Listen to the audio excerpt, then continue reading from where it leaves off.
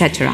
After that, we are sharing all that information with a certain doctor and taking his medical second opinion, which is MSO for short. The doctor prepares your own treatment plan accordingly. After that, we are taking the cost of that treatment plan from our accounting department and sending the offer to you. If you are accepted, etc. After that, we are sharing all that information with a certain doctor and taking his medical second opinion, which is MSO for short. The doctor prepares your own treatment plan accordingly. After that, we are taking the cost of that treatment plan from our accounting hospital.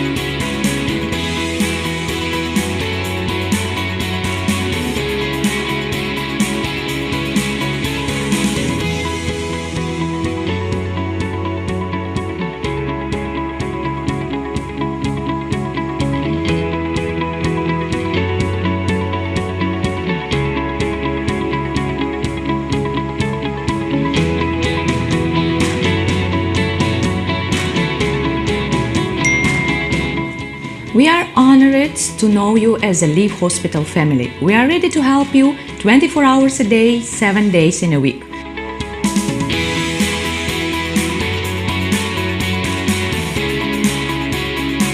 Live Hospital International Patient Service wish you a healthy days.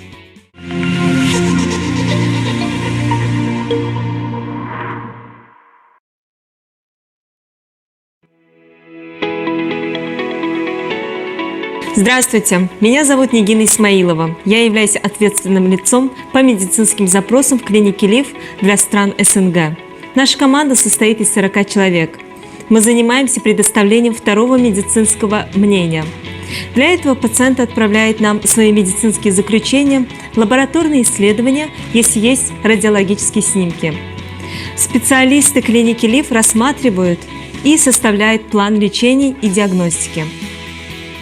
Алгоритм требующихся обследований, а также их предварительная стоимость отправляется вам на почту. После того, как вы подтверждаете план диагностики и отправляете нам дату вашего приезда, мы организовываем вашу предварительную программу обследования. В случае надобности помогаем вам с резервацией отеля. Также предоставляем вам трансфер с аэропорта в аэропорт. Передаем всю вашу медицинскую информацию, отправленную вами, русскоговорящему переводчику, который будет вас сопровождать в период вашего пребывания в клинике. В день вашего приезда наши коллеги по логистике встречают вас в аэропорту и привозят в клинику ЛИВ. Сейчас вместе с вами посмотрим продолжение.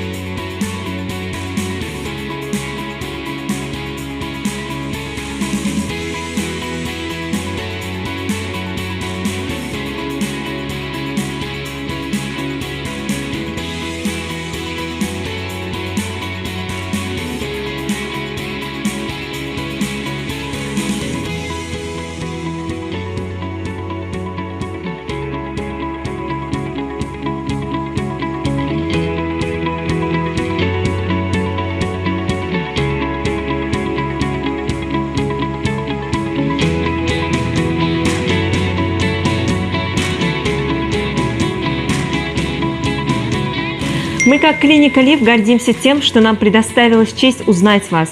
Отныне мы являемся частью вашей семьи и готовы вам помочь круглосуточно касательно вопросов вашего здоровья. Международный отдел клиники Лив желает вам благополучных дней.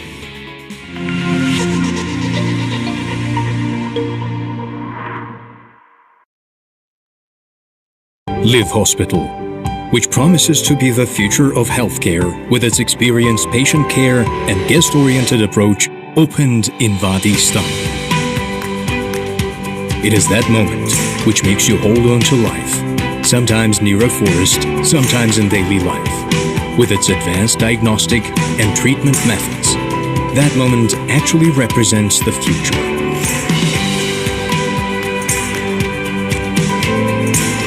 There are some moments which makes you look to the future confidently. Those moments are the future. Live Hospital, the future of healthcare, opened in Vadi Istanbul. В Вади, Истанбул, открылась больница будущего – Live Hospital, отличающаяся опытом в уходе за пациентами и гостеприимным подходом к своим пациентам. Порой расположение на краю леса, порой в жизни наступит момент, когда продвинутые методы диагностики и лечения помогут вам выжить. Этот момент обязательно настанет. Есть моменты, когда вы начинаете смотреть в будущее с уверенностью. Так вот это именно этот момент будущего. В Вади, Истанбул, открылась больница будущего – Live Hospital.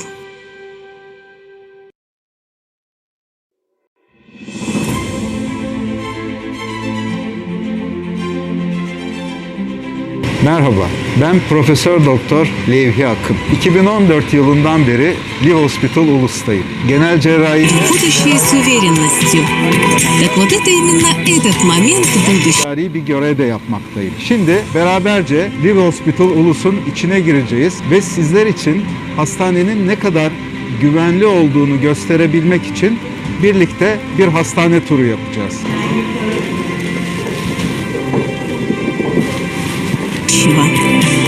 Güvenlik ünitemizi geçtikten sonra tarama bankomuza geliyoruz. Burada uzaktan ateş ölçümümüz yapılıyor. Daha sonra yakın özgeçmişimizle ilgili bir takım sorular sorularak kayda geçiriliyor. Taramamız tamamlandıktan sonra taramayı başarıyla tamamladığımıza dair yakamıza bir etiket iliştirilecek. Hastanede bulunduğumuz süre içinde bu etiketi sürekli yakamızda taşıyoruz. Buyurun. Evet, içeri girdikten sonra önce danışmaya giriyoruz. Burada görmüş olduğunuz gibi sosyal mesafe kuralları açısından gerekli önlemlerimiz alınmış durumda. Girişten itibaren sarı çizgilerimizi devam ettiğiniz zaman onkoloji hastalarımız için özel olarak tahsis edilmiş olan asansörümüze ulaşıyorsunuz. Öncelikle şunu ifade etmek istiyorum. Bizler için en önemli olan şey sizlerin ve hastane çalışanlarımızın güvenliği. Biz sizlerin sağlığı ve tedavisi için buradayız ve hizmete hazırız. Misafirlerimize açık alanlarda ve bekleme bölümlerinde bir takım tedbirler aldık. Gördüğünüz gibi sosyal mesafe kurallarına uyabilmek için işaret gördüğünüz alanlara oturulmuyor. Diğer alanlara oturuluyor. Oturulan alanlar her yarım saatte bir temizlik personeli tarafından siliniyor ve temizleniyor. Hastanemizde gerek hastalar, gerek ziyaretçiler, gerekse de refakatçilerle birlikte tüm hastane çalışanları için maske takılması zorunludur.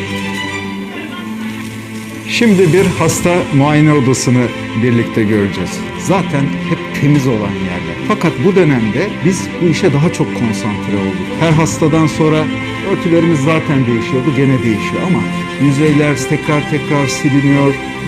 Sehpalar, her hastadan sonra sandalye kolları, kapı kolları, ışık düğmeleri hepsi temizleniyor. Ayrıca Türkiye'nin dört bir yanındaki hastalarımıza video klinik olarak da hizmet verebiliriz. Zaten hep aklımızda olan. Fakat bu dönemde biz bu işe daha çok konsantre olduk. Her hastadan görebiliyoruz. Burada bilgisayardaki bütün sonuçlarınıza ulaşabiliyoruz. Tıpkı yüz yüze görüşüyormuş gibi sonuçlarınızı değerlendirebiliyoruz.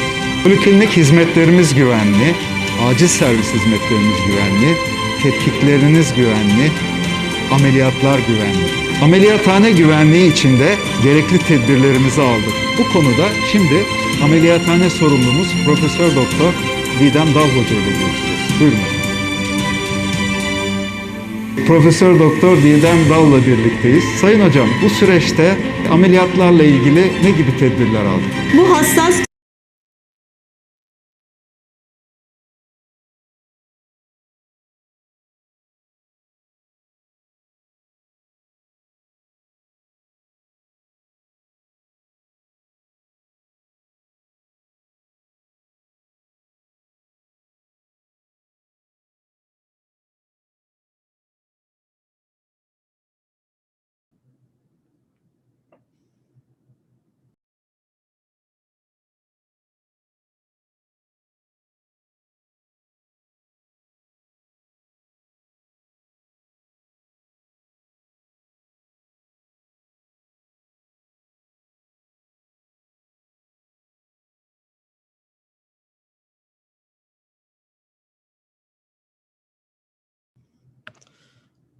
Good morning.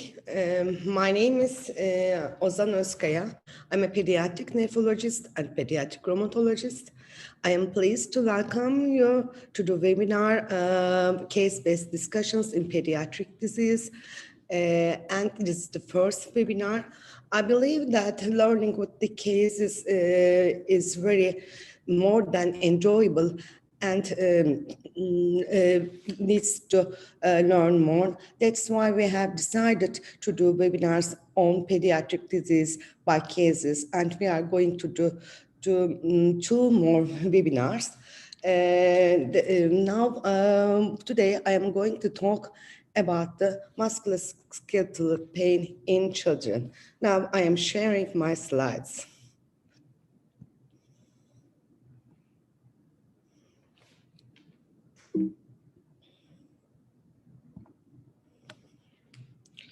In my speech, firstly, I will talk about the clues obtained from history while we are approaching a child with musculoskeletal pain and from a physical examination. And at the second part of my speech, I will review of causes of joint pain in children by 19 cases.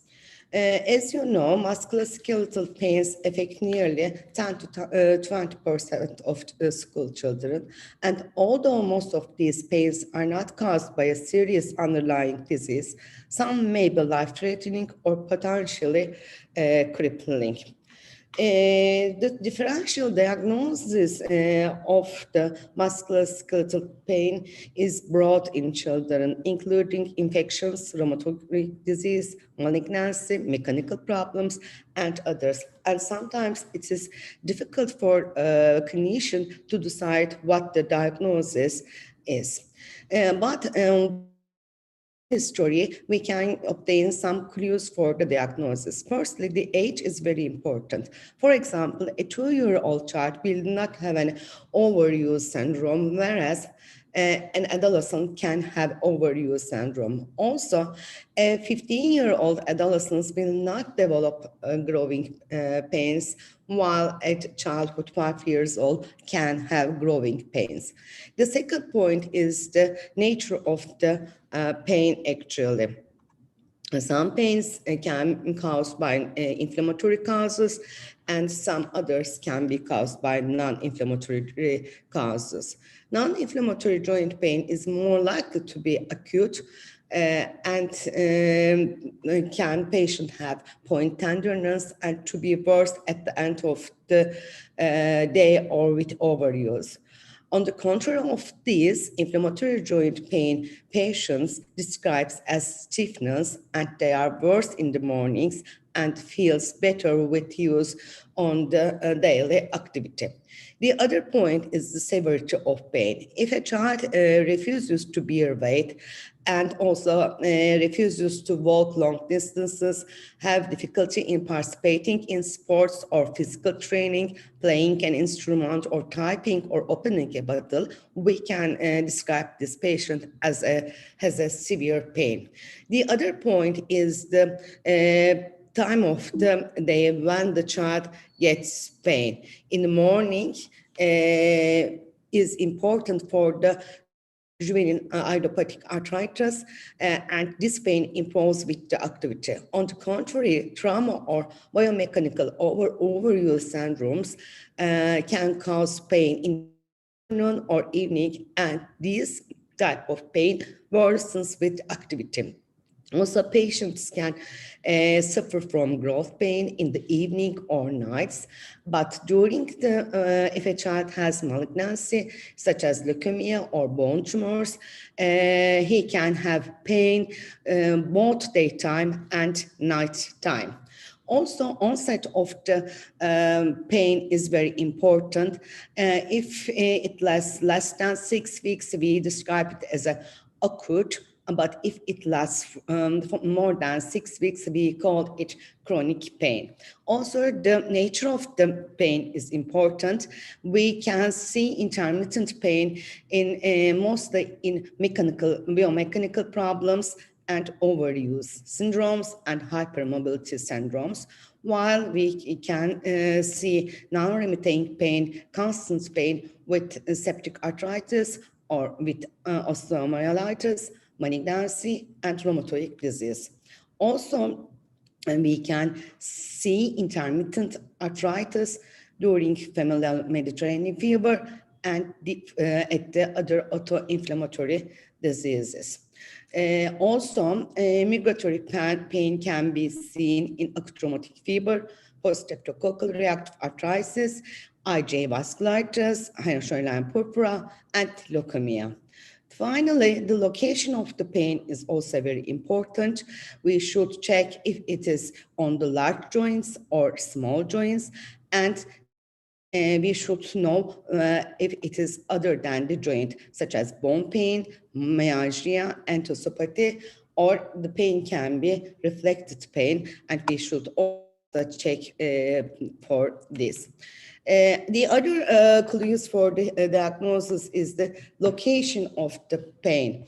In hip pain can be pain on the hip can be caused by infection, malignancy, toxic synovitis, enthesitis, associated spondyloarthropathy, and familial Mediterranean fever. We see back pain in tumors of spinal spine, discitis, spondylosis, and also enthesitis, associated spondyloarthropathy, osteoporosis, and fibromyalgia. Dactylitis can be seen in psoriatic arthritis and sickle cell anemia. Also, the other clue we get is from the number of the joints involved. Single joint versus multiple joints. We generally see single joint involvement in infections such as septic arthritis, osteomyelitis, trauma, malignancy, inflammation, and also non-inflammatory reasons such as overuse syndromes and osteochondrosis also can cause single joint involvement, and we can see this in pain syndromes. If a patient has multiple joint arthralgia or arthritis, again, the cause can be the infections, acute rheumatic fever, post-streptococcal reactive arthritis, and the other reactive arthritis. Also, we can see inflammatory reasons as a arthritis in multiple joint involvement. Leukemia or neuroblastoma can also cause multiple joint involvement.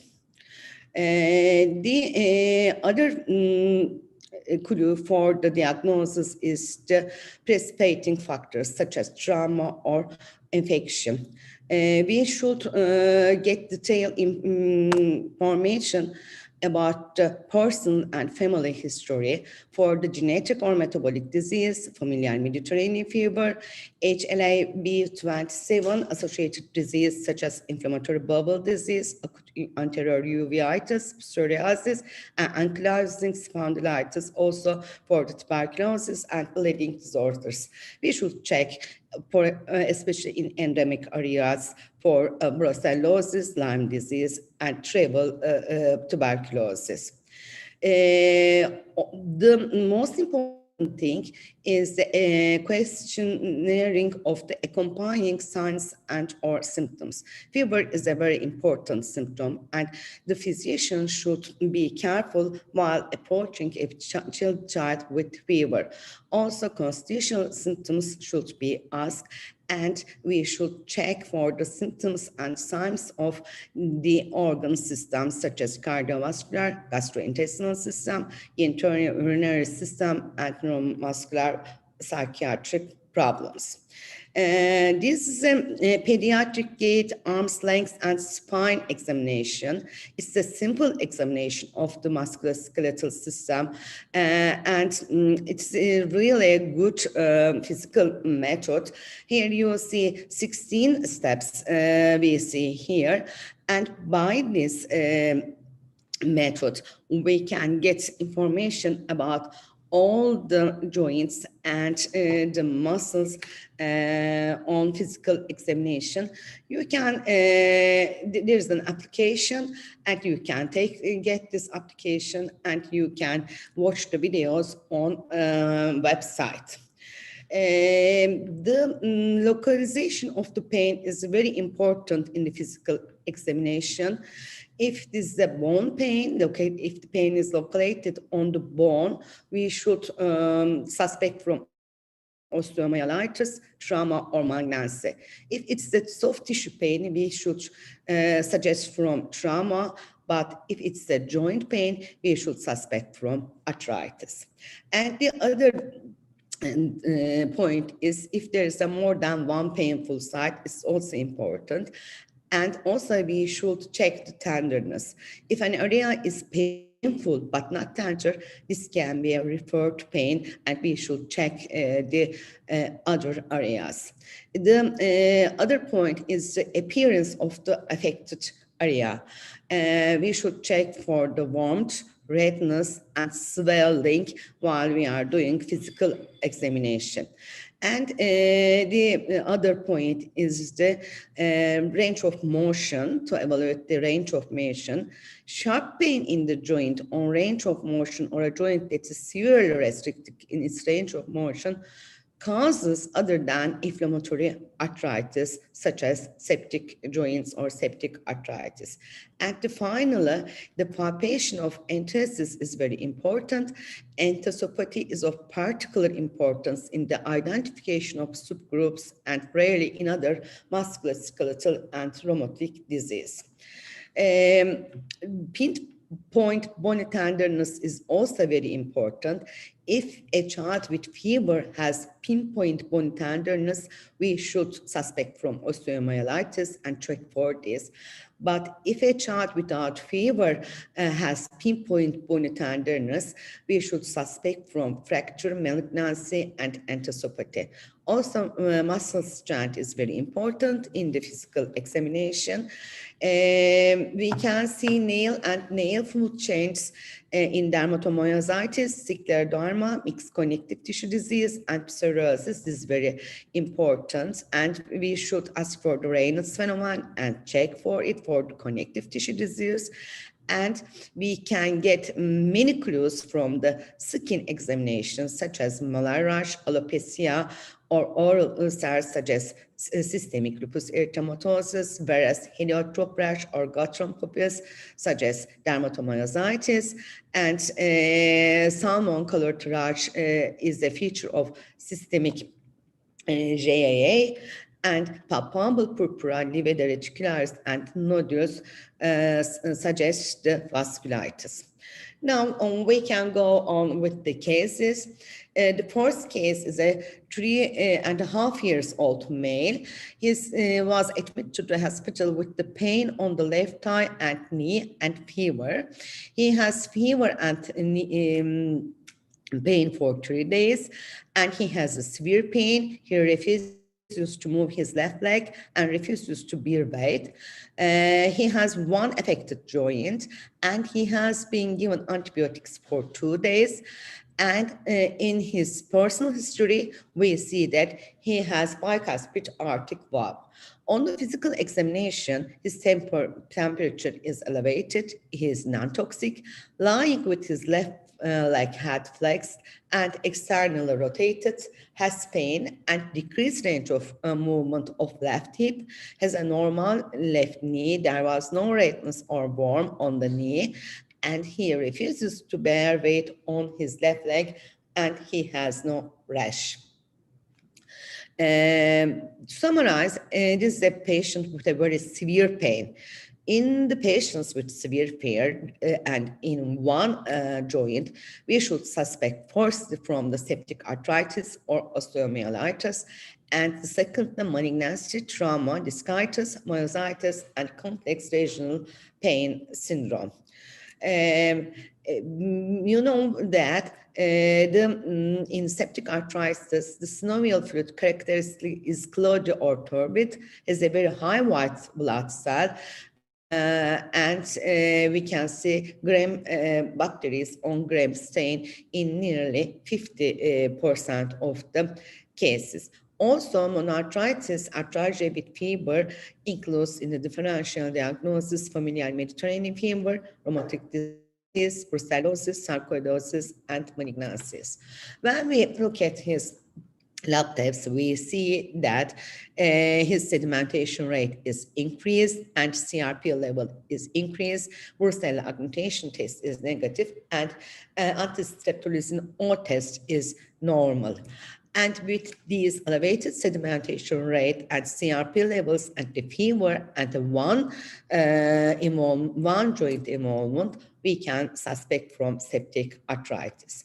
When we look at the conscious criteria in septic arthritis, there is 4 criteria. First one is non-weight bearing, the elevated sedimentation rate, elevated white blood cell rate, and increased temperature. In 99% of cases, these 4 criteria are present. And that's why we need imaging methods. Left hip X-ray of the patient is normal, but in the hip ultrasonography, an effusion with an AP diameter of 3 millimeter is observed in the anterior superior neighborhood of the femur hood.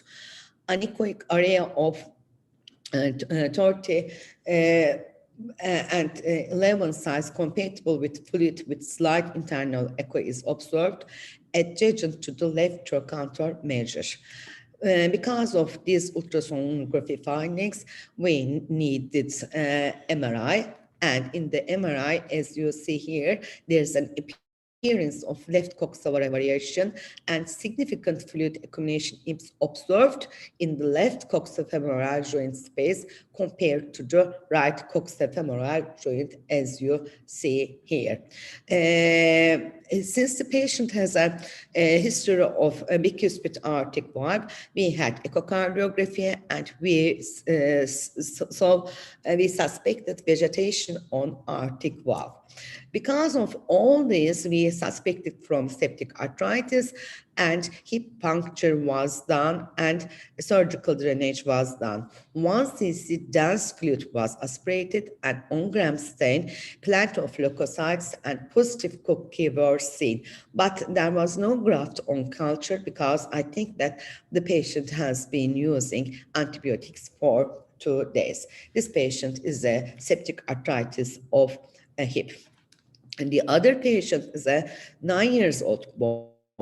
His complaint is pain on right foot and fever. He had pain and fever for 9 days, and he also cannot bear weight and cannot walk. He has pain for both daytime and nighttime, and he has one affected joint, and he described as the pain on bone and periarticular region. He has fever and he has no rash.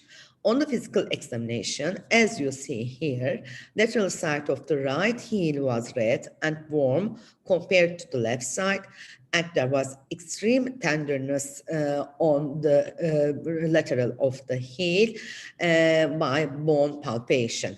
And no pathological findings were seen on other joints and systems. When we look at his lab test, we see he has elevated white blood cell, sedimentation rate is very elevated, and CRP level is elevated, and his albumin level is decreased because of negative acute reactance. Severe pain localized to the bone in a child with fever leads us to suspect from osteomyelitis and malignancy, and we need imaging methods. For the X-ray, we cannot see any important finding, but when we do MRI, we see here a change in the heel in situ, and as you see here, the change in the MRI. And this patient was diagnosed acute osteomyelitis of the calcaneus. The other patient is a 12 years old boy. He has pain on left knee for 2 months. He generally suffers from the pain in the afternoon or evening. He doesn't describe morning stiffness. He has only pain on the knee. He doesn't describe swelling. Running can cause this pain, and he has no systemic complaints. In the patients with presented with monoarthritis or arthralgia with our fever, the first differential diagnosis is trauma, and the second one is overuse syndromes, and after that, the other reasons. Those patients with increased regional pain after repeated movements, such as playing, running, or doing the same exercise, and the regional pain or swelling that often occurs after exercise and is relieved by rest, should lead us to suspect from overuse syndromes. Overuse syndromes or osteochondrosis occur as a result of increased stress to areas of growth during mechanical skeletal duration. And in these patients, localized pain and tenderness are exacerbated with certain repetitive movements and improve with the rest. Here you can see the most common osteochondrosis here, such as little league shoulder, little league elbow, golfer's elbow, tennis elbow, gymnast wrist, Sandy-Larsen-Johansson syndrome, Osgood-Schlatter, and severe disease are the most common forms of overuse syndromes. When we turn back to our patients, on physical examination, we see that there was no swelling, warmness, or redness on knee, and the knee was normal in motion. But he had tenderness on palpation over left tuberous tibia. Here, when we get the X-ray, we see here there's a restriction on the tuberous tibia, and the patient was diagnosed as Osgood-Schlatter disease. Osgood-Schlatter disease is an inflammatory injury of the growth plate at the tibial tubercle, and repetitive stress or injury to the growth plate of the tibial tubercle results in inflammation and subsequent pain.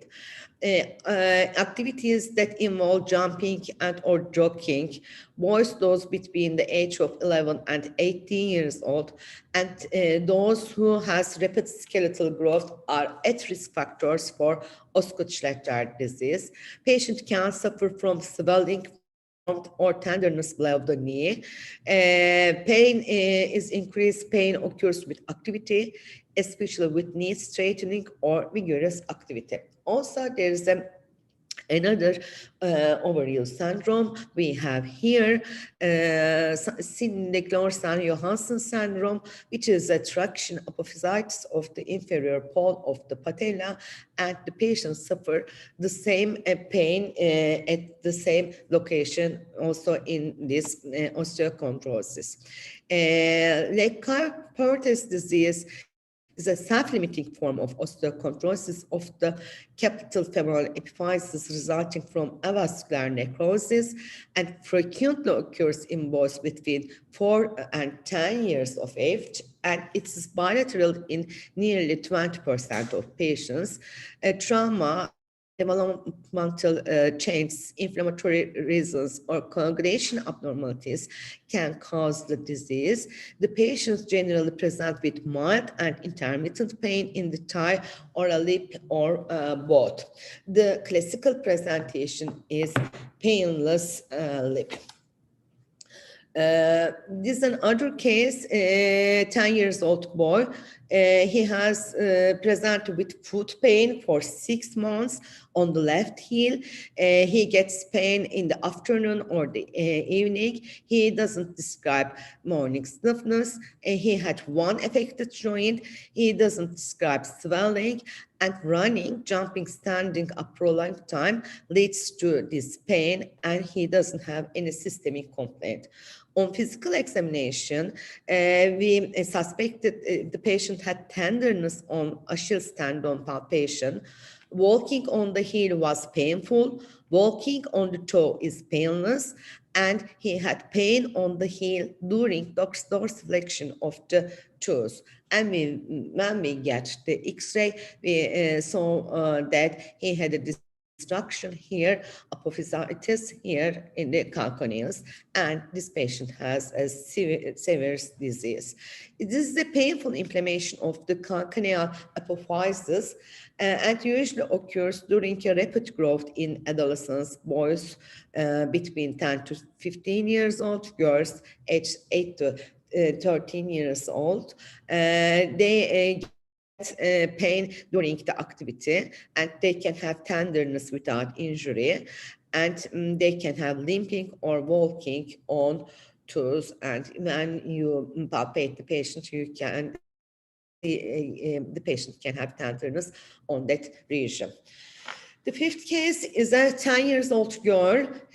She suffers from pain on left hip for 2 months. She got pain in the afternoon and evening. She doesn't describe any morning stiffness. The affected joint is 1, and she has pain on left hip, and she doesn't describe any swelling, and walking and running increases the pain. She doesn't have any systemic complaint. On physical examination, we realized that she has overweight, she is obese, and she has limited range of motion of the left hip, especially in the internal rotation. Her laboratory investigation test was normal. When we see hip pain, we should suspect first from the infection, malignancy, toxic synovitis, enthesitis associated spondyloarthropathy, familial Mediterranean fever, trauma, and mechanical causes. But our patient has pain that worsens with activity. This leads us to narrow the diagnosis, such as trauma or mechanical causes, hypermobility, patellofemoral syndrome, and slipped upper femoral head epiphysis. And we get the X-ray, and we see slipped upper femoral epiphysis here, and this is after the operation. As you see here, the angles in the hip and after the operation. This form of osteochondrosis is characterized by a displacement of the capital femoral epiphysis from the femoral neck, most common in overweight boys over the age of 10. An acute form is very painful, but a chronic slip is more common, like in our patient, and symptoms tend to be indolent. Pain may be felt in the hip or referred to the knee and is made worse by running and jumping. Obese children, those who has trauma, and who has several hormonal changes such as hypothyroidism and hypopituitarism are risk for these slipped upper femoral epiphysis. And as you remember, our patient was obese and she has overweighted. The other common reason of hip pain is toxic synovitis. We frequently face what in general in our practice, it's the painless limp or painful hip or knee in boys 3 to 8 years, typically under the 4 years old. It is related to previous infection, most commonly involving the upper respiratory tract infections. The affected leg is often held in a position of external rotation and flexion.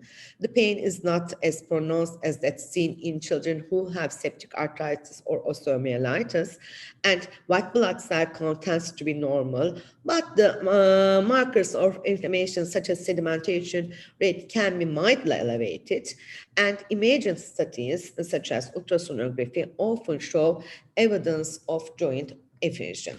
If a child has history of fever, unable to bear weight, sedimentation rate greater than 40 millimeter per hour, and white blood count greater than 12,000, in those patients, we should consider septic arthritis also, and to make the differential diagnosis.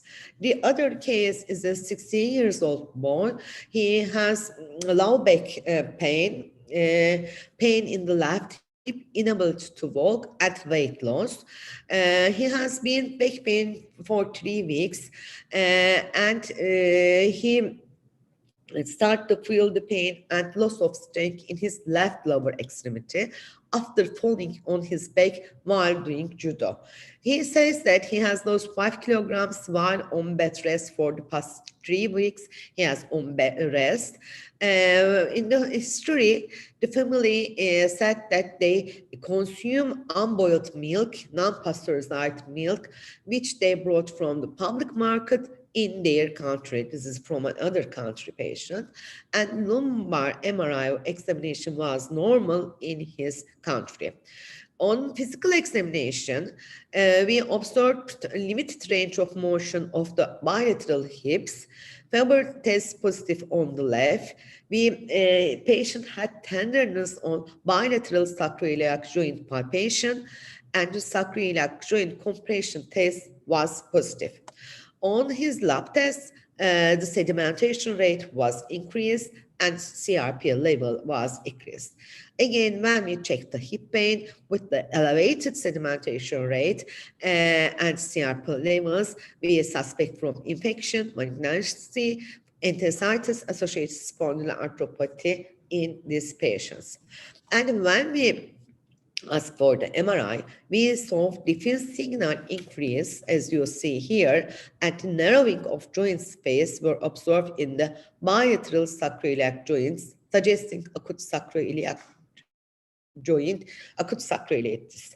But there were fluid accumulations in the left iliacus and piriformis muscles, which showed peripheral contrast enhancement, and the radiologist said that there is an abscess formation. And in the abscess drainage material, infiltration areas consisting of lymphocytes, macrophages, and perivascular neutrophil leukocytes from connective tissue cells were seen in the striated muscle tissue. For the lab test, we started to investigate the reason for this abscess and sacroiliitis, and Brucella abortus tests were negative. We checked them for 2 times, and quantiferon test for tuberculosis was also negative. But Haemophilus influenza growth was detected in the culture taken from the sample. Also, Haemophilus influenza DNA was also detected in the blood sepsis tests, and this is acute suppurative sacroiliitis.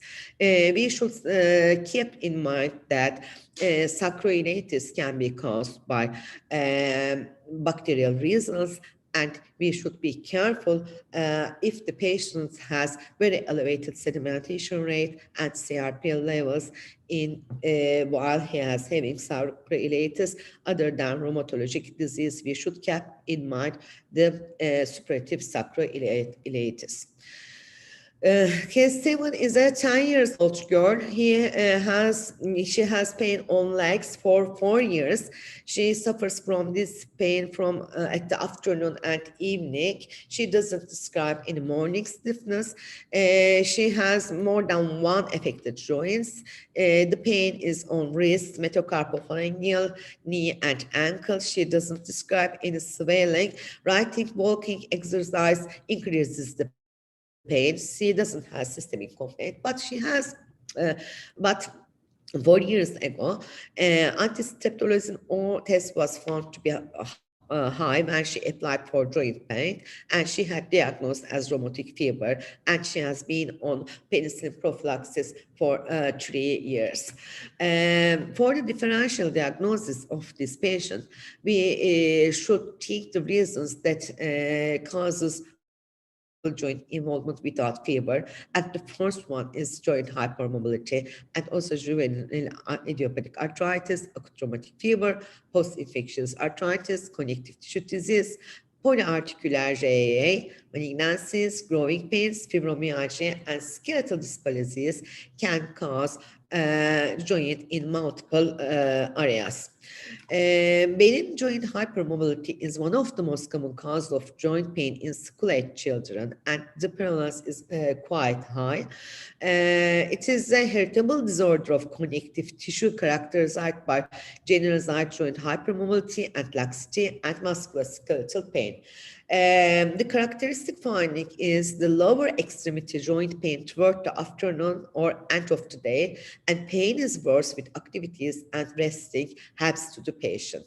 Also, pes planus, capillary fragility, recurrent patellar dislocation, excessive internal rotation of the hip, tight hamstrings are associated with findings.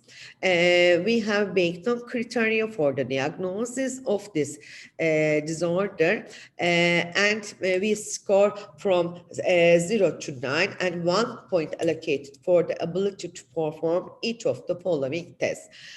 First one is passive dorsiflexion of the fifth finger beyond 90 angles, passive apposition of thumb to the flexor exposed of the forearms, elbow hyperextension beyond 100 angle, knee hyperextension beyond 100, and forward flexion of the trunk, as you see here, with knees straight, so palms rest on the floor. We score 1 point for each item. Let me show you again. This is the passive opposition of thumb to the flexor apex of the forearm. This is passive dorsiflexion of the fifth finger beyond 90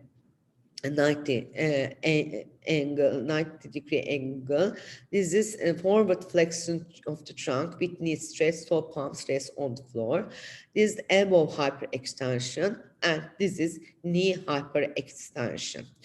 The other criteria for the benign joint hypermobility is Bennington diagnostic criteria. In this criteria, Bennington score is also used, and with the other criteria, as you see here, arthralgia, dislocation, soft tissue rheumatism, marfanoid habitus, abnormal skin such as stria, hyperextensibility, eye signs, and varicose veins hernia or uterine and rectal prolapse. When should we consider benign joint hypermobility syndromes? If in any school-age child who complains of joint pain, usually of the lower extremities, especially the knees, and who has a normal examination except for joint laxity. In those patients who complain of pain in the evening or during periods of increased activity, or those who has recurrent joint dislocation and subluxation, and those who have capillary fragility and hyperextensibility of the skin. The other reason of the pain, which is very popular and is diagnosed benign pain. It is also the growth pain. It's a recurrent self-limited pain, often lower extremity, occur in the pre-tibial area, calf or thigh. It's bilateral. Generally, pain occurs at night or naps. It can awaken the child from sleep. Often, the child often asks the parents to rub the legs. Then she doesn't describe any limping or stiffness, and it's worse on more active days. There's a criteria based on niche and Atley. According to this criteria, the pain should last at least a 3-month history of pain, intermittent pain with symptom-free intervals of days, weeks, or months, pain late in day or awaking child at night, pain not specially related to genes, it's generally on the bones, pain of significant severity to interrupt such normal activity as sleep, and normal physical examination, laboratory data, and röntgenograms. When we turn back our patient on physical examination, she doesn't have joint swelling, redness, inhibition of movement, and she has Bennington's score of 9, which is above the 4. There is a discussion about the cutoff value of Bennington's score. It is some authors recommend that 6 should be used instead of 4, and our diagnosis is benign joint hypermobility, and this is our patient's pictures as you see it. This is a 8-year-old girl. She was admitted because of joint swelling and pain. She has been pain and swelling on both elbows, wrists, knees, ankles for 4 years. She has morning stiffness. On his physical examination, her weight and head percentile is under 3. She has an elevated sedimentation rate and CRP levels. Her ANI is negative and rheumatoid factor is negative. As you see, she has swellings on both wrists and knees, and you can see his fingers here. She has swollen and deformity on proximal interphalangeal joints and tenderness on metacarpal phalangeal joints. When we check the multiple joint involvement without fever, the first one is joint hypermobility, but our patient has arthritis, not arthralgia, and that's why we suspect from juvenile idiopathic arthritis in these patients. And when we look at the criteria, we have 2 criteria for the diagnosis. One is International League Against Rheumatism criteria, as we have been using for years. And but a new criteria was proposed by Printo in 2018, and this is the new criteria. When we compare to these 2 criteria, we see that in these ILARS criteria, there's a systemic GIA, and polyarthritis type is divided into 2 groups. One is RF positive and RF negative, but when you look here, we see that there is no RF negative, rheumatoid factor negative type here. Also, there's an oligoarthritis type, oligoarticular type here, but now it corresponds to early onset ANN positive GI in this classification. And we also see enthesitis spondylitis related GIA here, and also we have enthesitis related arthritis here. Polyarticular GIA is defined the presence of arthritis in 5 or more genes as in our patients, and is more frequent in females than males. Relatively rapid onset of inflammation in multiple joints, including involvement of the many small joints of the hands, as you see here, and feet. Within 2 to 3 months of disease, onset can be seen. This can be, according to the ILARS criteria, divided into 2 groups: rheumatoid factor negative polyarthritis and rheumatoid factor positive polyarthritis. In younger children, in children less than 10 years of age, this type of polyarticular JA often begins similarly to oligoarticular disease with one or two joints affected, but in older children and adolescents, these patients usually have a relatively rapid onset of inflammation in the multiple joints, especially small joints of the hands and feet, and the joints of the fingers, wrists, elbows, hips, knees, and ankles are most commonly affected. Per the ILAR criteria, J is a diagnosis of exclusion. Disease onset is before 60 years of age and manifestation persists for at least 6 weeks and the etiology is unknown. When we look at our patients, she has all these criteria and our patient was diagnosed as having rheumatoid factor negative polyarticular arthritis. The other case is a 3-year-old girl. She has swelling on the right knee for 2 months. She discussed morning stiffness. Her lab tests are normal. You see here, she has a swollen joint here, and this is the oligoarticular patients have less than 5 joints involvement. It affects large joints, and anti-nuclear antibodies are frequently present and are associated with an increased risk of uveitis, and our patient also has elevated anti-nuclear antibody levels. The other patient is a 10-year-old male, swelling on the right elbow for 15 days, fever, and antibiotic treatment was started with the diagnosis of septic arthritis. Fever occurs twice a day in the morning and evening and is accompanied by a rash. On physical examination, he has fever. There was salmon-colored rash on his face and on his legs and on his body. His CRP level and sedimentation rate was increased, and his ferritin level was normal. The tests for bacterial infections and viral infections were all normal. When we look at the multiple joint involvement with fever, for the differential diagnosis, we see infections, brucella infections, acute rheumatic fever, systemic GIA, and the other vasculitis and connective tissue disorders. When we check at the systemic GIA criteria, the first criteria is that the presence of fever for at least 3 consecutive days and reoccurring over a duration of at least 2 weeks and accompanied by 2 major criteria or 1 major criteria and 2 minor criteria.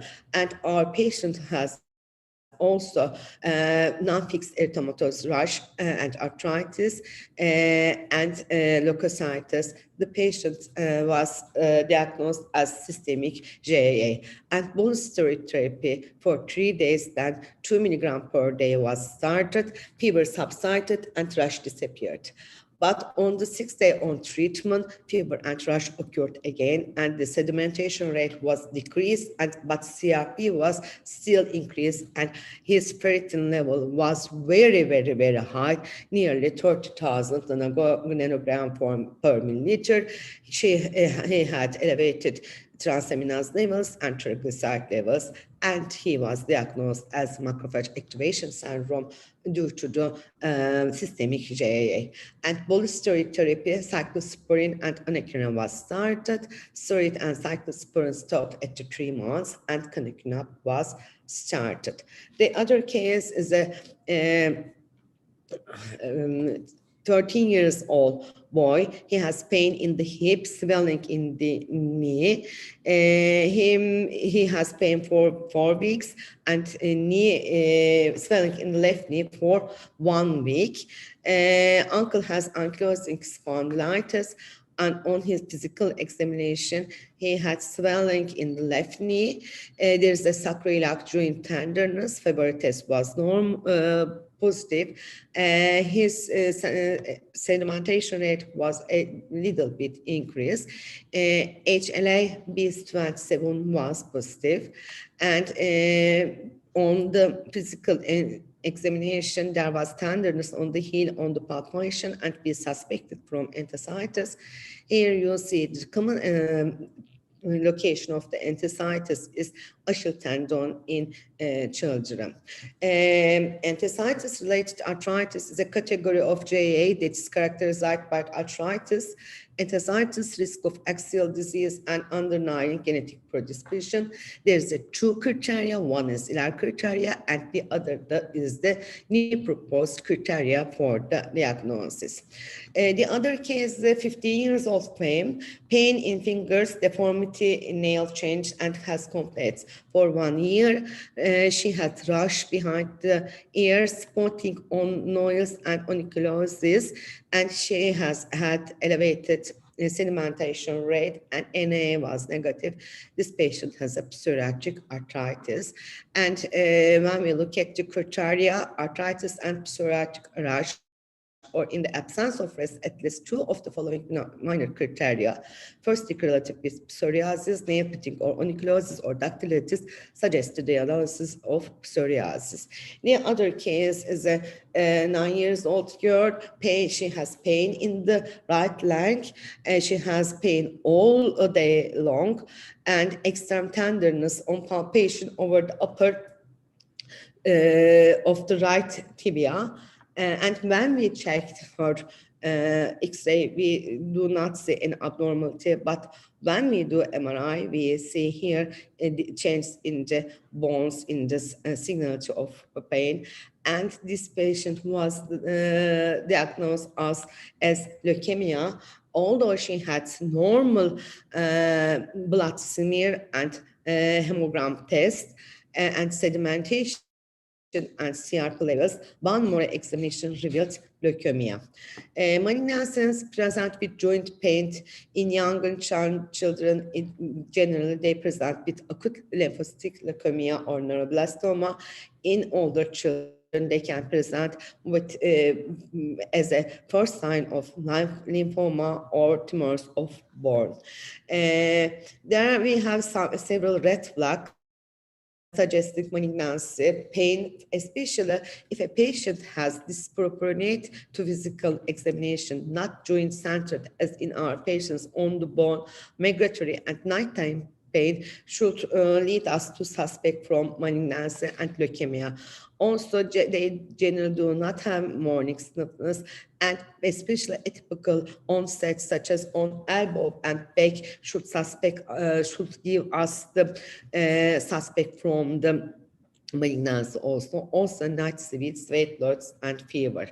The other patient is a 12 years old girl who has leg pain, climbing stairs and facial erythema, as you see here, butterfly rash on face, perungal erythema, and no joint swelling. She has elevated sedimentation rate, ANA is positive, and creatine phosphokinase enzyme is very high, and she has findings consistent with myopathy, and she has dermatomyositis. Here you see the skin findings on dermatomyositis. Here you see heliotropic rash and Gottron papules. Here this is also the Gottron papules. On the generally they are located on the external side of the joints, as you see here, Gottron papules. We get another disease, connective disease, juvenile scleroderma. It can be divided as two groups: local scleroderma or juvenile systemic sclerosis. Here you can see the major criteria is proximal sclerosis and inerration of the skin. Here you see our patient who had been diagnosed lately for 5 years, and here you see his fingers are shiny, and he has contractures because of the tight skin here, and he has the appearance face. And this is another patient with scleroderma who has pitting in the fingers. She suffers from Raynaud phenomenon for long years, and now she has spinning and she has also scleroderma. This case, that 16 years old girl, she has pain in fingers for 2 years and discoloration for 1 year. She doesn't have any pathologic findings. When we check, we see that her anti-CL70 and anti-UBRMP antibodies are positive, and on barium swollen study, she has diffuse esophageal structure. This is a mixed connective tissue. You can see here the ulcers of. This is another case, a 15 years old male. He complains fever, joint pain, and rash. He has pediatric pain on the wrist and knees for 10 days. He has thought that he has have viral upper tract infection, and he has pancytopenia, but he has personal fever despite antibiotic use also. On physical examination, he had widespread rash, fast limb shrunk, and he doesn't have any arthritis. Here you can see his rashes here. He has multiple joint involvement with fever. The infections, it's a difficult case. Infections were investigated, but nothing could be found. And then the other opportunity, the other reasons are taught. When we look at laboratory findings, we see that he has lymphopenia, anemia, thrombocytopenia, he has elevated creatinine level, and the H level is increased, ferritin level is increased, sedimentation rate is increased, but CRP level is normal. It's a very important clue. If a patient has very elevated CRP, sedimentation rate, why he has low CRP levels, firstly, we should suspect from systemic lupus erythematosus, and we suspect, and the Breckham's test is positive, ANA positive, the other antibodies for the SLA is positive, and his complement levels are decreased, and we do kidney biopsy since he had creatinine levels increased, and he has class 2 nephritis. Now, there is a new proposed lupus criteria. I don't have so much time. I am passing this, but we know that there is a new criteria, SLA3 criteria. The two parts. It consists of 2 parts: clinical criteria, as you see here, and immunological criteria. And diagnosis required 4 of 17 criteria or biopsy-proven lupus nephritis. I think I have 5 minutes more, and this is the last case for 15 years old girl. She presented with the abdominal pain, leg pain for 1 year. Pain was in both legs, especially when walking. The lab tests were performed at another hospital before application. For the abdominal pain, she had barium swollen study. It was normal, ultrasonography normal, endoscopy wanda, sedimentation rate and CRP level was very high, and serum amyloid very high. She had been done genetic analysis for familial Mediterranean fever, and she is a heterozygote. And because of these clinical findings and gene report, she was started colchicine 6 months ago in another hospital, but she was referred to our hospital with the diagnosis of colchicine-resistant familial Mediterranean fever. Here you can see the familial Mediterranean fever Telaşomer criteria and the new criteria, Yalçınkaya-Özen criteria. As you see, we have 5 findings here. And the mandatory criteria is we should see these attacks more than 3 times. On physical examination, the patient has hypertension on the right arm, but the blood pressure was low on the left arm. Also, bilateral femoral pulses are weaker than radial pulses, and we heard midline murmur in the abdomen. Echo revealed aortic insufficiency, where we suspected from Takayasu arteritis. and the patient was diagnosed as Takayasu arteritis. Here you can see left carotid communis and subclavian artery output is not observed, and you can see the narrowing here, and the patient has a Takayasu arteritis. Stent was replaced and immunosuppressive treatment was started. We have other reasons for the disease. Passing this, I don't have time, but we should always keep in mind in patients, in adolescent girls especially, who has diffuse pain, amplified musculoskeletal pain syndromes. When should we suspect pain of good or bad cause? Pain relieved by rest and worsens by activity. Pain at the end of the day. No objective joint swelling. If there's hypermobile joints, no body tenderness, normal strength, normal growth pattern, normal sedimentation rate, and normal radiographic finds, this leads us to think benign conditions. And this is the algorithm. If a patient has morning stiffness, gelling, worsening stiffness with cold weather, we should think about inflammatory reasons. If it's pain only at night, not joint-centered, intermittent, no day complaints, we can think about growing pains. If systemic symptoms occurs, we should think malignancy. If there is a constant pain, and especially after the exercise or same activities, we should think overuse syndromes. And the last thing I want to say that we should never ignore red flags for malignancy or sepsis, such as systemic upset, non-remitting pain, night pain, weight loss, localized bone pain, night sweats, pallor, unexplained bruising, fever, lymphadenopathy, and hepatosplenomegaly. If a patient has one of these, we should suspect from first from malignancy or sepsis. Lastly, I'd like to thank all my colleagues at Live Hospital who helped me and aid me to make all these diagnoses and for the treatment. I'd like to thank you for your attention. Have a nice day.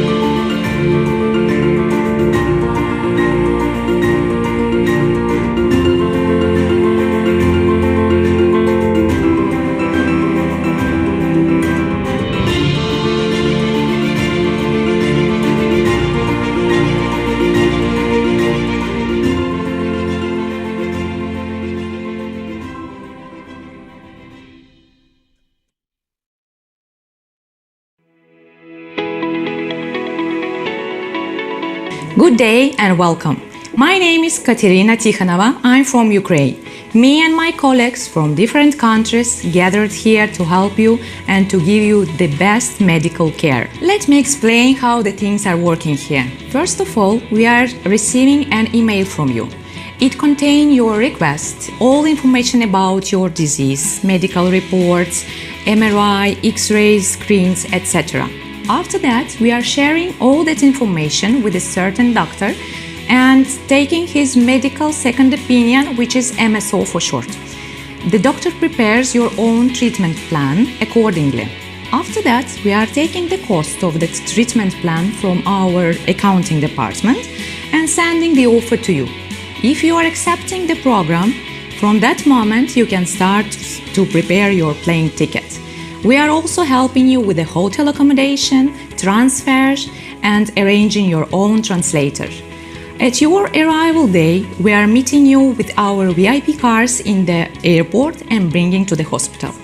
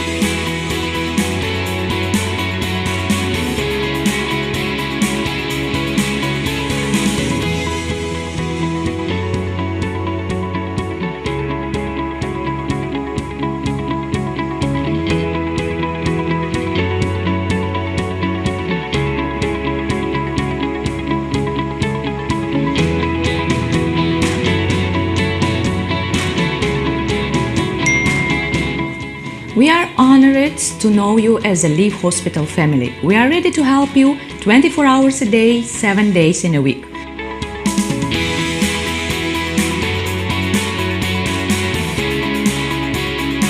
Live Hospital International Patient Service wish you a healthy days.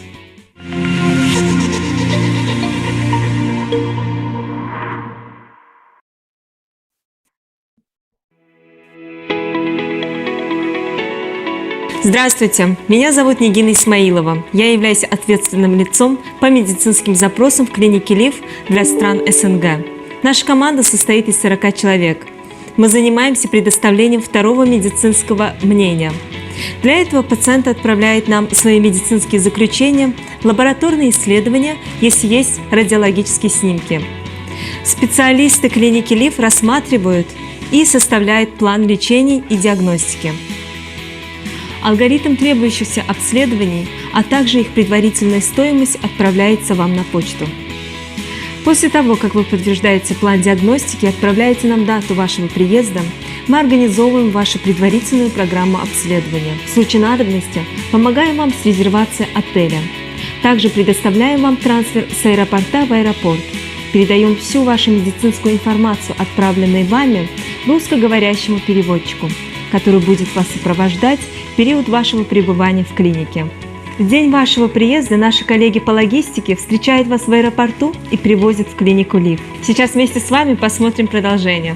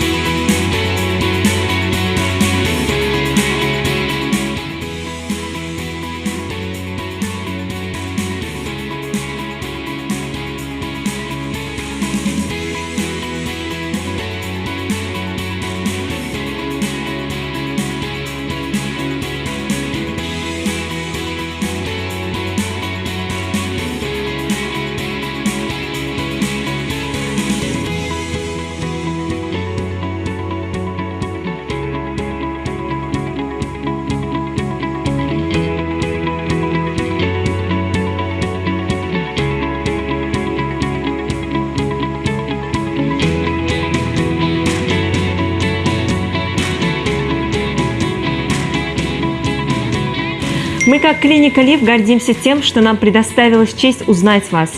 Отныне мы являемся частью вашей семьи и готовы вам помочь круглосуточно касательно вопросов вашего здоровья.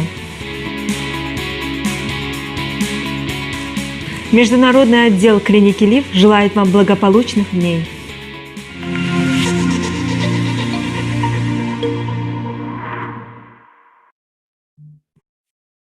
Live Hospital, which promises to be the future.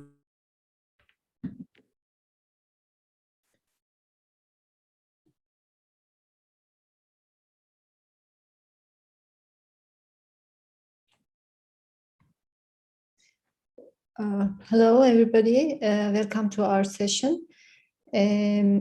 Before starting my presentation, I want to thank to the organizers who gave me the opportunity to share my clinical practice with you. Today, we will talk about pediatric endoscopy and colonoscopy. Now I'm sharing my presentation.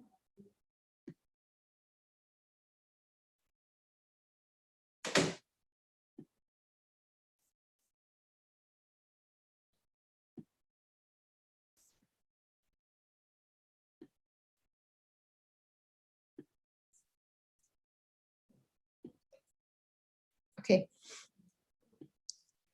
So, in fact, any procedure that can be performed in adults can also be applied to pediatric settings. But today we are just going to talk about EGD, upper endoscopy, and ileocolonoscopy in children. In fact, ESPGHAN, the European Society for Pediatric Gastroenterology, Hepatology and Nutrition, published an executive summary about the indications and about the whole procedure, whole gastrointestinal endoscopy procedure in children. And my talk will be parallel to this guideline that is published in 2017. So I will talk about general principles of endoscopic procedure in children, about the difference between the pediatric and adult endoscopy. We will go through the indications, then we will proceed with our cases. So an endoscopy or ileocolonoscopy can be done outpatient or in inpatient settings. Sometimes timing matters. Time is important in some procedures. If we perform an endoscopy at the first 12 hours after presentation, we call it an emergency or emergent endoscopy. If we perform the procedure between 12 hours and 24 hours, we call it an urgent endoscopy. And if we perform the endoscopy after the first day, before the third day, it is called an early endoscopy. Of course, we have elective procedures. During this presentation, you will actually see the indications between adult and pediatric endoscopy are slightly different, but the contraindications are same. For example, we don't have gastrointestinal tumors, but instead we have some inflammatory or allergic conditions or some congenital events. As I have told, the contraindications are same, almost same. The clear contraindication, absolute contraindication for an endoscopic procedure is perforation. We do not perform an endoscopy to diagnose a perforation unless we are going to treat that perforation with an endoscopic procedure. We have also some relative contraindications like clotting disorder, neutropenia, or an unstable cardiopulmonary state. But this means in some instances, we can perform the EGD in these cases. For example, if the patient is unstable because of the ongoing large volume bleeding, we have to perform a therapeutic endoscopy. Or let's say the patient has a GVH, and in that case, we perform a diagnostic endoscopy even the patient is neutropenic. We may see perforation, bleeding, or infection during or after the procedure, but in fact, these complications are very rare during a diagnostic endoscopy. It's less than 1%. Preparation for the procedure is almost same as the adults. A period of fasting is also mandatory in the children, but these periods are much more shorter in children than the adults. For water, 2 hours enough. For breast milk fed infants, we need 4 hours fasting. For solid foods, 2 hours is enough. And again, for colonoscopy, we need a bowel preparation also. For newborns and infants, sometimes just enema is enough. And for the older ones, we usually use polyethylene glycol or picosulfate, but pay attention that we can use the some of these preparation substances in certain ages. For example, it is recommended to use the polyethylene glycol above 2 years of age. And let me remind you that espegan does not is against the recommendation of using sodium phosphate for bowel cleansing. We also do not use this substance too much. In the past, we used to, but now we don't use them. Sedation and a child can be, well, ESPLAN again recommends to perform an EGD procedure under general anesthesia or with deep sedation, but of course, if you do have the opportunity. So a child can be sedated during an endoscopic procedure by an anesthetist or by a trained pediatrician or nurse. But here, the important thing is that physician who is responsible of sedating the child should not be the same person who performs the endoscopic procedure. As a medicine during sedation, we can use benzodiazepines, midazolam, propofol, or ketamine. In my clinical practice, I usually leave fentanyl or remifentanil kind of drugs for my anesthetist colleague. And who should perform the endoscopy? An endoscopic procedure in children should be performed by a trained pediatric gastroenterologist. But in certain cases, when we need some complex endoscopic procedure, then we may ask our adult gastroenterologist to perform the procedures, of course, with the collaboration, again, with the collaboration of a pediatric gastroenterologist. Because the appearance of some of the diseases may change in the childhood, so the procedure should be attended with a pediatric gastroenterologist in that case also. The endoscopy suite is the same as the adults. We need some basic equipments, but just make sure that you have age-appropriate ECG or pulse oximeter probes or age-appropriate blood pressure cuffs or intubation tubes. There are some slight differences between pediatric endoscopy and adult endoscopy. Actually, the anatomy is comparable to adult. It's just different in size. The anatomy is shorter and smaller. For example, an esophagus of a newborn is approximately 8 to 10 centimeter in length and just 5 millimeter in diameter. A pediatric colon is almost 60 centimeter in length. We can use carbon dioxide insufflation or air insufflation during the procedure.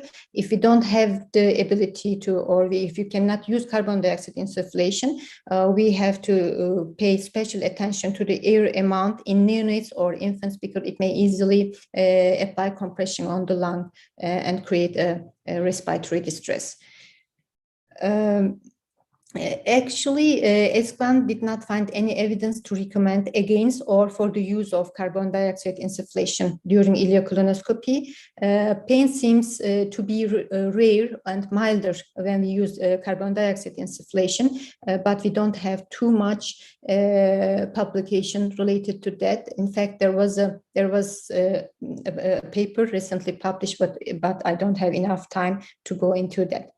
The technique is a bit different in pediatrics. When we pass, we have to make a larger loop in order to pass through the pylorus. It requires more looping, and we have to more straighten the scope when we intubate the duodenum. Well, this maneuver has to be done very gently because sometimes it may trigger a vagal response and lead to bradycardia. And we have also, children have also a sharp angle at splenic flexura and hepatic flexura, and moreover, the sigmoid colon is not fixated, and it is much more mobile than the adults. So this creates a further challenge during pediatric ileocolonoscopy. Scope size is another challenge because we have to use the age-appropriate scope, but small endoscope means small working channel. This limits the instrument usage. Sometimes we may not be able to find the appropriate sized instrument, like we have find a small biopsy forceps. We have to work with a small injection needle, a small polyp snare. We may not be able to find each time these instruments. So it creates another challenge during pediatric endoscopic procedure. These are the diagnostic and therapeutic indications of EGD, upper endoscopy. We will go through them with our cases. We have, I told it before, we have an absolute contraindication. We do not perform EGD to diagnose perforation. And in uncomplicated gastroesophageal reflux disease and functional GI disorders, an endoscopy is actually not indicated unless we do not perform to diagnose gastroesophageal reflux unless it is a complicated reflux. And here you're seeing the diagnostic and therapeutic indications of pediatric ileocolonoscopy. Again, we have here also some non-indications. We usually see a patient insisting on endoscopy to diagnose constipation or the reason of constipation. As you see here, there is no place of ileocolonoscopy or colonoscopy in the diagnosis of constipation. And we do not also perform ileocolonoscopy to diagnose functional gastrointestinal disease. Here, toxic megacolon, recent colonic perforation, and recent intestinal resection are the contraindications to perform ileocolonoscopy. And another difference from the adults, during the endoscopic procedure, it is mandatory to take biopsy from each anatomic region. For example, in a routine endoscopic procedure, we take 2 biopsies from the duodenum, 2 biopsies from antrum, 2 biopsies from corpus, and 2 biopsies from esophagus.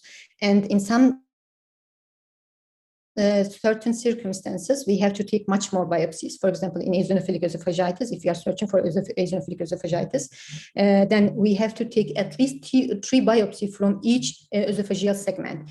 In H. pylori infection, we have to take 2 biopsies from antrum and corpus. For celiac disease, we have to take at least 1 biopsy from the duodenum bulb, and at least 4 biopsies from the second portion of the duodenum. And for inflammatory bowel disease, it's good to take at least 2 biopsies from each anatomic segment of the colon.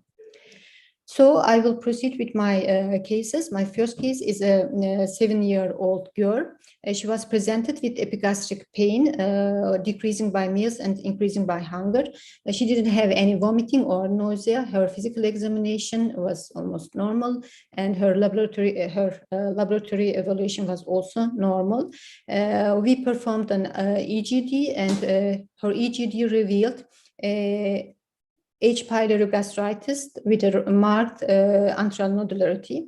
This is a typical appearance of H. pylori gastritis also in children. It is also the same with the adults.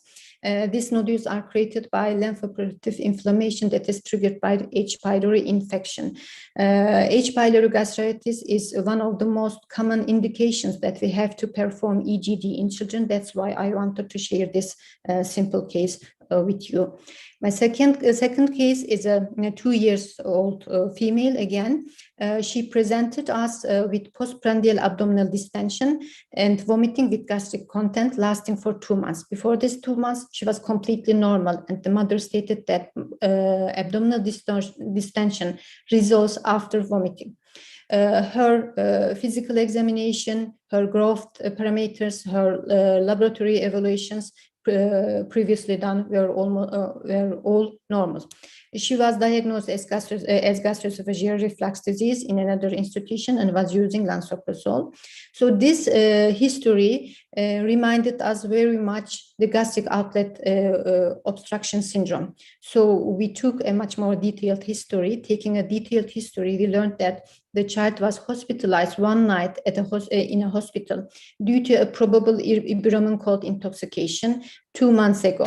Mother states that they didn't see the child taking the drug, but they found a half-empty bottle in her hand. They hospitalized the child one night, then after they discharged her. But after discharge, she had 2 days of period with weakness, with bad smelling diarrhea. I think it was melena, and recovered a few days later.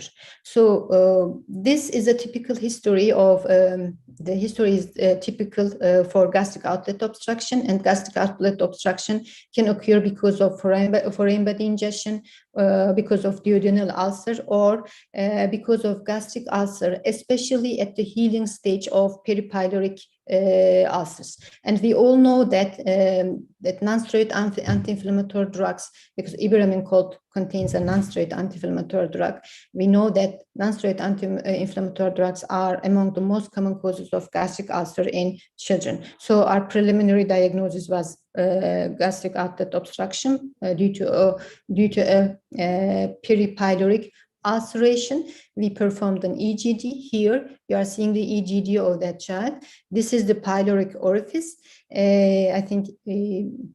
I hope you are seeing my cursor, and note how the pylorus is edematous, and the pyloric, this tiny hole is the pyloric orifice.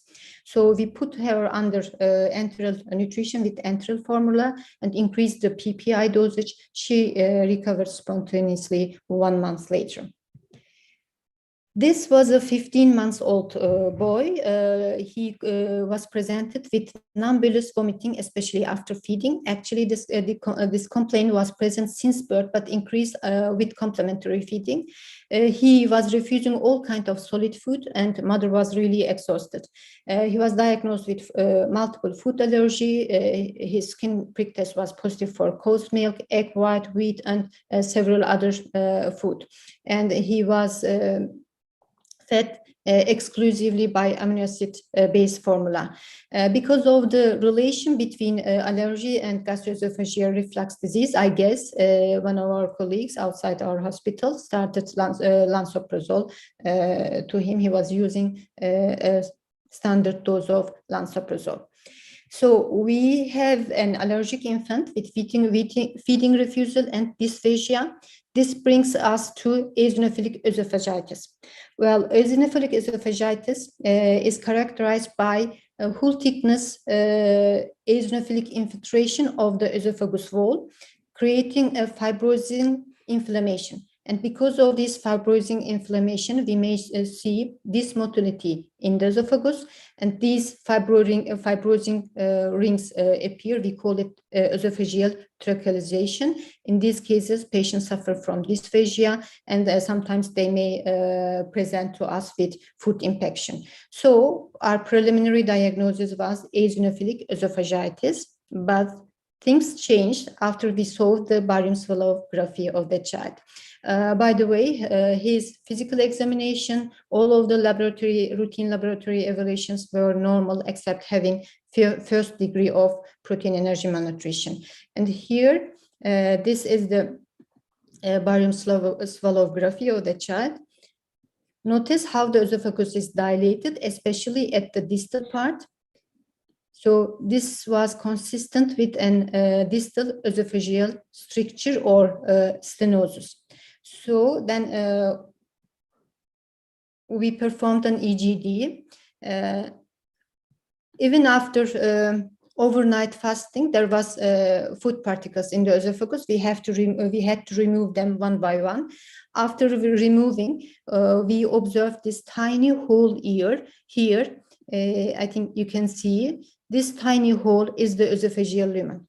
So it was very surprising for us. How could this child survive with this narrow lumen? I think it was certainly the success of mother. So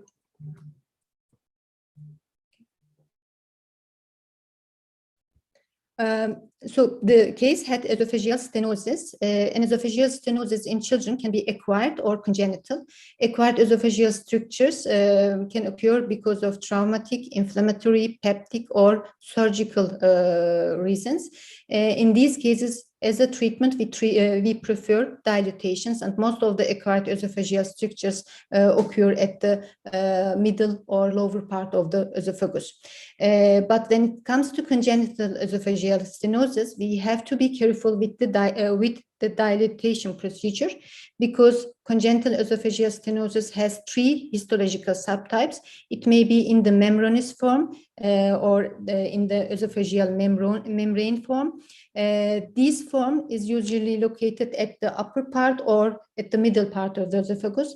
It may be in the fibromuscular form. This form is usually located at the middle or lower third of the esophagus, or it may contain some tracheobronchial remnants like cartilage or muscle remnants. Especially in this TBR form, dilatation is contraindicated because it may lead to some severe perforations. In this case, preferred treatment method is the resection of that stenotic part and anastomosis. As you remember from the graphy, our child had a distal esophageal stenosis, so we were concerned about this TBR type, so we recommended surgery for this child. The other case was a 2-year-old male. He was admitted with pleural effusion, chylothorax, empyema, and pneumonia.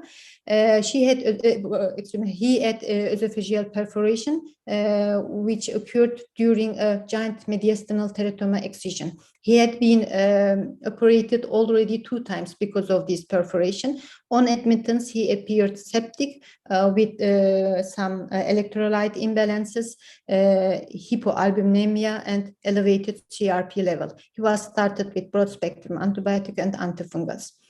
Meanwhile, we performed an EGD. I have told you that previously we do not perform EGD to diagnose perforation, but this was a therapeutic endoscopy. Here you are seeing the endoscopic procedure of the child. We detected a fistula orifice and a perforation area. This place is the previously perforated but reconstructed area. I have to speed up this video, excuse me for that, to find the exact place because it's a bit long. Okay.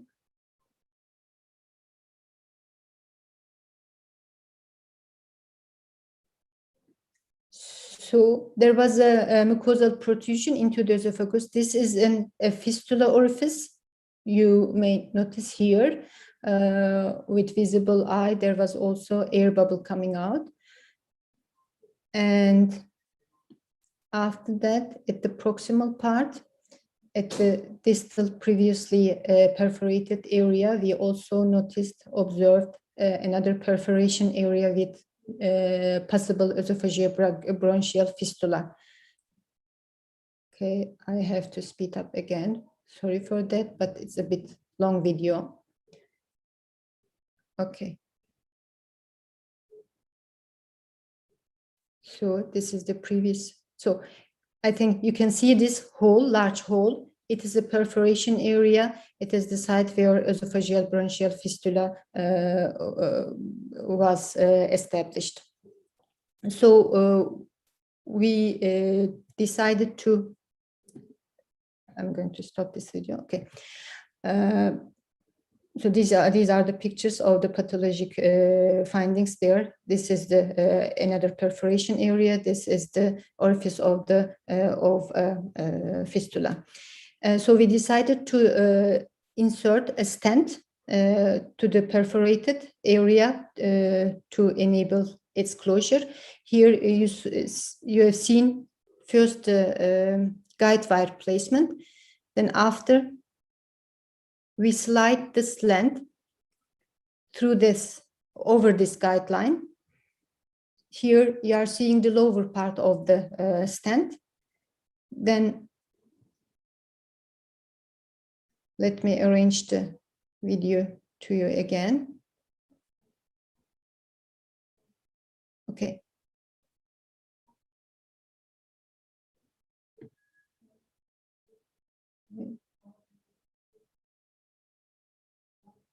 So there comes the other part of the stent.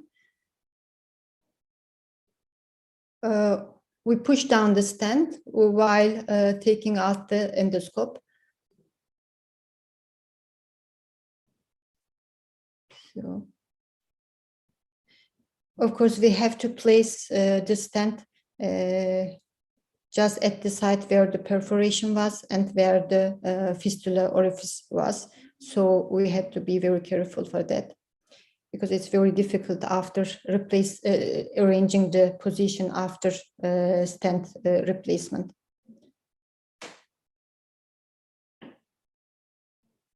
Okay, so it's done.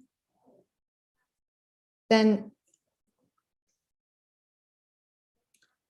we have to check the place of that stent, so we make another endoscopy.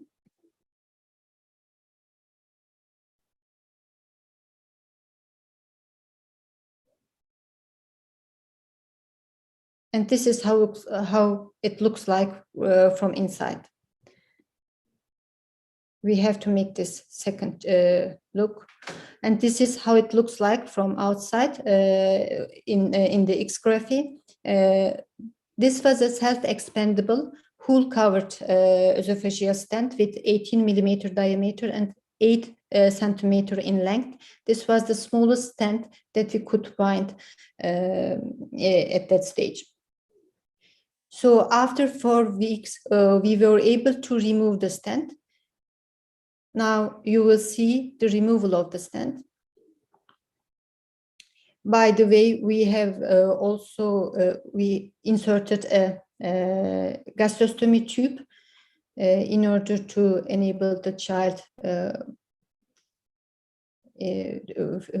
to feed from there and to provide a better growth.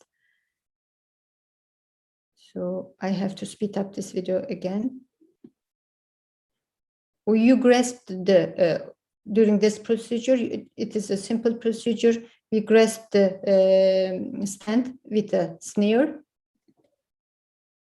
and just pull it back, of course, very carefully, because sometimes there may be also perforation during the stent removal. We ourselves may create another perforation.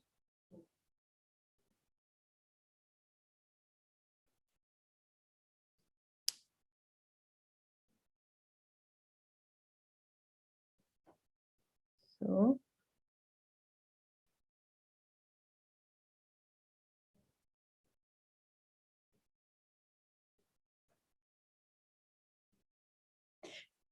you have to apply a bit force, of course.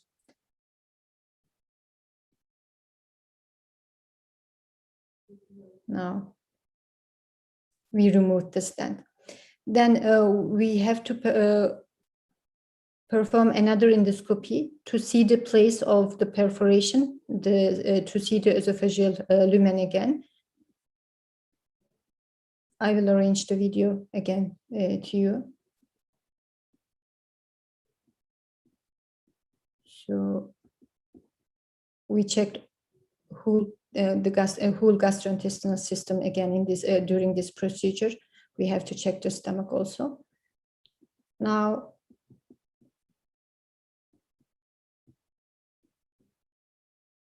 okay, so you're seeing the esophageal lumen. It's normal to have a bit bleeding after stent removal.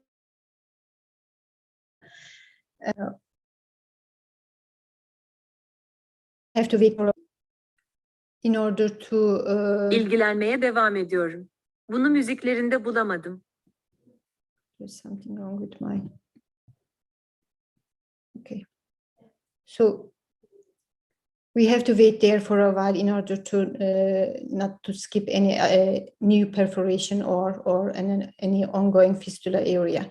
This was the previously diagnosed perforation area. Now it is fully covered with esophageal mucosa, as you see here. And we were able to discharge this child with a complete whole enteral nutrition. So another major indication for EGD in children is gastrointestinal bleeding. In cases which require ongoing circulatory support due to ongoing large hematemesis or melena, or in cases with known esophageal varices, we have to perform an emergency endoscopy. That means we have to perform the therapeutic endoscopy as soon as possible in a shorter duration.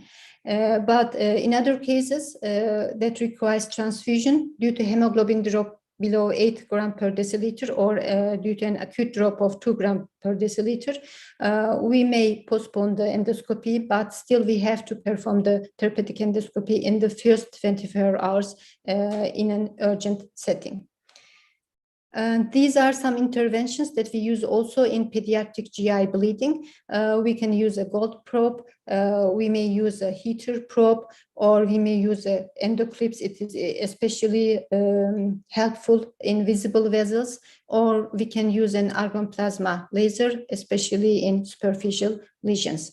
For the variceal bleeding, we prefer banding or sclerotherapy, but we prefer banding at the first line if the child size and the scope size is available. Here you are seeing the varicose dilated esophageal veins. We call them varices. And you are also seeing some subepithelial dilated vessels. We call them red spots. Actually, they are stigmata of high risk of rebleeding of an esophagus varice.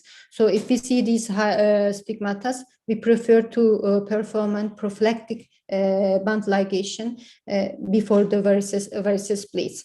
The procedure is actually a bit risky but easy. You place the ligator just proximal to the varice, then you aspirate the varice into the ligator, then deplate the band. In one session, you can perform multiple band ligation. Here you are seeing the necrotic varice that was previously banded. A few days later, this varice will fall down and leaving just shallow ulcer on the esophageal mucosa, and these ulcers will heal in a few days spontaneously. The other case was a 17-year-old male. He was presented with hematemesis, and from his past history, with hematemesis, nausea, and melena lasting for 4 to 3 days. From his past history, we have learned that he was using iron because of recurrent iron deficiency anemia. He had some allergic signs, and he was found allergic to pollen, mite, or cat hair. And on his physical examination seemed normal. His laboratory evaluation revealed severe anemia up to 4 milligram per deciliter, and iron deficiency, hypoalbuminemia, and the other parameters were almost normal. So this is the EGD of that boy. Actually, we have published this case. During the EGD, we observed nodular lesions on the corpus and antrum, and these nodular lesions were almost creating a mess. Biopsy of these nodular lesions revealed eosinophilic gastritis, and the skin prick test of the boy revealed cow's milk allergy. It was positive for cow's milk allergy, and we put him under cow's milk free diet, and this is the endoscopic appearance after 3 months of cow's milk free diet. So eosinophilic gastroenteritis or eosinophilic gastritis is an emerging disease in the last 3 or 4 decades, and it's a bit challenging disease. Symptoms vary according to the involved area. It is characterized by pathologic infiltration, pathologic eosinophilic infiltration of the gastrointestinal tract, but any part of the gastrointestinal tract. It is different from eosinophilic esophagitis, and the symptoms vary depending on the involved area and depending on the depth of the eosinophilic infiltration. It has 3 types, and mucosal involvement is the most common type. It may lead to iron deficiency, anemia, malabsorption, protein-losing enteropathy, and GI bleeding, like it was in our case. These are the other patients with the same findings. What was remarkable in the 6-year-old boy was that he had the same nodular appearance at the duodenal bulb. But he had also remarkable eosinophilic infiltration on the colon. In fact, the colon appeared completely normal during the colonoscopy. So it's extremely important to detect eosinophilic, to take biopsy in order to detect an eosinophilic gastroenteritis. This is another child with the same appearance in the stomach, in the gastric area, with these nodular appearances. What was different in this child? He was a bone marrow transplanted patient, and he was under severe immunosuppression when these eosinophilic gastroenteritis developed. And foreign body extraction is another indication for emergency EGD in children. You cannot imagine what kind of foreign bodies ingest children. This is, for example, a bottle cap, coins. You can see even a watch here. Well, retrieval in adults can be done with standard endoscope and instruments, but it can be difficult in children because of the instrument availability or because of the unavailability of the instrument, age-appropriate instrument.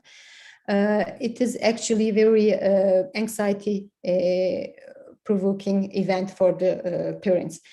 We may use simple forceps for the extraction, or we can use a 2-thread forceps, or we may use pentapods or tripods. Sometimes baskets or snares are also available.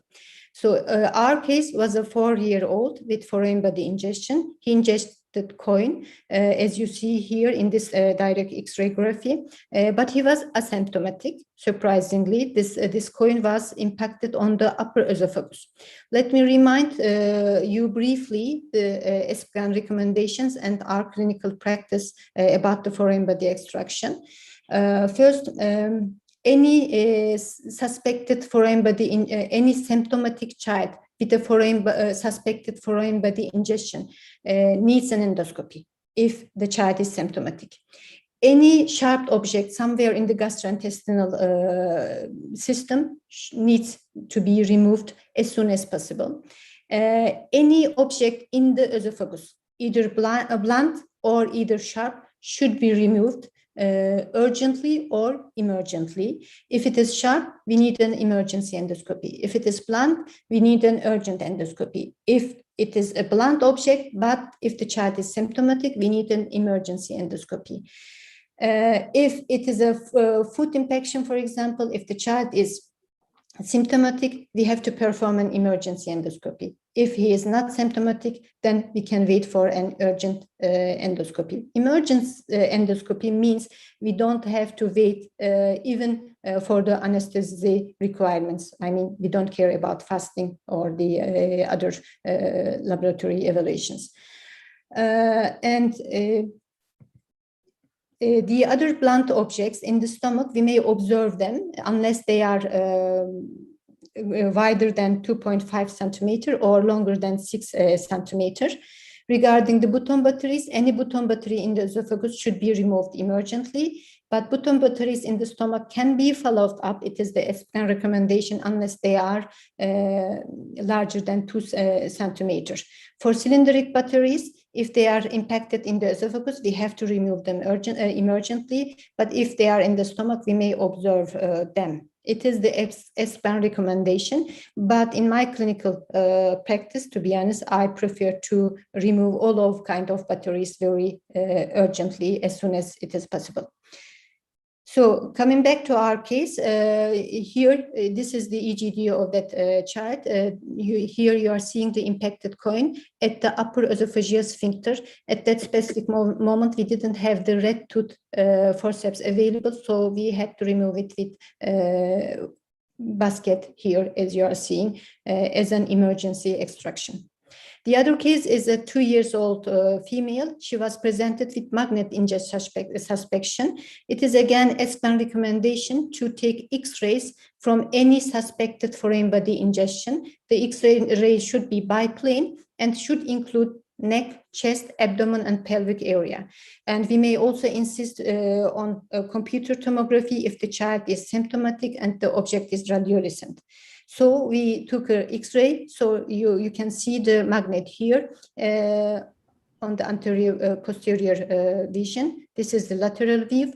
Actually, you can understand from this graphic that the magnet has passed the stomach, but it is again an ESPGHAN recommendation. ESPGHAN recommends an urgent removal of all magnets within the endoscopic reach. So in my clinical practice, I usually prefer to give the chance to the child to an endoscopic extraction. So we performed an EGD. Unfortunately, the magnet was beyond the scope reachable area, so we couldn't extract the magnet. This is the X-ray that we took at the second day. You can here see that the magnet has already passed into the transverse colon, and it came spontaneously out in a few days later. But during the procedure, I was a bit concerned about the hemoglobin level. It was 10.7 gram per deciliter, and the father told me that the child was treated with iron a few months ago, and their hemoglobin level was around 12 gram per deciliter a few months ago.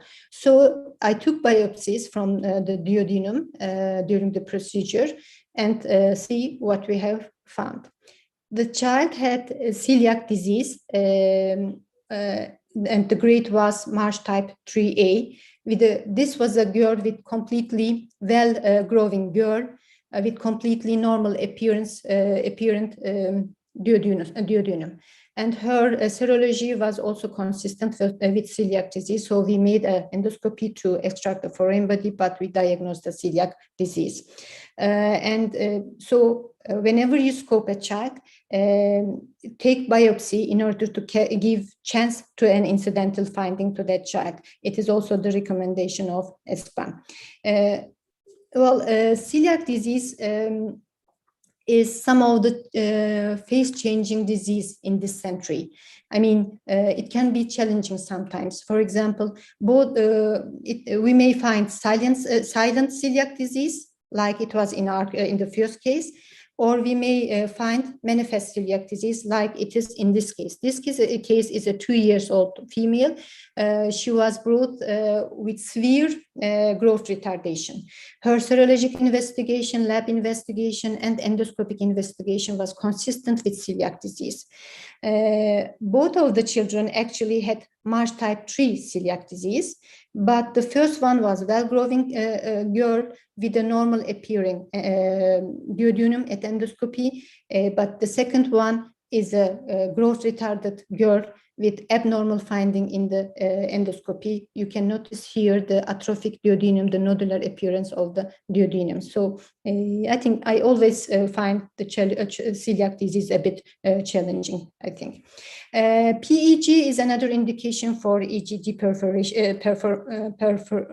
performing in children. This is one of our patients. He was a 6-year-old male. He was diagnosed with brain tumor. He had dysphagia and drooling, couldn't tolerate any food type in either fluid or solid. We may perform an PEG to optimize nutritional status or growth, to prevent malnutrition, to maintain hydration, to decompress gastric spaces, to sometimes to improve the adherence to medication, or to prevent an aspiration if the oral feeding is not safe, or just to improve the quality of life for a child or caregiver, or sometimes we may perform a PEG to support an unpalatable diet. It's sometimes mandatory in some kind of metabolic diseases. There are a few contraindications for PEG. Uncorruptible coagulopathy is one of them, and interposition of the enlarged organs, because in this case you cannot see the translumination, and peritonitis is another contraindication for PEG.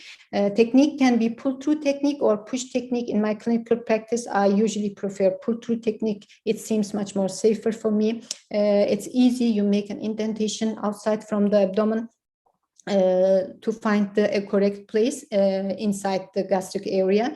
Then you insert a needle, then you insert the guide wire through that needle, you grasp that guide wire with a snare, then you take out that guide wire with the endoscope out of the mouth, and you attach the tube to that guide wire and pull that tube into the stomach. It's an easy procedure.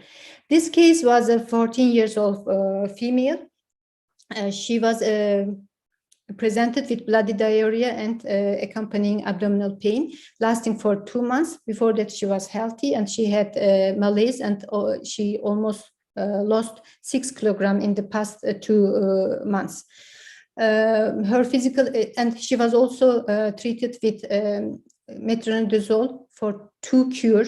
She received 2 cure of metronidazole due to amoebic dysentery. They diagnosed her as an amoebic infection. Her physical examination, on her physical examination, he had diffuse abdominal tenderness, and her laboratory evaluation revealed severe anemia, elevated thrombocytosis, leukocytosis, and elevated CRP level. On her stool analysis, there was marked leukocytes, erythrocytes, and entomobia histoticum cyst. And this is the colonoscopy of that girl. The whole colon was hyperemic. See how the mucosa is edematous, diffusely hyperemic, and the hastrial structures are not so visible. There was spontaneous bloody mucoid discharge in the lumen, and here you can see the ulcers, the diffusely located ulcers, and you can also notice the pseudopolyp formations, the inflammatory polyps here. And the biopsies and the histopathological examination was consistent with ulcerative colitis. Her PUCA index was somewhere around 65, so she deserved a treatment with mesalazine, prednisolone, and azathioprine, and she went to remission with this treatment. Again, this is a 8-year-old boy, was also diagnosed as ulcerative colitis. He was presented almost with the same complaint, but on his physical examination was normal, but his laboratory evaluations, biochemical evaluations were almost normal. He didn't have any sedimentation rate elevation or CRP level elevation. Just on stool examination, we noticed leukocytes, erythrocytes, and the calprotectin level was above 1,000. It was a high level because a normal calprotectin is, we usually use the threshold as 250. So we performed a colonoscopy and EGD. His EGD was normal, and this is the colonoscopy of the boy. See how the mucosa is again edematous with spontaneous bleeding areas, spontaneous hemorrhaging areas, and this is the transverse colon of the child. This is the descending colon, and this is the normal appearing transverse colon. It's again a character of ulcerative colitis. So he was diagnosed as ulcerative colitis. Well, inflammatory bowel disease is one of those diseases that increased in frequency in children also in last 3 or 4 decades. And we call it early inflammatory bowel disease if the disease onset is below 10 years of age. This was an early inflammatory bowel disease.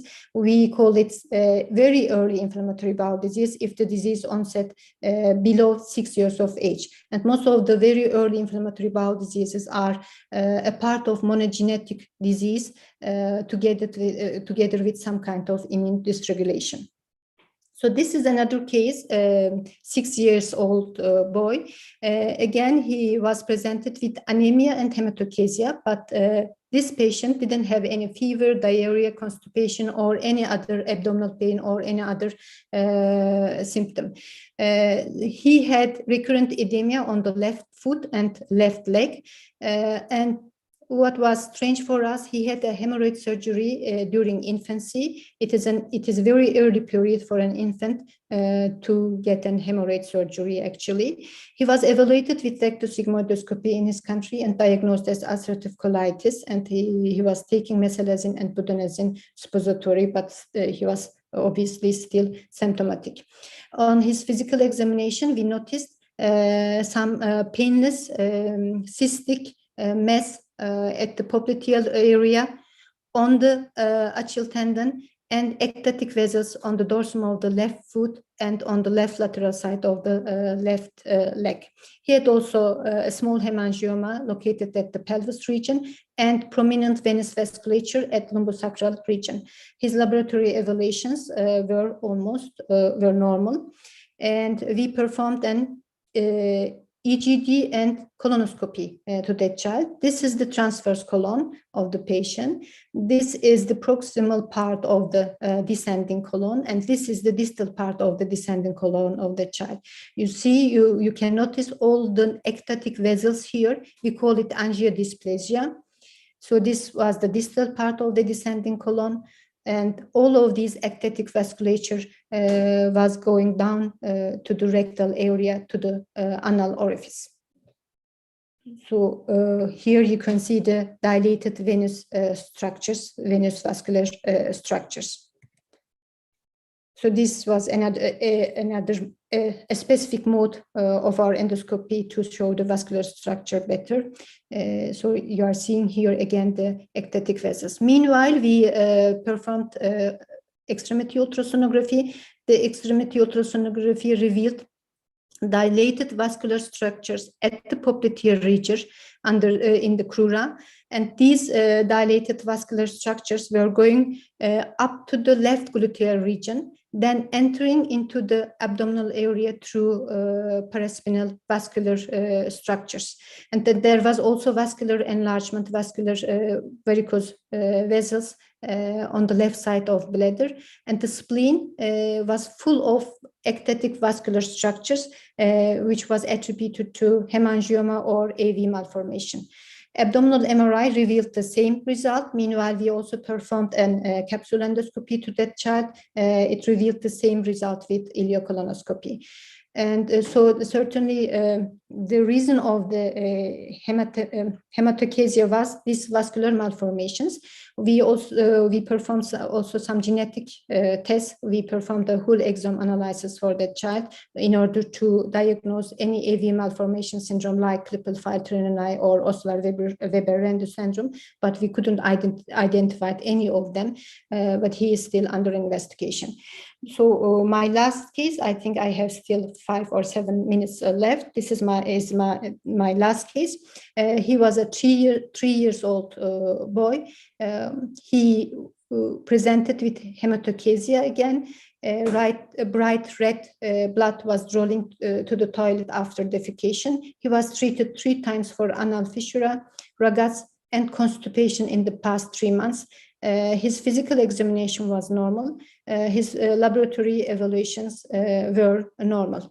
In the colonoscopy, we detected a polyp almost at about 2 centimeters in diameter. It was a large polyp, I think, for that age group. Most common reason of hematochezia in children is usually anal Ragaz, polyps, chronic inflammatory diseases, and eosinophilic colitis. If a child does not complain from constipation and suffers from hematochezia, we have to think about other reasons, and we have to search for polyp or internal hemorrhages or some inflammatory conditions. So polyps can be seen in 6% of all colonoscopies, and it is responsible from 12% of lower GI bleeding in children.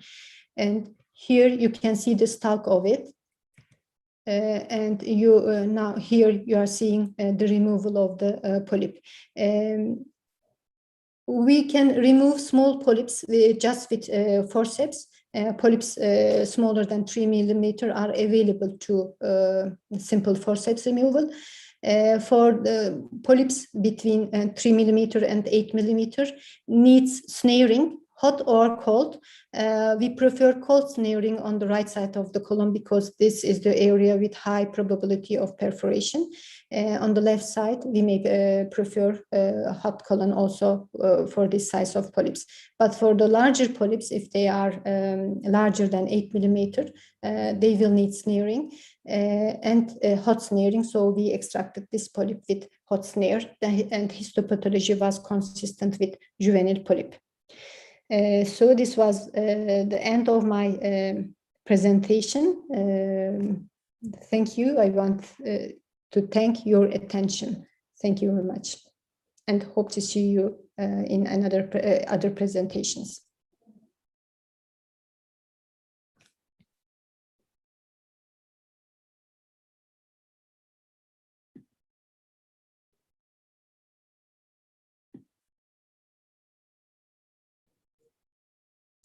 I have still a few.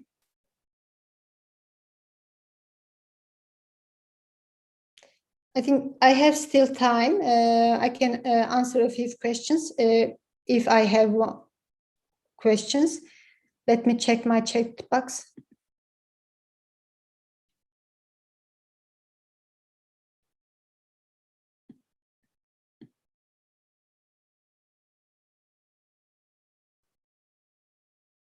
No, I guess I cannot see any questions. So thank you for your attention again.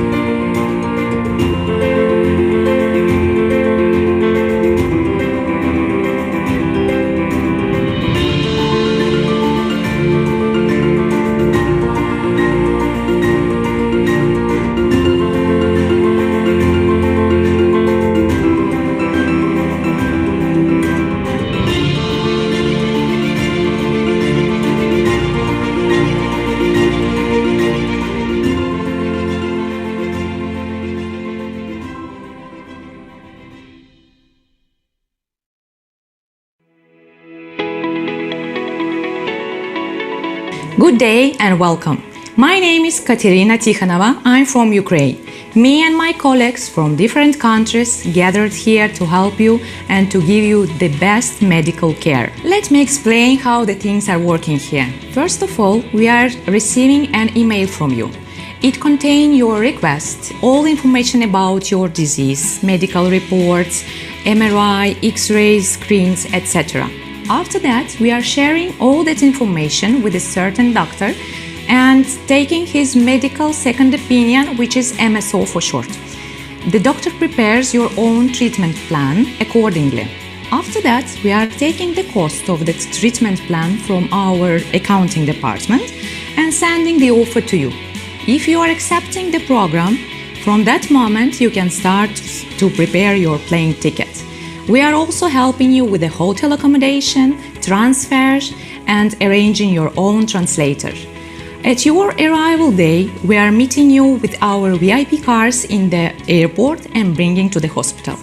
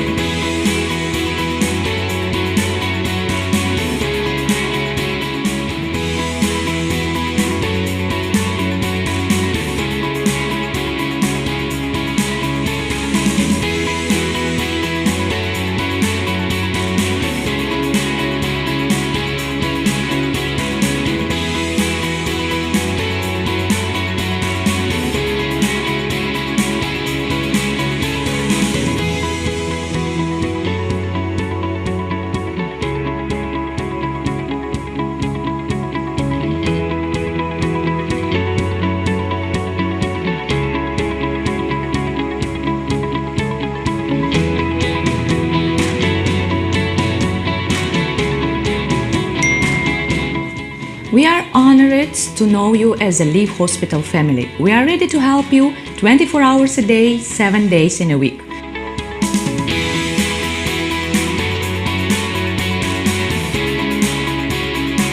Live Hospital International Patient Service wish you a healthy days.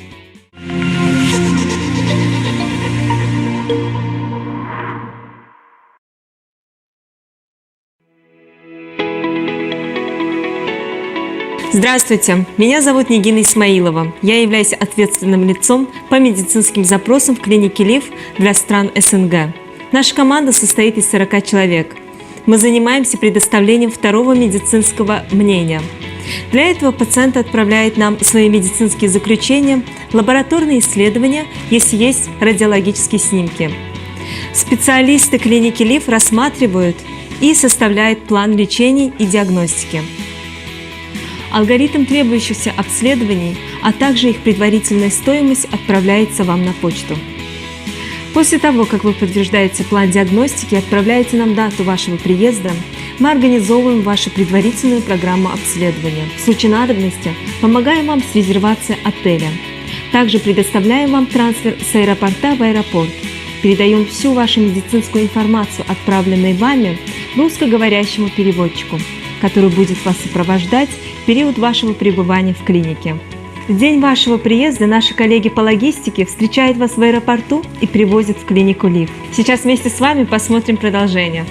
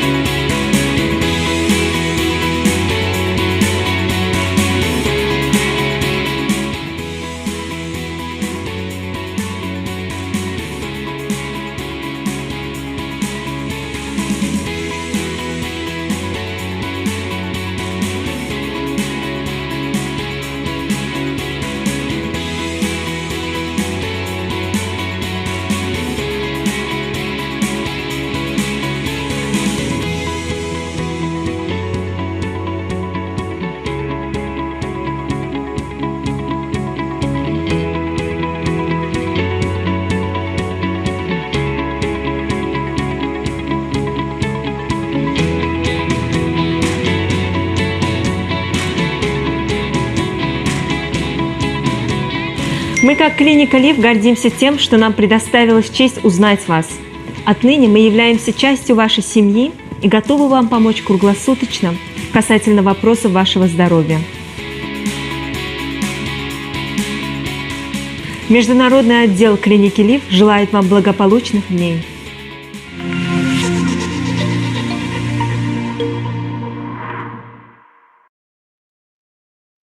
Live Hospital, which promises to be the future of healthcare with its experienced patient care and guest-oriented approach, opened in Vadi Istanbul.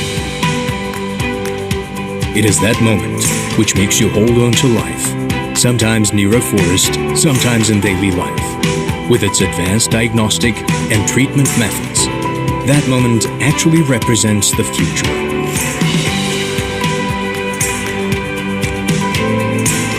There are some moments which makes you look to the future confidently. Those moments are the future. Live Hospital, the future of healthcare, opened in Vadi Istanbul. В Вади, Истанбул, открылась больница будущего – Live Hospital, отличающаяся опытом в уходе за пациентами и гостеприимным подходом к своим пациентам. Порой расположение на краю леса, порой в жизни наступит момент, когда продвинутые методы диагностики и лечения помогут вам выжить. Этот момент обязательно настанет.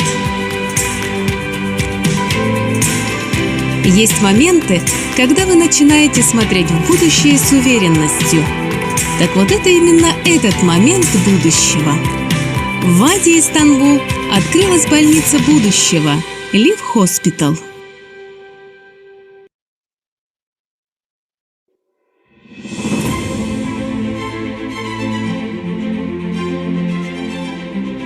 Merhaba, ben Profesör Doktor Levhi Akın. 2014 yılından beri Live Hospital Ulus'tayım. Genel cerrahi ve cerrahi onkoloji uzmanıyım. Aynı zamanda Tıbbi Yürütme Kurulu üyesi olarak idari bir görev de yapmaktayım. Şimdi beraberce Live Hospital Ulus'un içine gireceğiz ve sizler için hastanenin ne kadar güvenli olduğunu gösterebilmek için birlikte bir hastane turu yapacağız.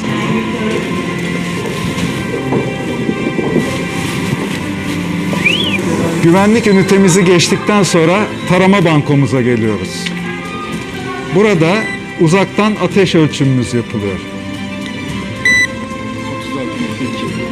Daha sonra yakın özgeçmişimizle ilgili bir takım sorular sorularak kayda geçiriliyor. Taramamız tamamlandıktan sonra taramayı başarıyla tamamladığımıza dair yakamıza bir etiket iliştirilecek. Hastanede bulunduğumuz süre içinde bu etiketi sürekli yakamızda taşıyoruz. Buyurun. Evet, içeri girdikten sonra önce danışmaya giriyoruz. Burada görmüş olduğunuz gibi sosyal mesafe kuralları açısından gerekli önlemlerimiz alınmış durumda. Girişten itibaren sarı çizgilerimizi devam ettiğiniz zaman onkoloji hastalarımız için özel olarak tahsis edilmiş olan asansörümüze ulaşıyorsunuz. Öncelikle şunu ifade etmek istiyorum. Bizler için en önemli olan şey sizlerin ve hastane çalışanlarımızın güvenliği. Biz sizlerin sağlığı ve tedavisi için buradayız ve hizmete hazırız. Misafirlerimize açık alanlarda ve bekleme bölümlerinde bir takım tedbirler aldık. Gördüğünüz gibi sosyal mesafe kurallarına uyabilmek için işaret gördüğünüz alanlara oturulmuyor. Diğer alanlara oturuluyor. Oturulan alanlar her yarım saatte bir temizlik personeli tarafından siliniyor ve temizleniyor. Hastanemizde gerek hastalar, gerek ziyaretçiler, gerekse de refakatçilerle birlikte tüm hastane çalışanları için maske takılması zorunludur. Şimdi bir hasta muayene odasını birlikte göreceğiz. Zaten hep temiz olan yerler. Fakat bu dönemde biz bu işe daha çok konsantre olduk. Her hastadan sonra örtülerimiz zaten değişiyordu, gene değişiyor ama yüzeyler tekrar siliniyor. Sehpalar, her hastadan sonra sandalye kolları, kapı kolları, ışık düğmeleri hepsi temizleniyor. Ayrıca Türkiye'nin dört bir yanındaki hastalarımıza Video klinik olarak da hizmet verebiliyoruz. Bilgisayar üzerinden kamera aracılığıyla sizler bizi görebiliyorsunuz, bizler sizi görebiliyoruz. Burada bilgisayardaki bütün sonuçlarınıza ulaşabiliyoruz. Tıpkı yüz yüze görüşüyormuş gibi sonuçlarınızı değerlendirebiliyoruz. Poliklinik hizmetlerimiz güvenli, acil servis hizmetlerimiz güvenli, tetkikleriniz güvenli, ameliyatlar güvenli. Ameliyathane güvenliği için de gerekli tedbirlerimizi aldık. Bu konuda şimdi ameliyathane sorumlumuz Profesör Doktor Didem Dal Hoca ile görüşeceğiz. Buyurun.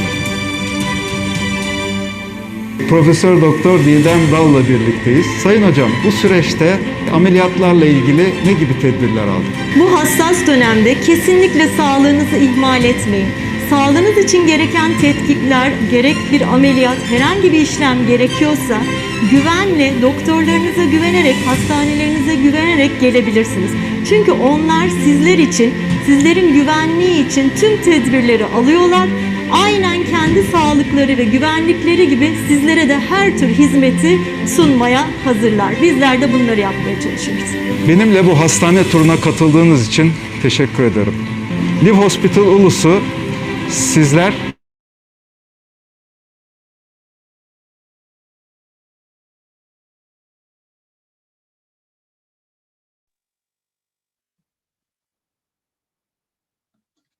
Hi, everybody. It is my pleasure to talk with you here, and I thank the organizer giving me this chance and sharing my experience about bleeding child with you. Now I will share my presentation.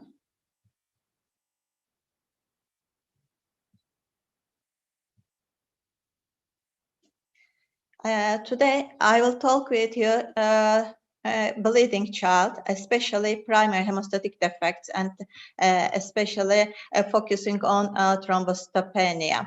Hemostasis is an instinctive response for the body to stop bleeding and to prevent a loss of blood. It occurs when the blood is present outside of the blood vessels, and during this hemostasis, there are 3 steps occurring in a rapid sequence. First of all, vascular spasm is the first response in minutes and seconds, and then in minutes, when the vessel is constricted, it's allow less blood to be lost, because blood is very, very valuable for a person.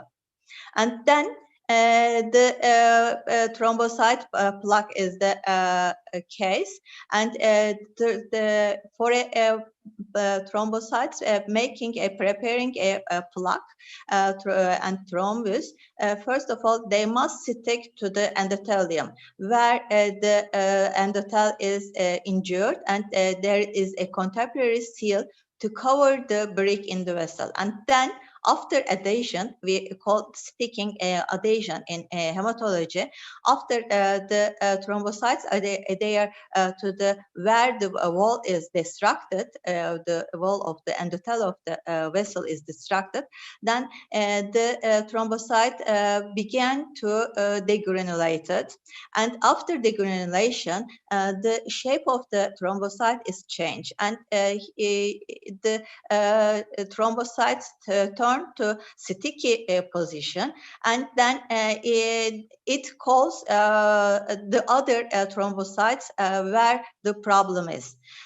With the coming other thrombocytes, there is fibrinogen bridges between all these thrombocytes in order to make a plaque. In a schematic form, here, when there is a wall injury, the von Willebrand factor or collagen comes out, and when it is come across with the thrombocytes, then it is a very powerful aggregate material for thrombocytes. And after this, the thrombocytes change their shapes, and they make come together in order to form a plaque, and this is thrombus, and then the bleeding is stopped. Here you can see how thrombocyte shape is changed with the activation of the thrombocytes. And the hemostasis, as we said, there are three components of the hemostasis. One is the, first of all, platelets and vessels, especially vessel endothelium. And the second one is coagulation cascade. And the third one is the regulation of the especially bleeding. In the primary hemostasis, the endothelium of the vessels, the platelets, and especially the platelet number and function must be normal in order to be a primary hemostasis perfect. And then this plaque is not as firm as we want in order to stop the bleeding. So there must be clotting cascade activation. And then after the clotting cascade activated, the plaque becomes firm, and the coagulation cascade must be stopped in the proper time. Otherwise, it goes and thrombosis is the problem. So after the plaque is finished its function, the plasminogen came to the local place, and the fibrin is degranulated. There is a delicate balance between bleeding and thrombosis in vivo.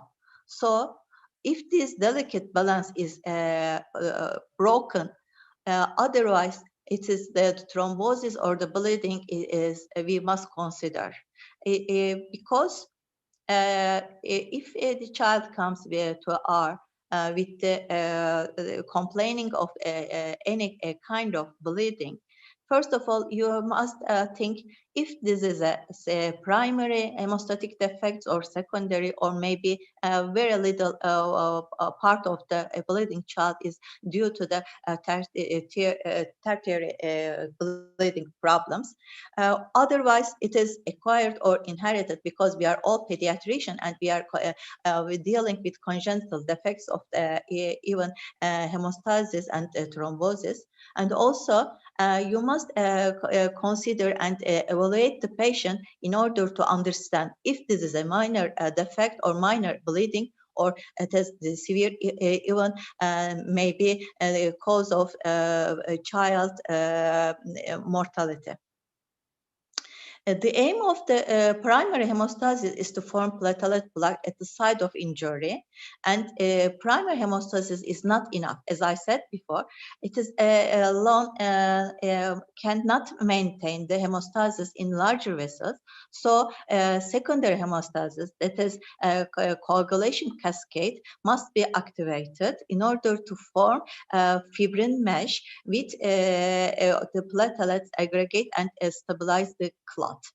The secondary hemostasis are divided into two forms, as to understand more conveniently. The extrinsic pathway is beginning with the tissue factor, and when tissue factor is activated, it combined with the factor 7. This is extrinsic pathway, and on the other side, there is intrinsic pathway, which beginning with the coagulation factor 12, and then to 11, and then factor 9, and at the end factor 8. This is intrinsic pathway. Altogether, and into extrinsic and intrinsic pathways come together on the common pathway, and they activated factor 5 and 10 in meaning. At the end, all of these cascades comes across with the prothrombin. And thrombin is very important in hemostatic mechanism, because thrombin is the decider which part goes on to thrombose or to bleed. So thrombin is very important in the bleeding cascade and also in the hemostatic mechanisms. And after thrombin comes across with the fibrinogen, then fibrin is produced. Today's topic is thrombocytes. Thrombocytes are the smallest cells of the blood circulation, and they are in many counts, especially they are 150,000, but it is also the level is higher. And the low level of the thrombocytes count is now decreased to 1,000, as between 100 and 150. There are many patients that have no problems. So the lowest level of the thrombocytes is decreased to 1,000. And the volume of the thrombocytes are 7 to 10 femtoliter, and they are produced in bone marrow from the megakaryocytes. And the synthesis is controlled by some interleukins, especially interleukin 6, 3, and but the most important is 11, and also thrombopoietin. Thrombopoietin structurally is similar with the erythropoietin, which is, as you know, when there is anemia, the erythropoietin production is increased and the hemoglobin levels are increased. But in thrombopoietin is engulfed by the cells or receptor interaction. After there is a thrombocytopenia, the engulfment of the thrombopoietin is decreased, and the released and free thrombopoietin is increased. The level of the thrombopoietin indeed is not changed, but the free thrombopoietin is increased. So the thrombopoietin induced the megakaryocyte to produce more thrombocytes than ever. And their survival is 7 to 10 days, and they are 1/3 of the thrombocytes are especially go to spleen.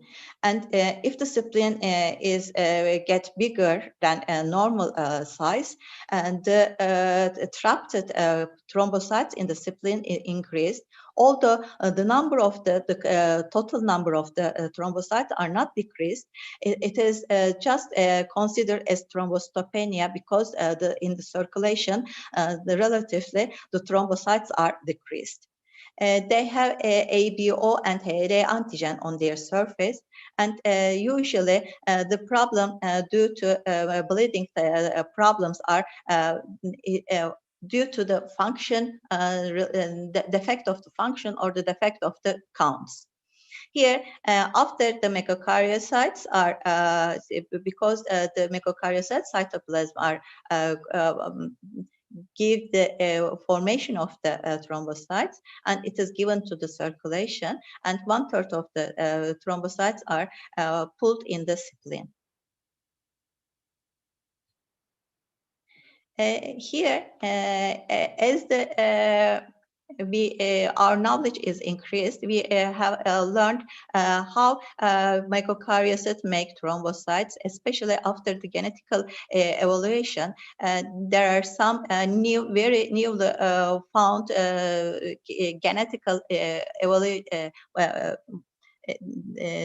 problems, and that release the thrombocytes be thrombocytopenia, and also that they will be in the later time go to the become leukemia or other MDS or other some malignant disease.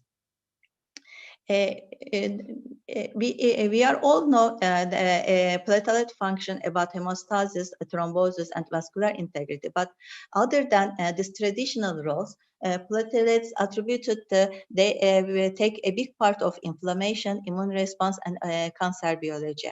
Especially for cancer metastasis, thrombocytes have a very important role.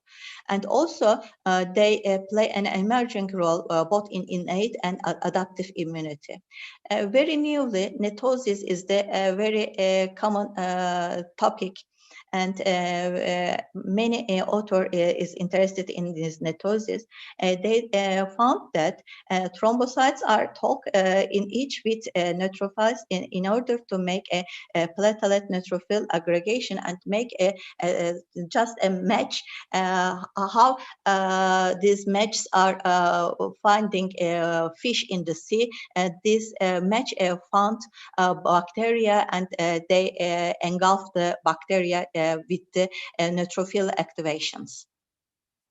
During circulation and rheologically, the bigger cells are going in the center of the wall. Vessel wall, but during the end of the vessel, the site abider, the thrombocytes goes, because thrombocytes must consider where there is a problem with the endothelia, and they adhere to the this kind of endothel, and they make a loose platelet aggregation, and then cascade is activated, and there is firm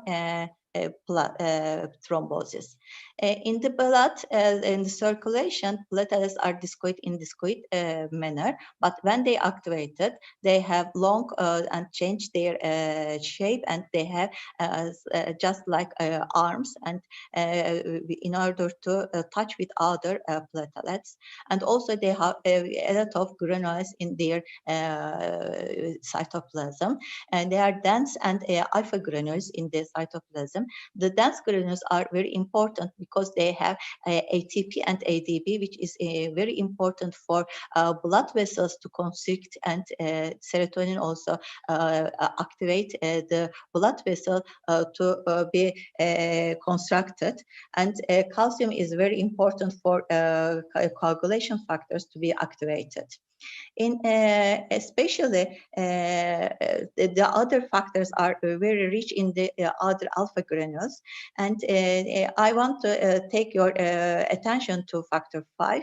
The 20% of factor 5 is accumulated in the alpha granules of the thrombocytes, and this is very important. If you have a liver insufficiency patient or hepatic insufficiency patient, and with bleeding, and you have can't stop the bleeding of the this patient, especially after cirrhotic changes, you can give a patient thrombocyte suspension in order to increase the factor 5 level, and you can maintain the stopping the bleeding. This is a blood film of a normal person, and you see the smallest cells are the thrombocytes, and this is if the you can count the platelets 1, 2, 3, 5, and 6. It's just about the patient count of thrombocyte is about 1,000 you can consider.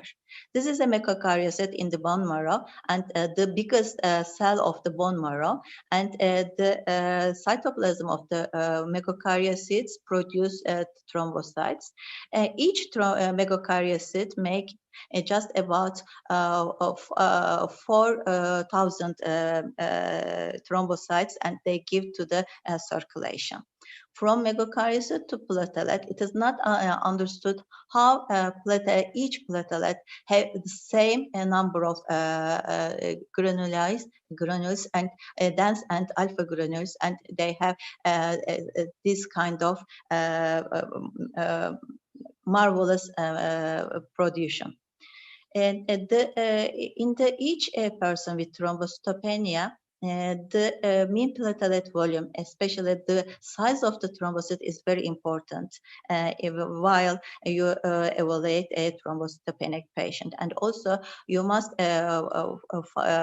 see if the blood film is made out of ETA, then you can see the accumulation of the thrombocytes also in the blood film. And this is electron microscopy of the thrombocytes with dense and alpha granules, which important, very important for thrombocyte functions. We also get some information about the thrombocytes and thrombocyte function, and so thrombocyte count with bleeding time. Bleeding time is done with IV method, and it is very rough technique, but it is very important because the thrombocyte count, if the thrombocyte count comes lower than 80, then the bleeding time is longer. And but bleeding time not only due to the thrombocyte count, but the underlying disease is very important. Although some diseases have the same number of counts, for example, in ITP or Wiskott-Aldrich syndrome or von Willebrand factor, although the ITP patients are bleed more or less, but the other are more bleed, and it is hard to stop their bleeding and hemorrhage. In clinical, when the thrombocytopenia is the case, easy or excessive bruising is the problem. Especially we call them purpura, and the superficial bleeding into the skin that appears just like a pinpoint reddish purple spots. We call them petechia, and they are usually found on the extremity faces. And you also clinically have the sign of prolonged bleeding from the cuts and also from gums on the nose. The mucosal membrane is very important in thrombocytopenic patients because the wet purpura is the, we call them, if the mucosa from the mucosa, then we call them wet purpura.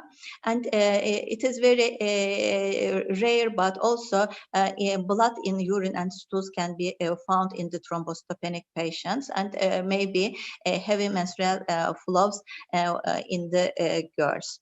The thrombocytopenic patients also complain with the fatigue before they have been thrombocytopenia in the laboratory. As we think that ATP and ADP are stored in the thrombocytes granules, so the fatigue may be the important factor of the thrombocytopenic patients. And as I said, the mucosal membrane is very important in thrombocytopenic patients, because if the thrombocytopenic patients begin to bleed from the mucosa, then it is very hard to stop the bleeding, as mucosa is very hard to control the bleeding. This fibrinolytic activity of the mucosa is high, and so as hemostasis may produce clot, but it is the fibrin is degraded by the plasminogen very highly. The bleeding symptoms not only easy bruising and mucosal bleeding, but there are also some hematomes, hemarthrosis, gastrointestinal or genitourinary bleeding, and especially in the neonatal period, umbilical bleeding is the case. But these are not the symptoms of thrombocytopenic patients, but they are usually the symptoms of coagulation factor deficiencies. So in order to differentiate patients who is bleeding from any side of the body, you must be careful if the patient is began to bleed just after the triggering factor. For example, after trauma, early bleeding is usually associated with the primary hemostasis, and purpura and mucosal bleedings may be also in both of the primary or secondary bleeding symptoms. But intracerebral and excessive bleedings are very uncommon in primary hemostasis, while they are common in secondary hemostasis. And also hematoma and hemostasis, hemarthrosis are common in secondary hemostasis, especially in hemophiliac patients, factor 8 and 9 deficient patients. And also genitourinary and gastrointestinal bleedings are very common in secondary bleedings. And secondary hemostatic deficiencies are late bleedings, not as early as primary hemostasis, because the primary plaque is not affected in the secondary hemostasis, but the secondary coagulation factors are deficient. Disorders of the primary, as I said, may be associated with the platelet disorder. It is due to thrombocytopenia or platelet function. It is due to vascular abnormality, or in between von Willebrand factor deficiency. Von Willebrand factor deficiency is just like disease, just like primary and secondary bleeding disorders. And secondary hemostatic disorders are usually factor deficiencies or inhibitor for this factor. And it is also some liver insufficiency, because all of the factors are produced in the liver, and liver disease just like give symptoms as bleeding. The first symptom or complaint may be hemorrhage. So you must be very careful about the evaluation of the patient with the bleeding. The history is very important, because pre-analytic symptoms of the taking blood from the patient or transferring blood tubes to the laboratory is very important in hematologic laboratory evaluation. And if there is a problem with these pre-analytic problems, then you can't have the normal exact evaluation of the patient. So the bleeding history is very important, and you usually finding an abnormal hematologic evaluation is very high. So you must first of all be properly learn the anamnesis of the patient and the history. Not only the index case, but also the family of the index case. You must ask every kind of bleeding and hemorrhages. And also iron deficiency anemia is a very important symptom for the index case, because if there is an iron deficiency, then you can think that these hemorrhages are chronic. And so chronic hemorrhage may be something important in order to evaluate. And in Turkey, consanguine marriages are very high. It is just about 1/4 of the marriages is consanguine. And so we have some of the cases, very autosomal recessive cases, more than the other countries saw. So consanguinity is very important in evaluating bleeding symptoms patient. And there are important clues for the ethnicity. For example, a Jewish antecedent is maybe important for because hemophilia C, especially the factor 11 deficiency, is very common in that Jewish families. You must ask also drugs. The medication is very important for bleeding symptoms, and of course the systemic disease, especially systemic disease, renal disease, and hepatic disease are very important in bleeding disorders. So first of all, you must rule out that there are no systemic disease for the bleeding patient, and then you can go with the laboratory tests.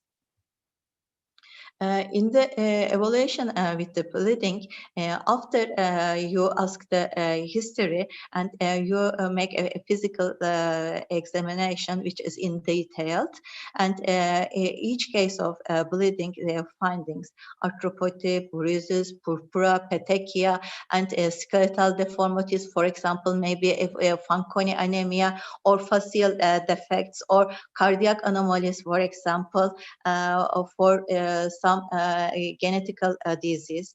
And hearing loss, for example, Meiheglin anemia, albinism, for example, Chediak-Higashi, and also Hermansky-Pudlak. For example, if a patient have pale hair and nystagmus, you can be considered if he or she is a Hermansky-Pudlak syndrome or other. And you must ask about the renal and hepatic problems, as I said before. Here are some examples. For example, this is especially with pale hair. He or she can be a Chediak-Higashi, and you can find the patient after hemorrhagical, or other eczema with eczematous lesions. We may be immune deficiency syndrome with Scott-Adry syndrome. And also there are some other skeletal deficiency. For example, maybe he is a Fanconi anemia patient. It is important physical examination in detail. Scott-Adry, as I said, is common with eczemas, and Kazabach-Merich syndrome, which thrombocytes are trapped in the arteriovenous malformation, and thrombocytopenia is the case. And this is thrombocytopenia with absent radii, and you must look at the thumb. If the thumb is okay, then it is a TAR. But if the thumb is not found, then the case is Fanconi anemia. Fanconi anemia, each patient resembles to each, just like a brother or a sister, and they have a typical face. And also at 7 or 8-year-old, they began to complaining thrombocytopenia. And each case, evaluation of the patient with platelet defects began with the blood count, and the complete blood count, and prolonged bleeding time, and also platelet function assay is very important in evaluating the patient with thrombocytopenia. And you must ask about the medication of the patient, if anti-aggregan or other drugs is used or not. And nowadays, herbal usage is very common in patients. So, for example, omega-3 and 6 may be the reason of the hemorrhage in your patient. So, you must ask about not only medication, but also herbal in usage in the patients for with excess hemorrhages. Drugs, all drugs can be the reason of the hemorrhage. They may be due to decreased production, for example, chemotherapeutics or others, or they increase the destruction. For example, sulfonamides and antibiotics especially increase the destruction of the thrombocytes, and maybe with different functional assays, for example, acetylsalicylic acid caused the secretion of the thrombocyte granules, and so in order to use the same and tell a patient how severity, and there is bleeding assessment tools for each kind of bleeding, and this is beginning from 0 to 4, and the 0 means not important, but at the 4 level, the patient may be mortal due to the hemorrhage. So you can grade your patient as hemorrhage's severity.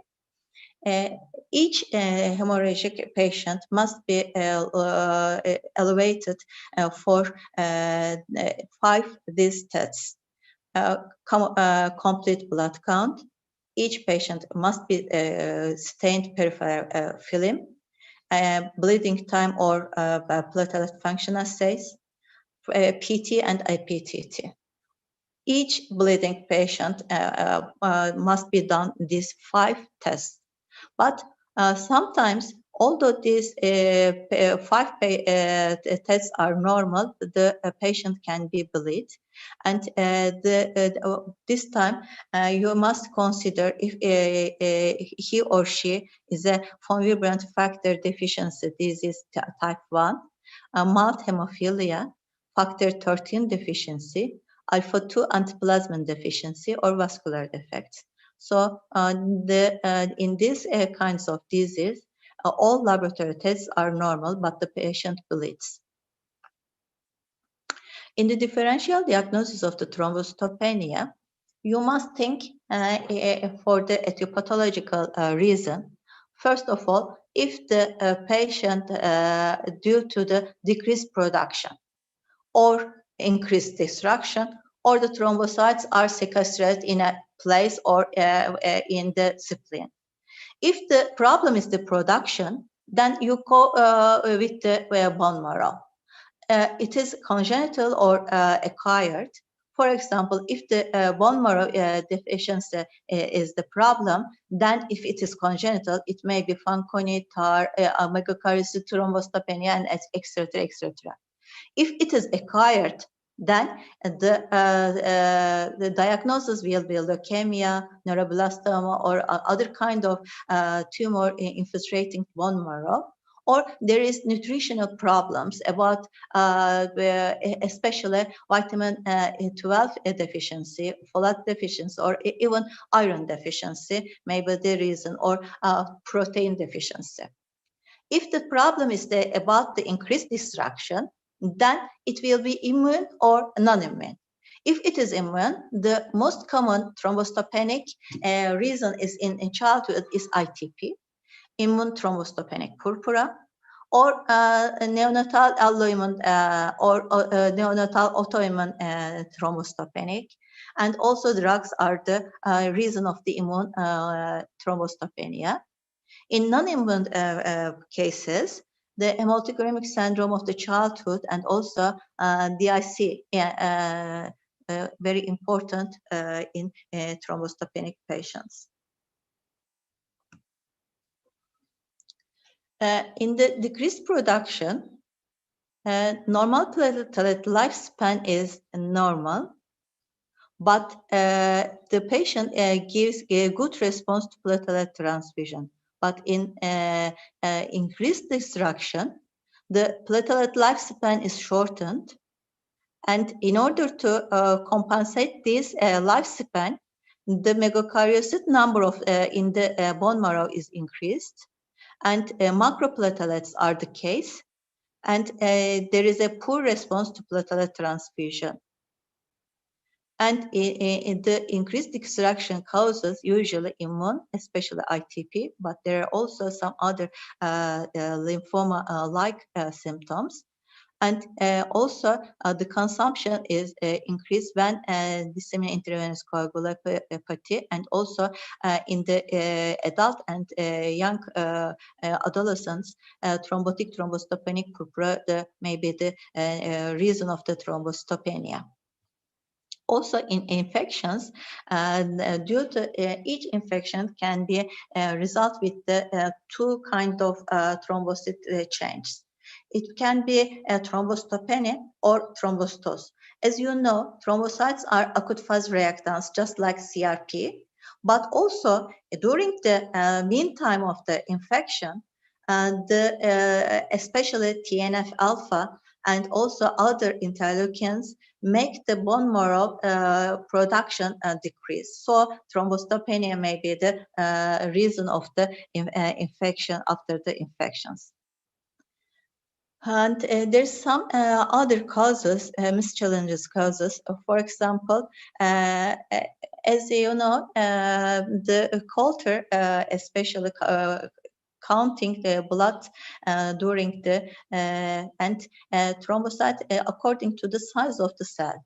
But if the thrombocytes are bigger than expected, then the culture consider them as small lymphocytes or other things. So the factious in the case as the patient has no thrombocytopenia, but the laboratory result is the thrombocytopenic. So you must ask the patient and you do physical examination very in detail in order to understand if he is in real time thrombocytopenic or not.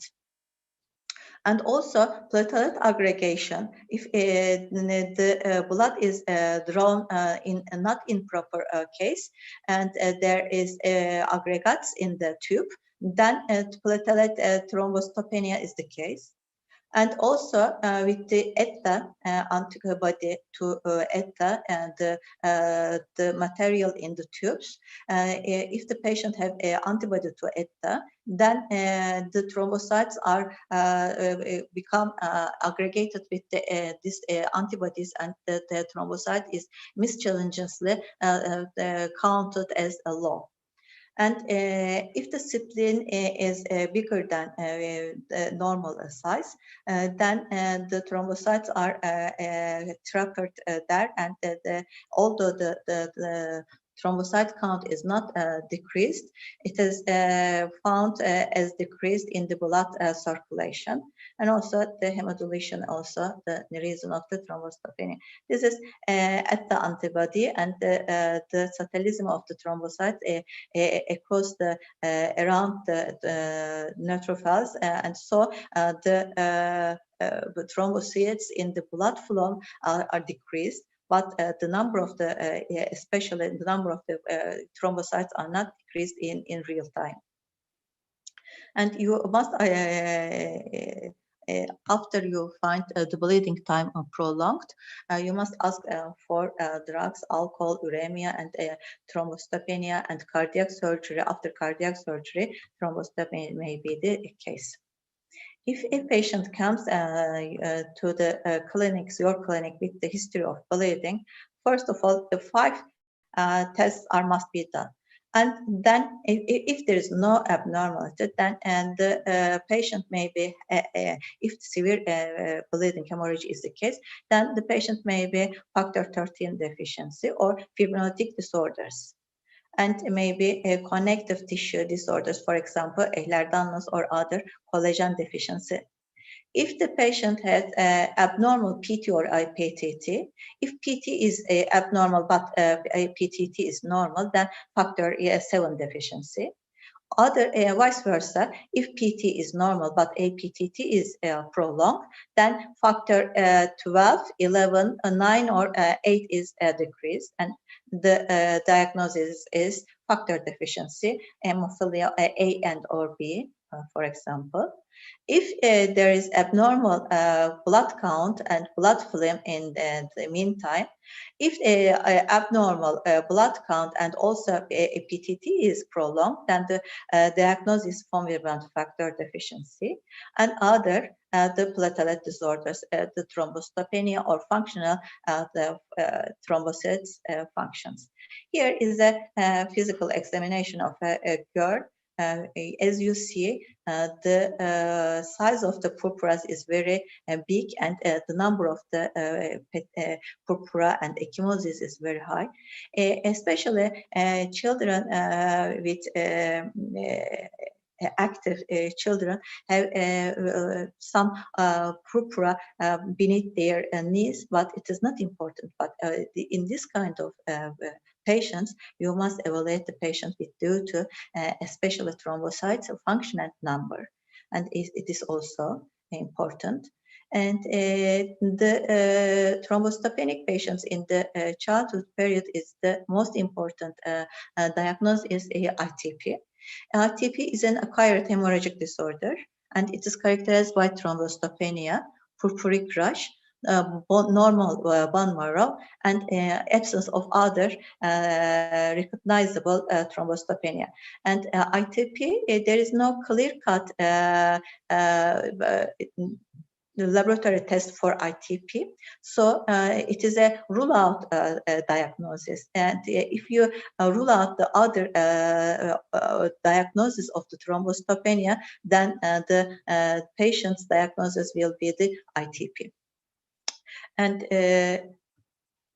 in the immune thrombocytopenic patients, there is a problem with the IgG.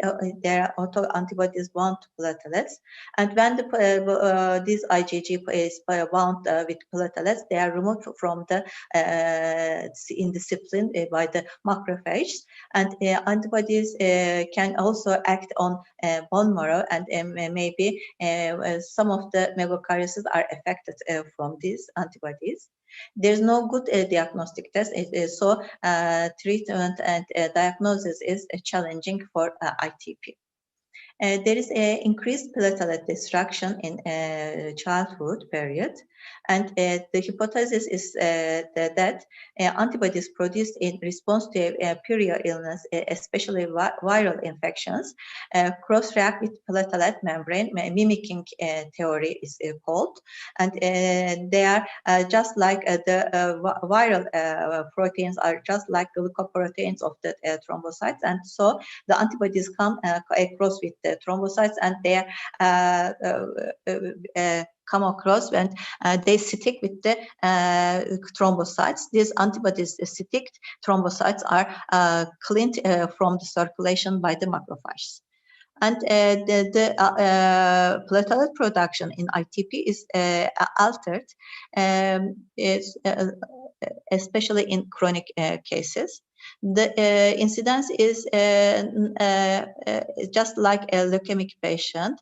It is 3 to 8 per 100 children per year, and most common age group is below 10 years when viral infections are common, and male to female predominance is equal in acute form, but in chronic form females are more affected than males, especially due to systemic lupus erythematosus diagnosis. And as there is a seasonal predilection, late winter and spring is the common form of ITP diagnosis. Usually the child is healthy and there is a sudden onset, and generally bruising on his extremities, and purpuric rash maybe. Also nose and gingival bleeding maybe due to mucosal membrane bleedings. And usually there is a history of preceded by viral illness 1 to 3 weeks per year. Other normal physical exam. And especially pertinent negatives are critical in ITP diagnosis. There must not be any lymphadenopathy and hepatosplenomegaly in the ITP patients. What we will see is the petechia all over the body and also extremity. And if the petechia in the mouth or nose, it is called wet purpura, as I said to you. It is important. And different kinds of petechia. This is not petechia, and in the this form is a endothelia problems. This is Henoch-Schönlein problems, and so physical examination is very important in thrombocytopenic patients. In conjunctival bleeding is very important in thrombocytopenic patients, because if you see this, I mean, this patient may be of risk for intracranial hemorrhage. And the other some patients, for example, this is raccoon eyes. We call this raccoon eyes, and this is typical for neuroblastoma patients. Or you must very careful for abdominal ultrasound. For example, you can order an abdominal ultrasound for this patient. And this is purpurofilminans after meningococcemic infections. The patient is thrombocytopenic, but this is a DIC patient, also purpurofilminant. When thrombocytopenia and ecchymosis and petechia is the case, then you must order a complete blood count, and usually platelets are lower than 5 and all other cell lines are normal, and so the patient is in a normal case, and there are no complaints. And for ITP diagnosis, diagnosis, bone marrow aspiration or biopsy is controversial. Usually, you don't necessarily to do, but if you want to use a steroid, for example, I have in order to be safe, I usually do bone marrow aspiration before I use steroids for ITP patients. But if you will use IVIG, there's no need to bone marrow aspiration. And usually ITP management is a self-limited disease, and you all of the patients, 80 to 90 patients recover spontaneously in near 6 months. And usually management, supportive management is enough for the patients, and physical activity restriction, wearing protective headgear, avoiding some medications that suppress or alter platelet function is important. For example, acetylsalicylic acid is contraindicated in ITP patients, and a low threshold for immediate evaluation for blunt head or abdominal trauma is very important. Usually, we call severe ITP when the blood count is smaller than 20,000. And usually, only skin bleeding is the diagnostic clues. And only 3% patient in ITP have severe epistaxis, gastrointestinal, or mucosal bleeding. And in intracranial bleeding is very rare in ITP patients, but it is very, maybe it is rare, but it is mortal. So we usually give the decision according to the complications, and if we are afraid of intracranial hemorrhage or other severe hemorrhages, we usually give medication. Otherwise, the patient will be cured spontaneously. And the medication we give not cure the only we elevate the time period, thrombocytopenic time interval shorten in order to with our medications.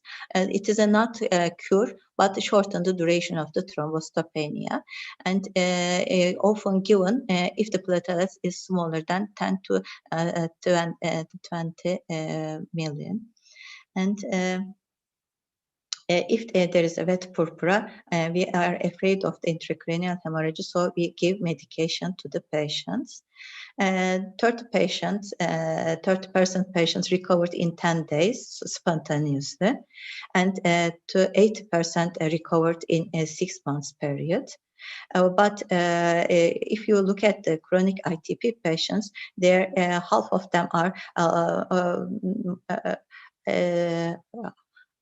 bigger than 10-year-old patients, and treatment is not found related with the preventing chronicity. So treatment is self-limited, and if there is no need to treatment, don't treat the patient, and don't treat the thrombocyte count of the patient. Await medication, because this is usually small children, and they are, if especially not vaccination is completed, if you give IVIG, then 11 months the vaccination program is destroyed.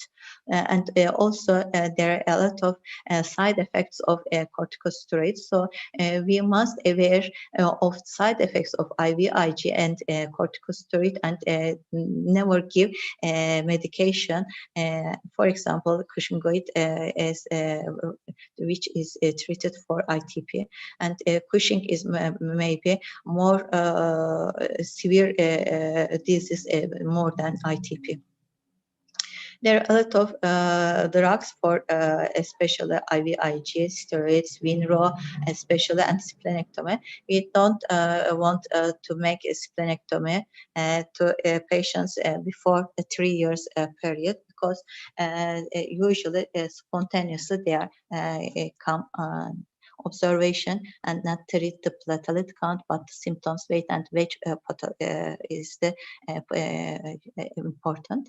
There are some new thrombopoietin analogs, romoplastin and L-thrombovac, you can use in chronic patients. And the chronicity is changed nowadays, and we usually say ITP, new ITP, if the diagnosis from the diagnosis to the 3 months. If the from diagnosis to the 12 months, it is persistent ITP, and more than 1 year, it is chronic ITP. Acute and chronic ITP is maybe different disease because each case thrombocytopenic patients is put into the chronic ITP patient bag, but in underlying diseases are very different in chronic ITP. So you must be aware of each patient with a chronic ITP diagnosis. Maybe it a chronic infection, maybe immune deficiency syndrome, or maybe hypothyroid and other some underlying diseases. So you must will deal with evaluate chronic ITP patients with curiously. Autoimmune disease, infections, immune deficiency, congenital deficiencies are the reason of chronic ITP. Chronic ITP patients, especially risk for chronicity is being female, more than 10-year-old age, and a slow beginning, and diagnosis, if the diagnosis platelet count is bigger than 20, it is more often be chronic. In our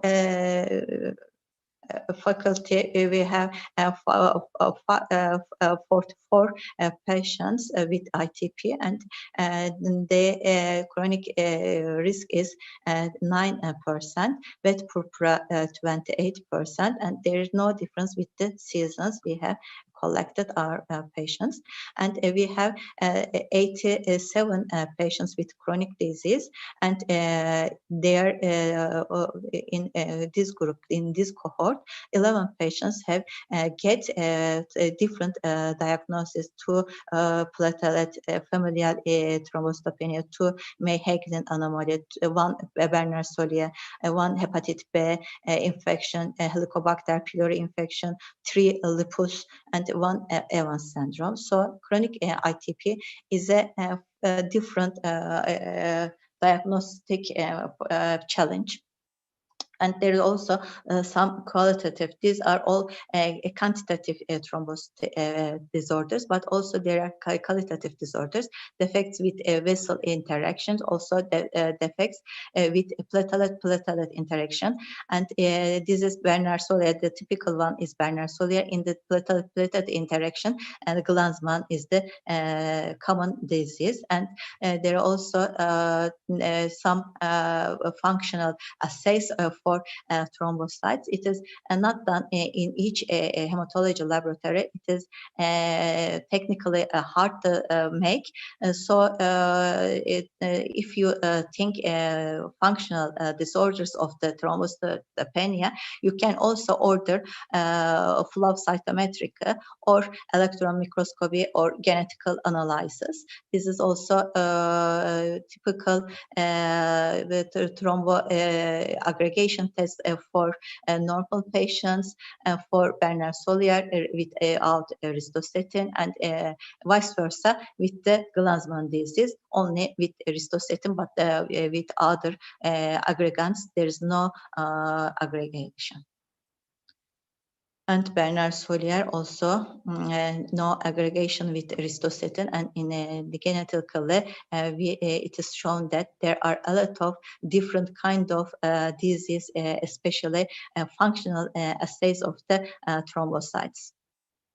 you can order genetical proteomic or genomic studies for patients if you think functional problems, for example, Bernard-Solier or Glanzmann or storage pool disease, great platelet disease, and there are also can be shown with the genetical analysis.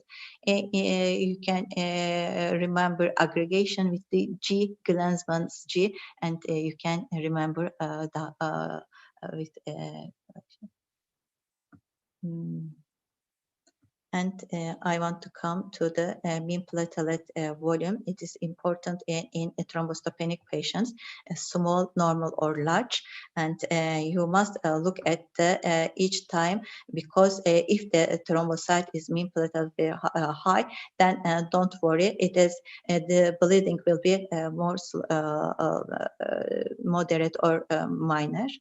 And for example, if the platelet here 19, for example, you must look at a mean platelet volume because mean platelet volume is higher than 10. It is don't this patient you consider that this patient not bleed or hemorrhage severe, and you can comment on the patient. For example, this is a very big and which is very sticky thrombocyte, and so the bleeding will be completely prevented. Here the cases, and I have some cases. A 14-year-old girl with complaint ecchymosis, fatigue, long hair, and heavy menses. Treatment refractory iron deficiency anemia. That is, we understood that the bleeding is not acute but the chronic, and the history during after tooth extraction, and there's no bleeds after no bleeds, and follow up as chronic ITP for 4 years, and she has also easy bruising without any proper trauma or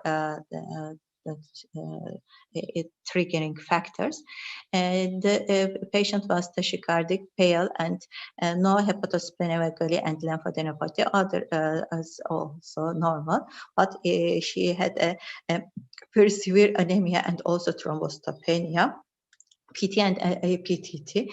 PT is normal, but APTT is prolonged a little bit, and bleeding time is just near the abnormal level. And family history is mother and mother sisters complain heavy and long menses, no problems, but during the delivery they have sometimes epistaxis and menses. During the menses she had very heavy bleeding. The diagnosis is von Willebrand factor, but the patients between two cycles, von Willebrand factor levels found normal.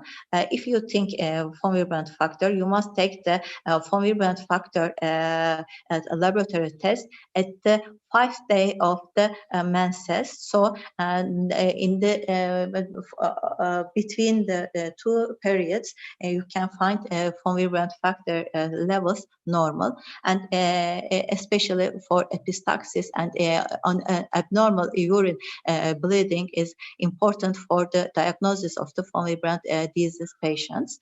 So in the abnormal uterine bleeding, gynecological reasons are 50%, but von Willebrand factor is not rare. It is very common. So abnormal uterine bleeding with girls, adolescent girls, the problem is usually von Willebrand factor deficiency. So you must ask the patient family history and also the problems with the finding normal levels. The medication that increase the factors increase the von Willebrand. For example, oral contraceptive may increase the levels or decreasing the levels, hypothyroid, aortic sclerosis, O group blood group, and these are also the reasons for the low levels of the factor deficiency. Von Willebrand factor quantitative type 2 is, especially type 2B is going with thrombocytopenia, so you must be aware of the thrombocytopenia thrombostopenic patients and bleeding high, and then the case is the formirant factor deficiency.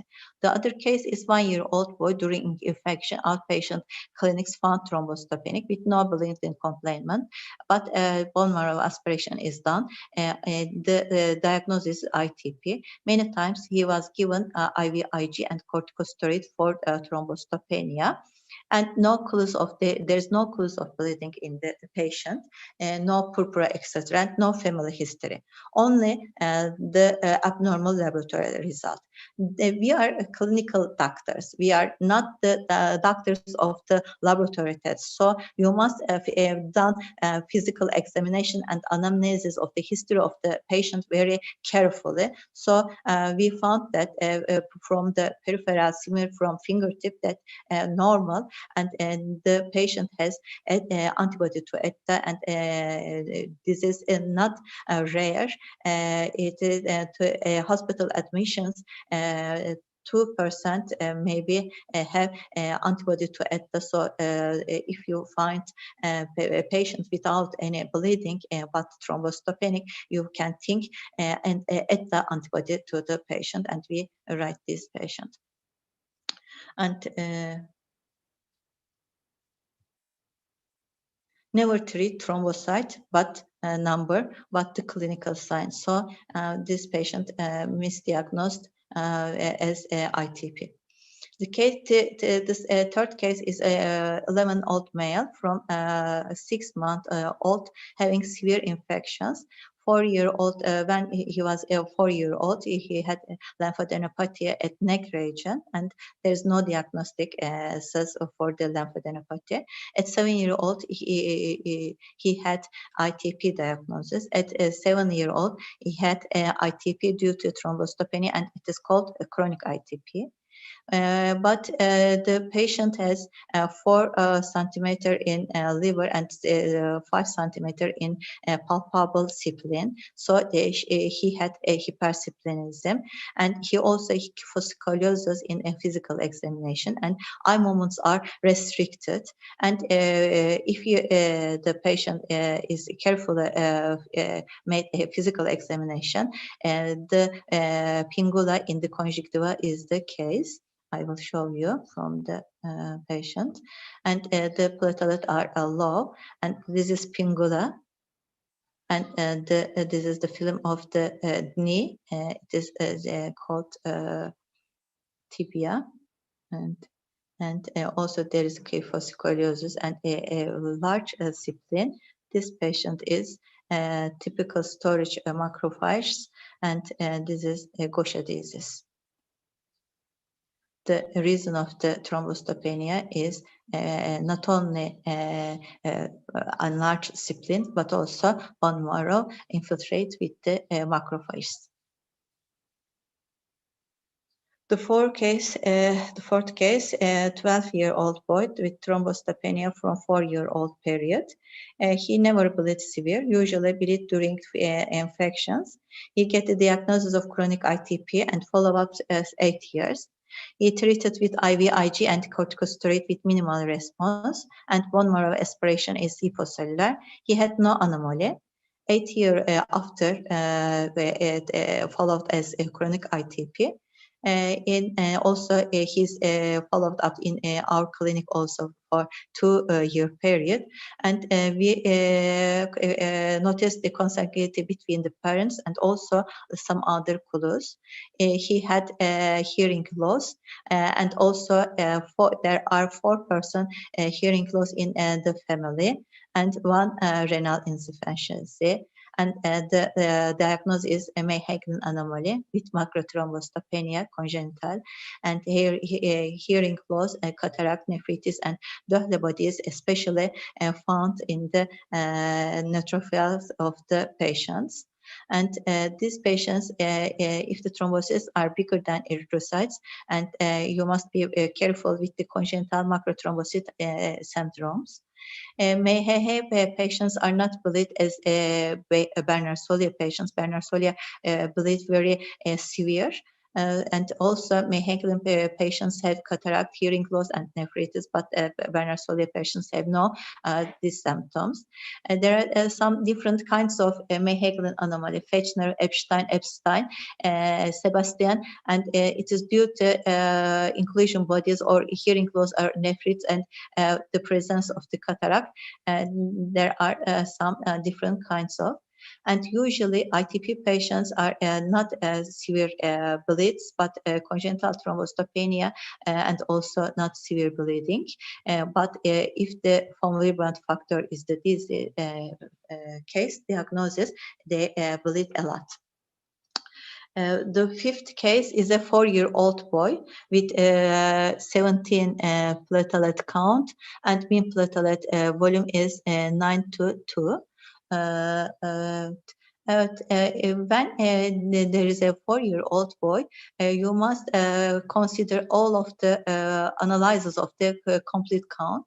And if you look at the MCV, the mean platelet volume of the patient is 93. In a 4-year-old boy, the upper limit of the mean platelet volume of the erythrocytes is 80, as we calculated as 86, and this is more than. And if there is a bigger MCV than associated with the age, then the diagnosis is bone marrow failure syndromes. So this is Fanconi anemia, maybe, and Fanconi anemia, dyskeratosis congenita, Schwachman diamond, or etc., etc. So you must be very careful for physical examination, especially for skeletal abnormality and also cephalous spots. 8 patient is a 11-year-old girl with relapsing epistaxis, long bleeding after tooth extirpation. No menses already, family history normal. 9 different hospital for evaluation, but non-etiological evaluation. All laboratory tests are normal. Relapsing shoulder dislocation is the case. Each bleeding stop after surgical stirring. We just like a wiki, we found the diagnosis, and the Ehlers-Danlos is the diagnosis, and you can find the patients, such patients with bleeding symptoms. So the collagen deficiency is the case. Another patient is a 12-year-old girl with a low platelet count, no other symptom, good response to corticosteroid, but very shortly, and a splenectomy was done due to quality of life. 4 years later, she had hematuria and again and thrombocytopenia.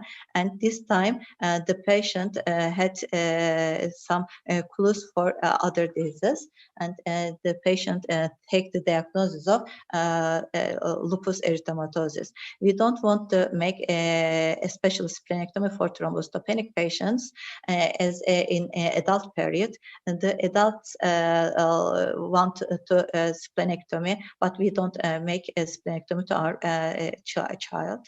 And while going to home, take-home messages from this speech is that do not treat thrombocyte number, but the clinical signs. Corticosteroids and IVIG have a lot of side effects, so especially below 2 years old before vaccination completed, please do not use IVIG and corticosteroids. Below 1 year or period, do not say chronic, and below 3.5 years, do not order splenectomy. Ask for cataract, renal insufficiency, hearing loss, physical astigmata for syndromes, especially congenital thrombocytopenia, and rule out lupus, infections, antiphospholipid syndrome, or common variable disease before you put the diagnosis of chronic thrombocytopenia. I hope the thrombocytopenic patients, you don't afraid from the thrombocytopenic patient, and you evaluate it with each patient with physical examination and also blood film, please. Bye.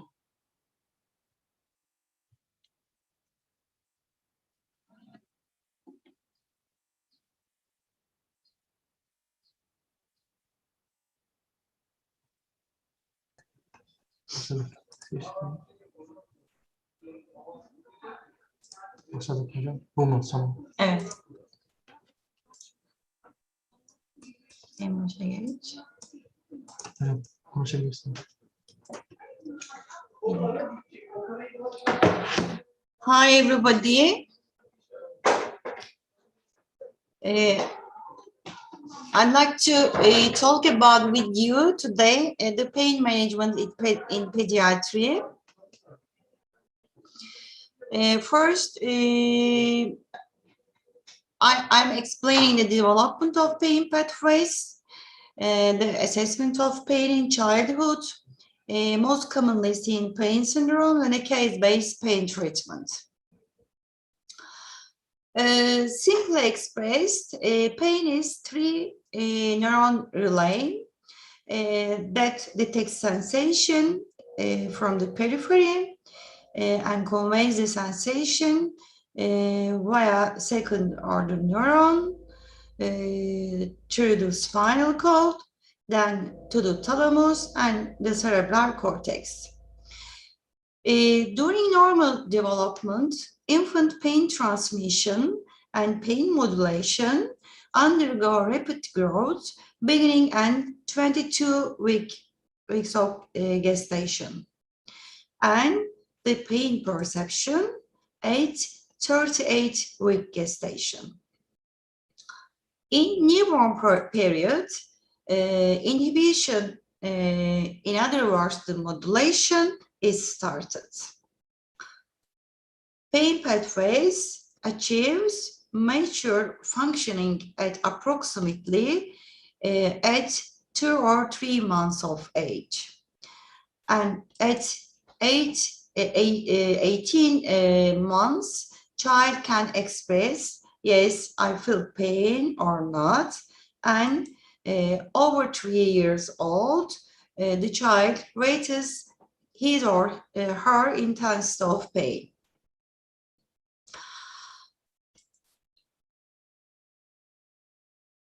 In the premature and newborn, usually the mature and functional ascending pain pathways is capable of transmitting noxious impulses by 22 or 24-week gestation. However, the neurotransmitters that modulate the ascending impulse do not appear in the descending pathway until approximately 48 weeks gestation. So transmission is okay, fully mature, but the inhibitor system is not mature yet. Because of the noxious stimuli during this vulnerable period of neuronal plasticity may trigger unpredicted, especially unpredicted long-term epigenetic changes which affect the brain, neurodevelopment, pain modulation, and pain reactivity into childhood, and may permanently modify individual pain processing. So, if the strong peripheral stimuli or mild repeated procedure is done to newborn or undermanaged acute pain early in life, are considered to be the greatest risk factor for the development of chronic pain in children. So, because of all of the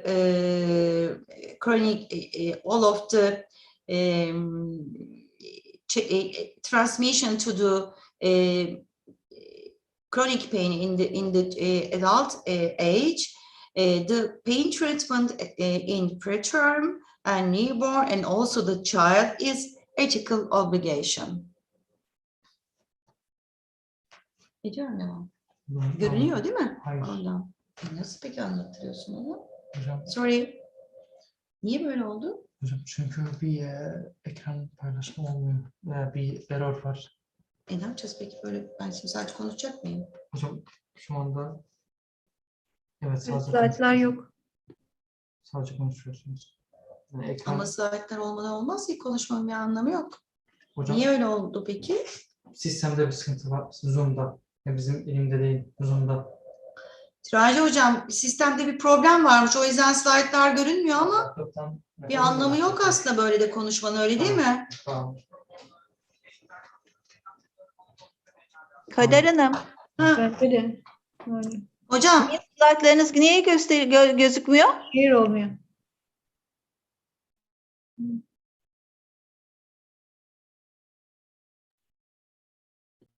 Открылась больница будущего – Live Hospital, отличающаяся опытом в уходе за пациентами и гостеприимным подходом к своим пациентам.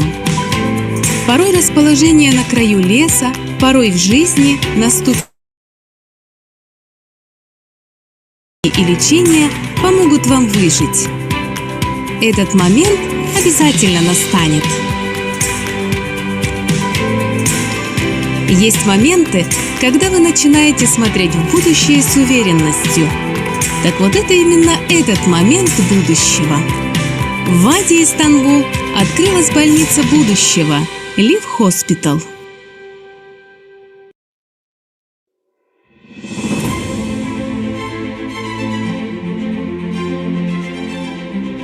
Merhaba, ben Profesör Doktor Levhi Akın. 2014 yılından beri Live Hospital Ulus'tayım. Genel cerrahi ve cerrahi onkoloji uzmanıyım. Aynı zamanda Tıbbi Yürütme Kurulu üyesi olarak idari bir görev de yapmaktayım. Şimdi beraberce Live Hospital Ulus'un içine gireceğiz ve sizler için hastanenin ne kadar güvenli olduğunu gösterebilmek için birlikte bir hastane turu yapacağız.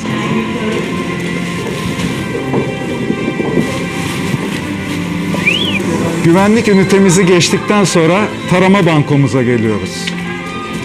Burada uzaktan ateş ölçümümüz yapılıyor. Daha sonra yakın özgeçmişimizle ilgili bir takım sorular sorularak kayda geçiriliyor. Taramamız tamamlandıktan sonra taramayı başarıyla tamamladığımıza dair yakamıza bir etiket iliştirilecek.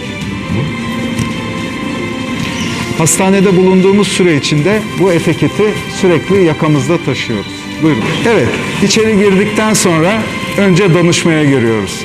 Burada görmüş olduğunuz gibi sosyal mesafe kuralları açısından gerekli önlemlerimiz alınmış durumda. Girişten itibaren sarı çizgilerimizi devam ettiğiniz zaman onkoloji hastalarımız için özel olarak tahsis edilmiş olan asansörümüze ulaşıyorsunuz. Öncelikle şunu ifade etmek istiyorum. Bizler için en önemli olan şey sizlerin ve hastane çalışanlarımızın güvenliği. Biz sizlerin sağlığı ve tedavisi için buradayız ve hizmete hazırız. Misafirlerimize açık alanlarda ve bekleme bölümlerinde bir takım tedbirler aldık. Gördüğünüz gibi sosyal mesafe kurallarına uyabilmek için işaret gördüğünüz alanlara oturulmuyor, diğer alanlara oturuluyor. Oturulan alanlar her yarım saatte bir temizlik personeli tarafından siliniyor ve temizleniyor. Hastanemizde gerek hastalar, gerek ziyaretçiler, gerekse de refakatçilerle birlikte tüm hastane çalışanları için maske takılması zorunludur. Şimdi bir hasta muayene odasını birlikte göreceğiz. Zaten hep temiz olan yerler. Fakat bu dönemde biz bu işe daha çok konsantre olduk. Her hastadan sonra örtülerimiz zaten değişiyordu, gene değişiyor ama yüzeyler tekrar siliniyor. Sehpalar, her hastadan sonra sandalye kolları, kapı kolları, ışık düğmeleri hepsi temizleniyor. Ayrıca Türkiye'nin dört bir yanındaki hastalarımıza video klinik olarak da hizmet verebiliyoruz. Bilgisayar üzerinden kamera aracılığıyla sizler bizi görebiliyorsunuz, bizler sizi görebiliyoruz. Burada bilgisayardaki bütün sonuçlarınıza ulaşabiliyoruz. Tıpkı yüz yüze görüşüyormuş gibi sonuçlarınızı değerlendirebiliyoruz. Poliklinik hizmetlerimiz güvenli, acil servis hizmetlerimiz güvenli, tetkikleriniz güvenli. Ameliyathane güvenliği için de gerekli tedbirlerimizi aldık. Bu konuda şimdi ameliyathane sorumlumuz Profesör Doktor Didem Dal Hoca ile görüşeceğiz. Buyurun. Profesör Doktor Didem Dal'la birlikteyiz. Sayın hocam, bu süreçte ameliyatlarla ilgili ne gibi tedbirler aldık? Bu hassas dönemde kesinlikle sağlığınızı ihmal etmeyin. Sağlığınız için gereken tetkikler, gerek bir ameliyat, herhangi bir işlem gerekiyorsa güvenle, doktorlarınıza güvenerek, hastanelerinize güvenerek gelebilirsiniz. Çünkü onlar sizler için, sizlerin güvenliği için tüm tedbirleri alıyorlar. Aynen kendi sağlıkları ve güvenlikleri gibi sizlere de her tür hizmeti sunmaya hazırlar. Bizler de bunları yapmaya çalışıyoruz. Benimle bu hastane turuna katıldığınız için teşekkür ederim. Live Hospital Ulus'u sizler ve hastane personelimiz için mümkün olan en güvenli hale getirdiğimizi umuyoruz. Sizler için buradayız ve hizmete hazırız. Tedavilerinize devam etmek istiyoruz. Unutmayınız, güvenliyiz ve sizi de güvenli tutmak için buradayız.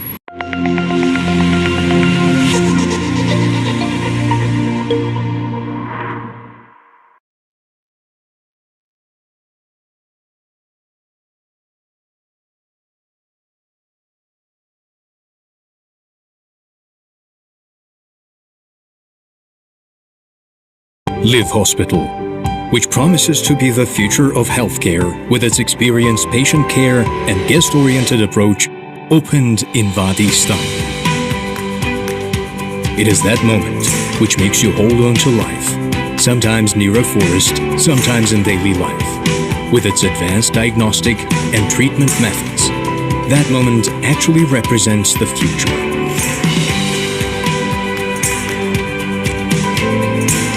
There are some moments which makes you look to the future confidently. Those moments are the future.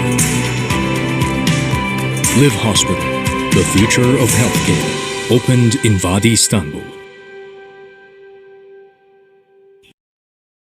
В Вади, Истанбул, открылась больница будущего – Live Hospital, отличающаяся опытом в уходе за пациентами и гостеприимным подходом к своим пациентам. Порой расположение на краю леса, порой в жизни наступит момент, когда продвинутые методы диагностики и лечения помогут вам выжить. Этот момент обязательно настанет.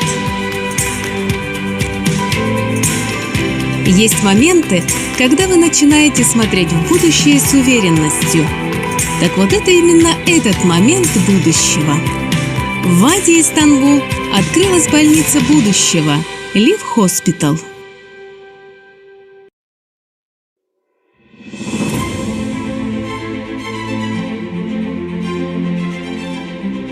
Merhaba, ben Profesör Doktor Levhi Akın. 2014 yılından beri Live Hospital Ulus'tayım. Genel cerrahi ve cerrahi onkoloji uzmanıyım. Aynı zamanda Tıbbi Yürütme Kurulu üyesi olarak idari bir görev de yapmaktayım. Şimdi beraberce Live Hospital Ulus'un içine gireceğiz ve sizler için hastanenin ne kadar güvenli olduğunu gösterebilmek için birlikte bir hastane turu yapacağız.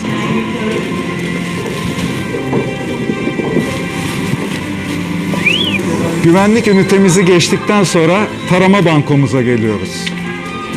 Burada uzaktan ateş ölçümümüz yapılıyor.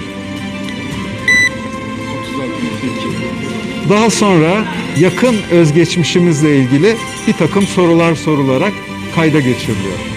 Taramamız tamamlandıktan sonra taramayı başarıyla tamamladığımıza dair yakamıza bir etiket iliştirilecek. Hastanede bulunduğumuz süre içinde bu etiketi sürekli yakamızda taşıyoruz. Buyurun. Evet, içeri girdikten sonra önce danışmaya giriyoruz. Burada görmüş olduğunuz gibi sosyal mesafe kuralları açısından gerekli önlemlerimiz alınmış durumda.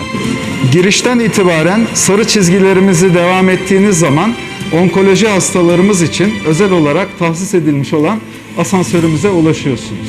Öncelikle şunu ifade etmek istiyorum. Bizler için en önemli olan şey sizlerin ve hastane çalışanlarımızın güvenliği. Biz sizlerin sağlığı ve tedavisi için buradayız ve hizmete hazırız. Misafirlerimize açık alanlarda ve bekleme bölümlerinde bir takım tedbirler aldık. Gördüğünüz gibi sosyal mesafe kurallarına uyabilmek için işaret gördüğünüz alanlara oturulmuyor. Diğer alanlara oturuluyor. Oturulan alanlar her yarım saatte bir temizlik personeli tarafından siliniyor ve temizleniyor. Hastanemizde gerek hastalar, gerek ziyaretçiler, gerekse de refakatçilerle birlikte tüm hastane çalışanları için maske takılması zorunludur. Şimdi bir hasta muayene odasını birlikte göreceğiz. Zaten hep temiz olan yerler. Fakat bu dönemde biz bu işe daha çok konsantre olduk. Her hastadan sonra örtülerimiz zaten değişiyordu, gene değişiyor ama yüzeyler tekrar siliniyor. Sehpalar, her hastadan sonra sandalye kolları, kapı kolları, ışık düğmeleri hepsi temizleniyor. Ayrıca Türkiye'nin dört bir yanındaki hastalarımıza video klinik olarak da hizmet verebiliyoruz. Bilgisayar üzerinden kamera aracılığıyla sizler bizi görebiliyorsunuz, bizler sizi görebiliyoruz. Burada bilgisayardaki bütün sonuçlarınıza ulaşabiliyoruz. Tıpkı yüz yüze görüşüyormuş gibi sonuçlarınızı değerlendirebiliyoruz. Poliklinik hizmetlerimiz güvenli, acil servis hizmetlerimiz güvenli, tetkikleriniz güvenli, ameliyatlar güvenli. Ameliyathane güvenliği için de gerekli tedbirlerimizi aldık. Bu konuda şimdi ameliyathane sorumlumuz Profesör Doktor Didem Dal Hoca ile görüşeceğiz. Buyurun.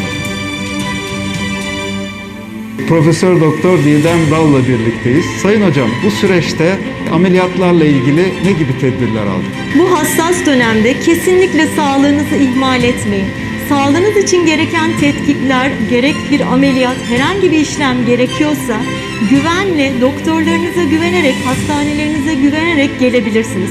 Çünkü onlar sizler için, sizlerin güvenliği için tüm tedbirleri alıyorlar.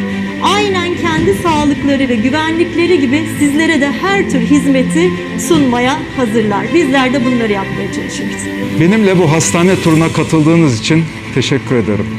Live Hospital Ulus'u sizler ve hastane personelimiz için mümkün olan en güvenli hale getirdiğimizi umuyoruz. Sizler için buradayız ve hizmete hazırız. Tedavilerinize devam etmek istiyoruz. Unutmayınız, güvenliyiz ve sizi de güvenli tutmak için buradayız.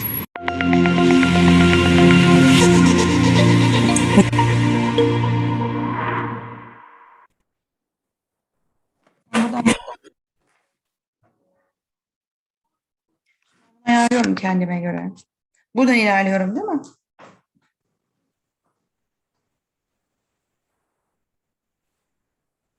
Evet. Başladık.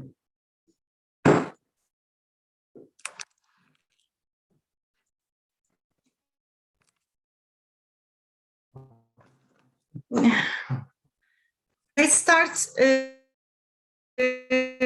from the beginning. Raci hocam baştan açalım da anlatayım da. İngilizce. Buradan açıyorum, böyle açıyorum. Yes, hi again. I'd like to talk about today the pain management in the pediatry. First, I'd like to speak about the development of pain pathways in children, then assessment of pain, and then common pain syndromes that are seen. Those are seen during the childhood, and also case-based pain treatment. Simply expressed, pain is a three-neuron relay that detects sensation in the periphery and conveys the sensation via second and third order neurons through the spinal cord, relay nuclei to the cerebral cortex. During normal development, infant pain transmission and the pain modulation undergo rapid growth beginning at 22 week of gestation. And pain perception and 37th week of gestation. The newborn, kapıyı kapasana dikkatini. In the newborn period, inhibition, in other words, the modulation is started. Kader Hanım, slaytlarınız ilerlemiyor. Şimdi Hayır. hiç mi aynı slaytta mı kaldık? Evet. İlk baş slaytı. Evet. Pain Management in Pediatric diye gözüküyor. Başka bir şey gözükmüyor. Allah Allah. Ha, Niye? şimdi geldi. Tamam. Approach to the tamam. Büyütünce mi olmuyor acaba? Şimdi ilerliyor. Ama şimdi hocam işte büyütünce herhalde ilerlemiyor. Artık böyle şeyle konuşacağım. Peki bütün ekran görüyor musunuz? Hayır. Ya ne olacak peki? Bu şekilde devam edebilirsiniz bence ama ben dinliyorum, merak etmeyin. Bir şey olursa söyleyeceğim size. Tamam. Nerede? Peki. İngilizce mi yoksa share screen mi?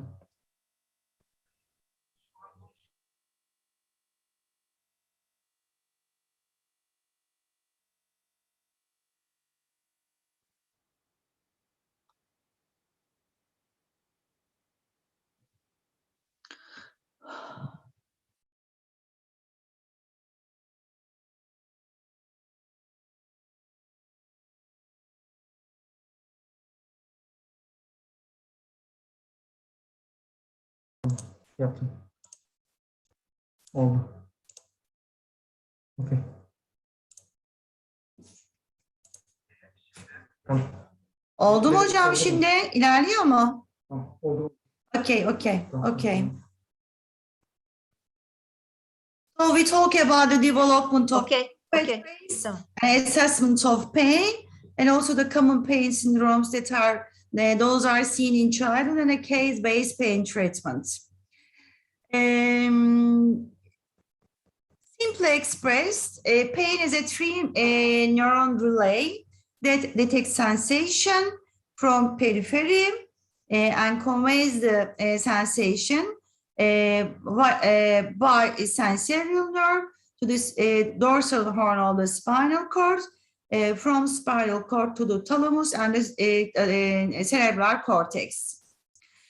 During normal development, infant pain transmission and the pain modulation also undergo rapid growth beginning at 22 weeks of gestation. In the newborn period, inhibition, in other words, the modulation is started. Pain pathways achieving mature functioning at approximately 2 or 3 months of age. And also 18 months of age, a child can express, yes, I have pain in whenever the pain in the child's body. And also over 3 years old, a child rates the intensity of pain. Especially newborn have mature and functional ascending pain pathways capable of transmitting noxious stimuli by 22 to 24 weeks gestation, but neurotransmitters that modulate the ascending impulse do not appear in the descending pathway until approximately 48 weeks gestation. So yes, transmission system is fully mature, but the inhibitors is not mature yet. Because of that noxious stimuli during this vulnerable period of neuronal plasticity may trigger unpredicted long-term epigenetic changes, which affects the brain, the neurodevelopment, pain modulation, and pain reactivity into adulthood, and may permanently modify individual pain processing. So, if the strong painful procedures or mild repeated procedure is done in this premature during these periods, considered to be the greatest risk factor for the development of chronic pain in children and adults.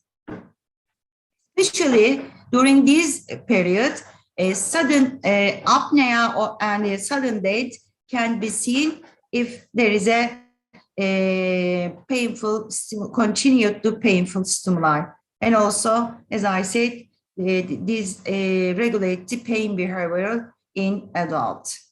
So, pain treatment in premature and newborn is ethical obligation.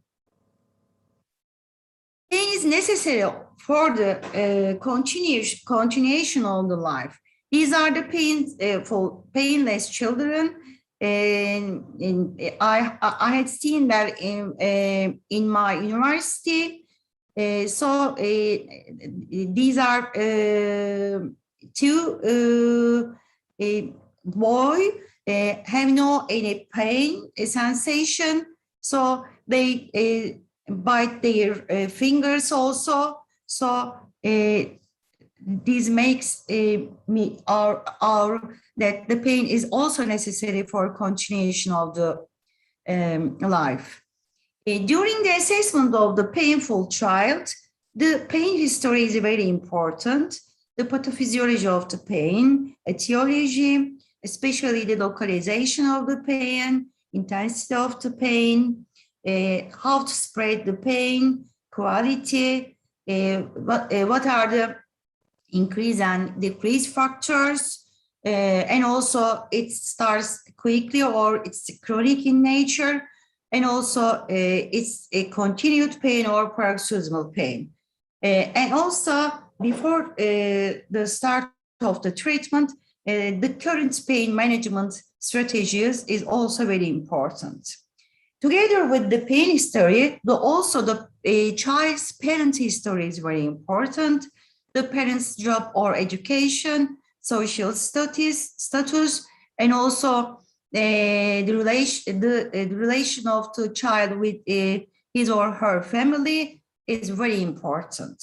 Especially the illnesses that causes the pain is very important. For determining of the pain intensity, we usually in child the smiling agent. If no pain, a child has a smiling face. If had with severe pain or unbearable pain, and usually patients show that picture on the chart.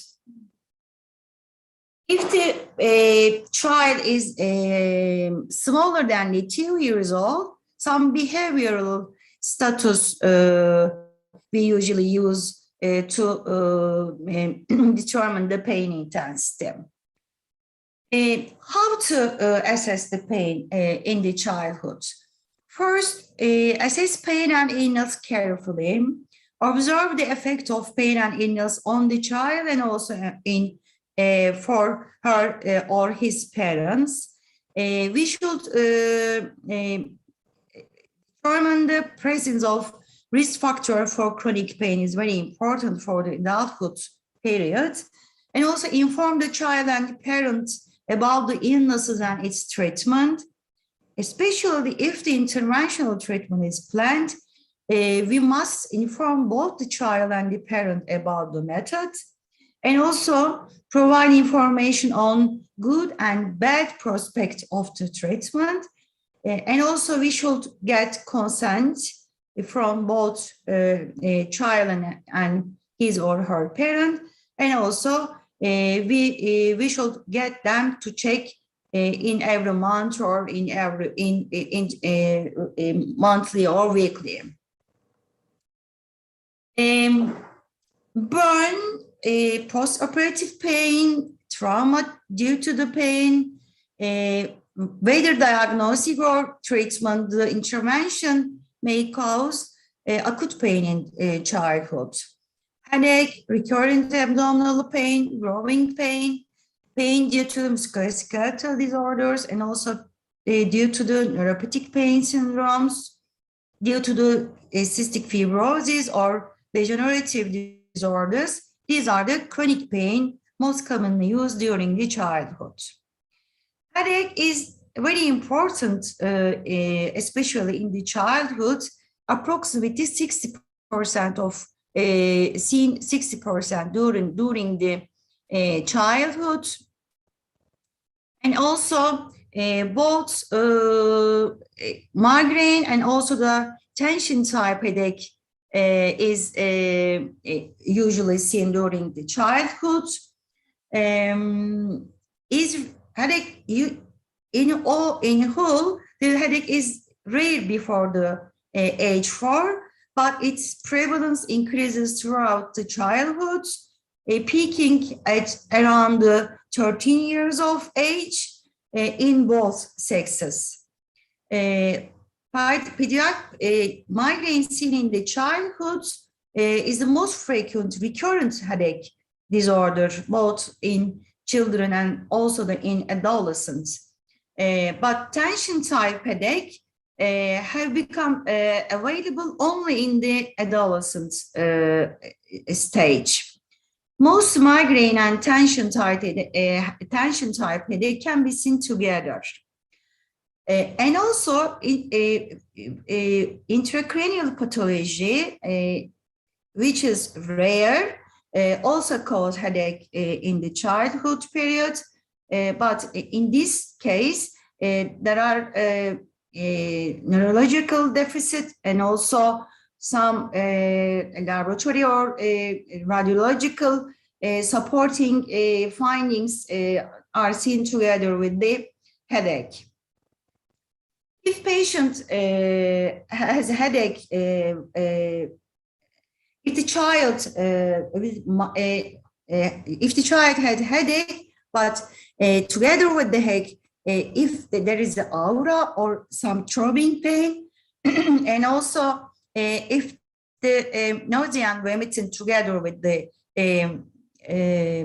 headache, we usually diagnose that kind of headache as a migraine. In the tension type headache, no aura. The localization of the pain is like a circle, and also the characteristics of pain is as if compressed, and also the pain usually occurs daily and no in nausea and vomiting. The headache in the child is very important because 60% of adults with headache also has pain on their childhood. For the treatment, the psychotherapy, especially cognitive behavioral therapy, is very important.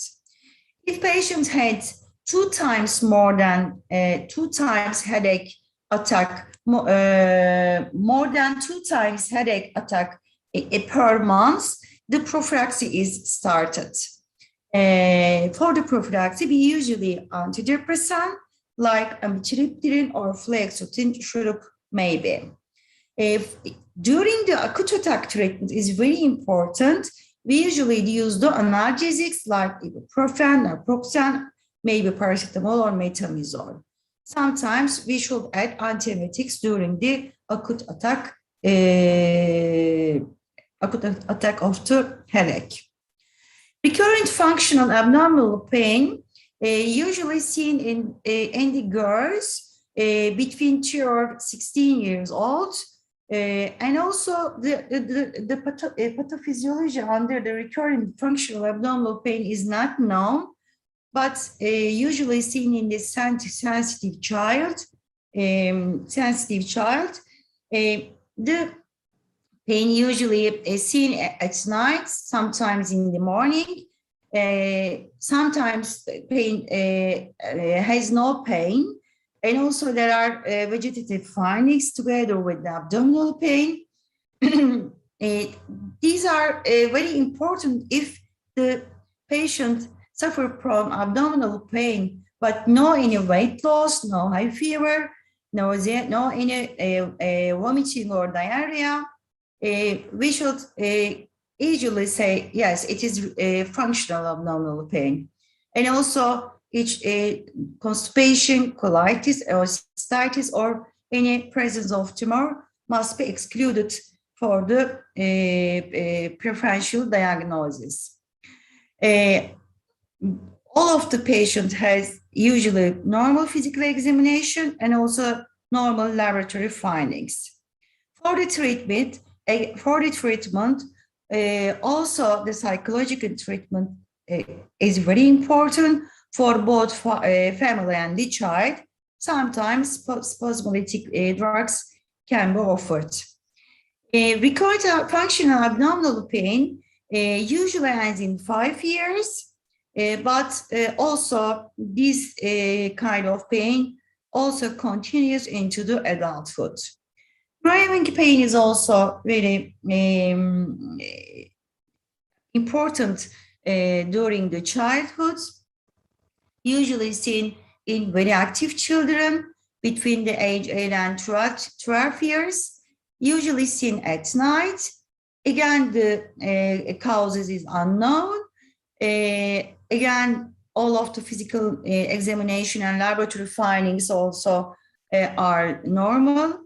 For the treatment, massage and sometimes paracetamol can be recommended. Neuropathic pain is very important, maybe due to tumor itself, maybe due to trauma to the whenever the peripheral nerve or spinal cord, maybe due to complex regional pain syndrome, and also maybe due to the amputated extremities. Patients usually say the characteristics of like a burning, some stabbing like pain, and also shock, electrical shock like pain, and also patients usually say suffer from the allodynia. For treatment is very, very important. We usually use the anticonvulsants also in the childhood as in the adult. Gabapentin is the first-line drugs for the treatment of neuropathic pain. And also, if the pain does not resolve with the anticonvulsant, we usually add opioids, maybe codeine syrup or tramadol drops. We can add these opioids also to the treatments. Sometimes we use some interventional procedures like sympathetic block also for treatment of the neuropathic pain. Calcium pain is also very important during the childhood, maybe due to the tumor invasion or compression, maybe due to tumor treatment, maybe due to chemotherapy. We usually see the neuropathic pain due to chemotherapy, and also after radiotherapy, maybe associated with the tumor disease like acute herpes zoster, concomitant with the cancer, and also constipation. So we don't forget about the non-tumoral cases of the cancer pain. It's very important also. So for the assessment of the painful child, we must, together with all of the specialists together, in a multidisciplinary approach. The aim of treatment is maximum pain control with minimal side effect, with absolutely psychological well-being, and also the very important goal is to improve the quality of life of the child. The pain control in rest is easy, but pain control during the activity is very difficult, but we should also target this, and also we should supply the patient the sleep without pain. In 1986, World Health Organization recommended the analgesic guideline as a pain relief ladder. If child has mild pain, we should start with the non-opioid. If child's pain moderate, we can add weak opioid to the opioid, non-opioid. If the patient has severe pain, we should add the strong opioid to the non-opioid. This is the analgesic ladder.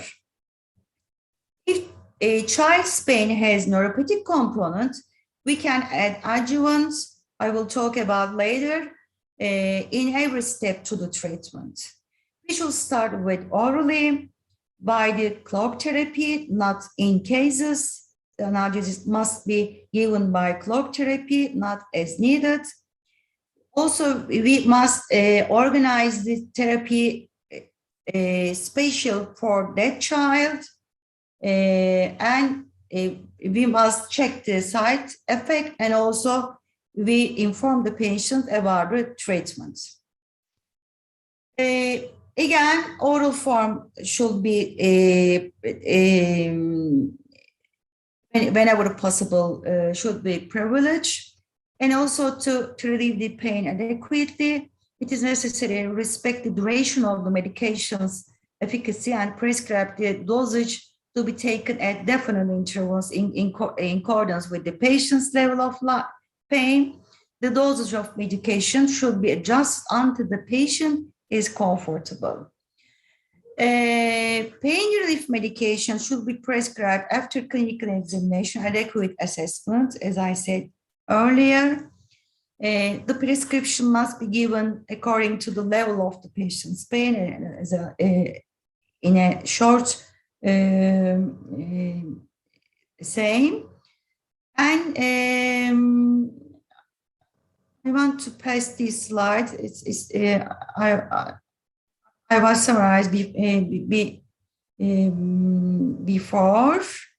The first step is very important because this is the new adaptation of the analgesic ladder. The adaptation of the analgesic ladder for acute pain, chronic cancer pain, and cancer pain is based on the same principle as the original ladder, as I said.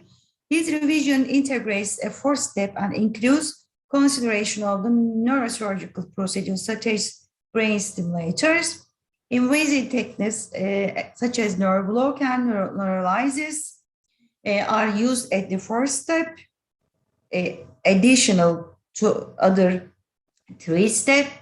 The new first step is recommended for the treatment of crisis of the chronic pain, especially interventional pain literature suggests that there is moderate evidence for the use of transfemoral epidural injection, lumbar percutaneous adhesiolysis, and spinal endoscopy for painful lumbar radiculopathy, and limited evidence for intradiscal treatment in the low back. We can add all of the procedure to the analgesic ladder as a fourth step. First, we start the treatment with systemic analgesic therapy. With systemic analgesic treatment, 70 to 80% of the pain can be reduced if the with the systemic treatment. If patients pain still continue, in this case, we usually do the interventional pain treatment. The three main classes for the systemic pharmacological treatment: non-opioid, opioid, and adjuvants. As you see, under the non-opioid classes, there are non-selective, non-steroidal anti-inflammatory drugs like naproxen, diclofenac, ibuprofen, and also non-acid antipyretic like paracetamol and metamizole. For the opioid main group, there are two classes: weak opioid and a strong opioid. I will also explain later, and also adjuvants. Non-opioids, both non-steroidal anti-inflammatory drugs and paracetamol, commonly used within the pediatric pain management, but they are not approved for infants under the 3 years old. It's very important. It should be used with the lowest dose for the shortest duration possible till to controlling the pain. NSAIDs are also used in conjunction with paracetamol. There are also some drugs which contains both drugs to reduce the amount of especially the NSAIDs administration to children. The long-term safety of the use of NSAIDs in children is unclear. So we should start with the lowest dose in a short duration. Some safety assessments, but especially ibuprofen is safe, especially if it is compared with the paracetamol, and in trials found no significant increased risk for serious adverse event when we can compare the paracetamol. This is only true for the ibuprofen. Recommended dose for the ibuprofen is 5 to 10 milligram per kilogram per day. Again, I want to stress for this issue, it should be used in a lowest dose. Maximum daily dose recommended for naproxen also is the 1000 milligram per day. Opioids is also for Argolog is the ultimate standard for gold standard for the pain management. It should be prescribed in especially severe painful condition like cancer, multi-system trauma, or serious chronic disease such as sickle cell anemia. But the pediatric pain management reviewers have considered opioids for less serious condition. So this is very, very not accepted behavior, such as pain occurring after outpatient surgical or dental procedure. So, but in Turkey, we usually not use like this. Opioids binds to the mu-opioid receptor in the body. Mu receptor is not mature during the childhood, so the analgesic effect is less, especially for the opioids. There are a lot of drugs in the child's body not binding mu receptors, so there are a lot of side effects. So it's very important. There are also no significant differences in the pharmacokinetics of tramadol. This is the weak opioid between children and adults after oral application or intravenous injection. This is more safe. Apart the age, especially the genetic variation is very important, especially for the tramadol.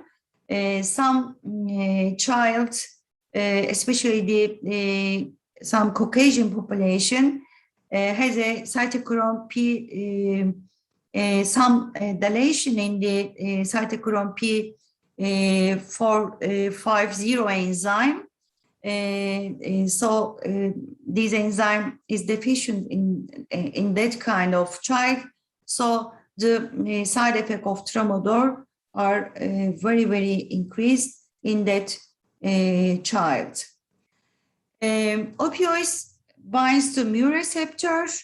Mu receptors are located in all over the body, especially in the immune system, also gastrointestinal system, in the periphery, also spinal cord, and in the supraspinal brain centers.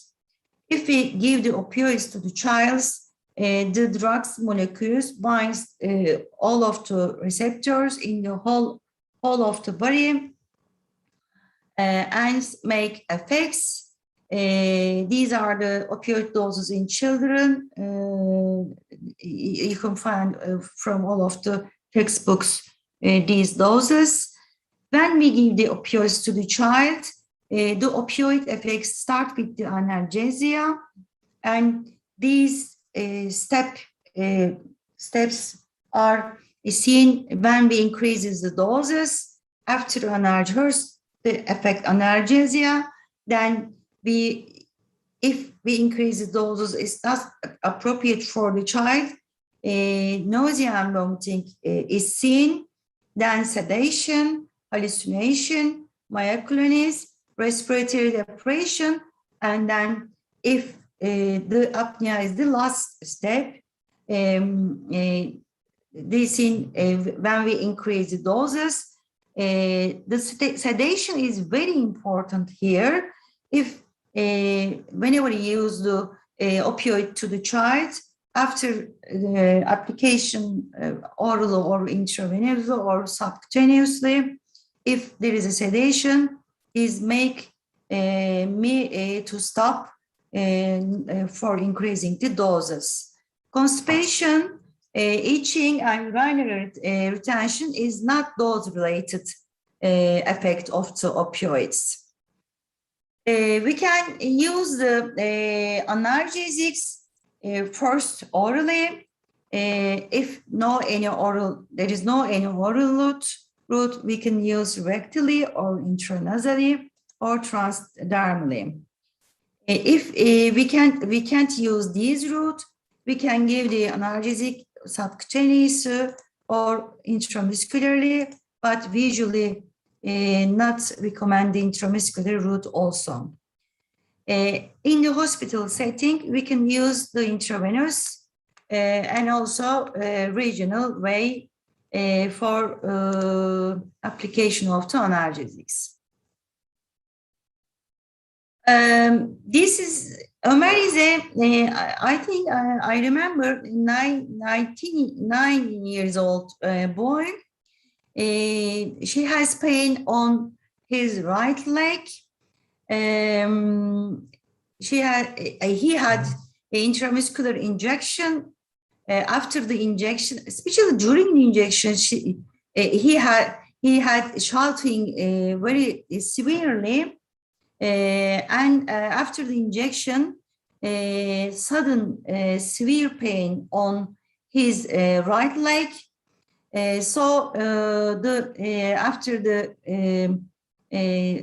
Due to the sciatic nerve injury, he had an injection neuropathy.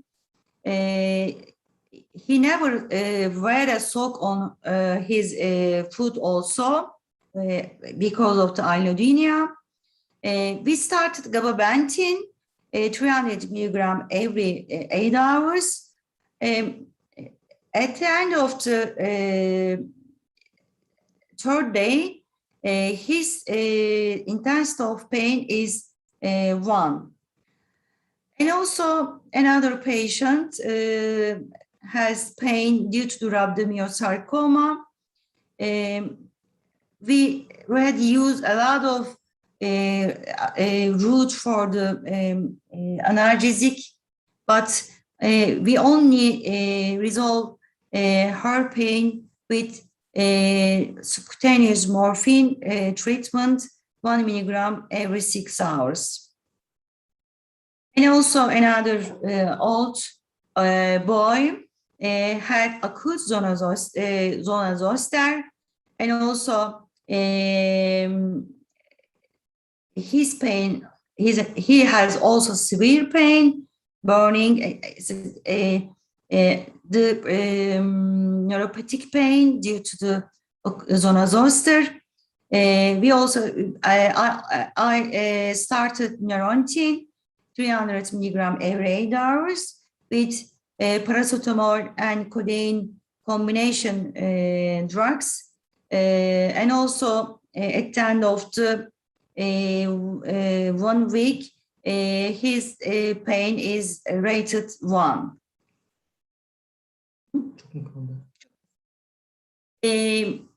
As an interventional treatment, we can use a lot of way from periphery to the brain. There are a lot of ways to applicate local anesthetic or opioids. This is a osteosarcoma of thumb. We put axillary catheter to that girl for the pain control. We can also use epidural or intrathecal area for the pain control, like this. But it's very to make whether into epidural, intraspinal interventional pain therapy intervention is very difficult to done in the childhood. Sometimes chocolate, sometimes mother, some in every cases dormicum should be support the procedure. So the child happy, we are also happy. Again, is a epidural analgesia. We should get as fast as possible analgesia. So to get the fast track analgesia, we should combine the paracetamol, NSAIDs, and opioids together.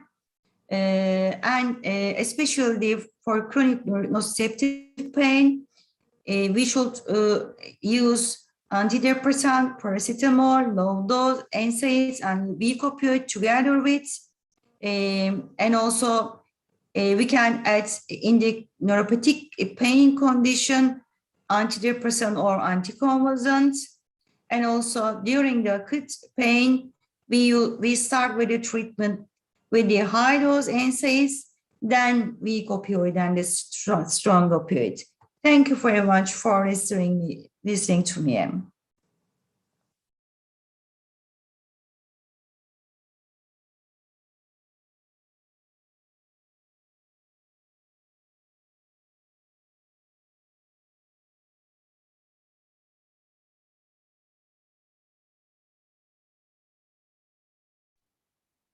Ağzına sağlık Kader.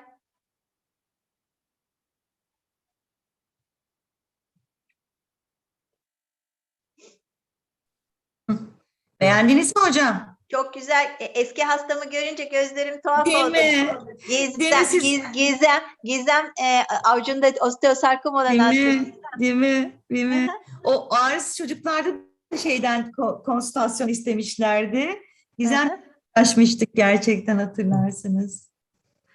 Hatırladım, gördüm. Babası da onun kanserden öldü. İkisi de kanserden öldüler. Kadıncağız perişan olup gitti.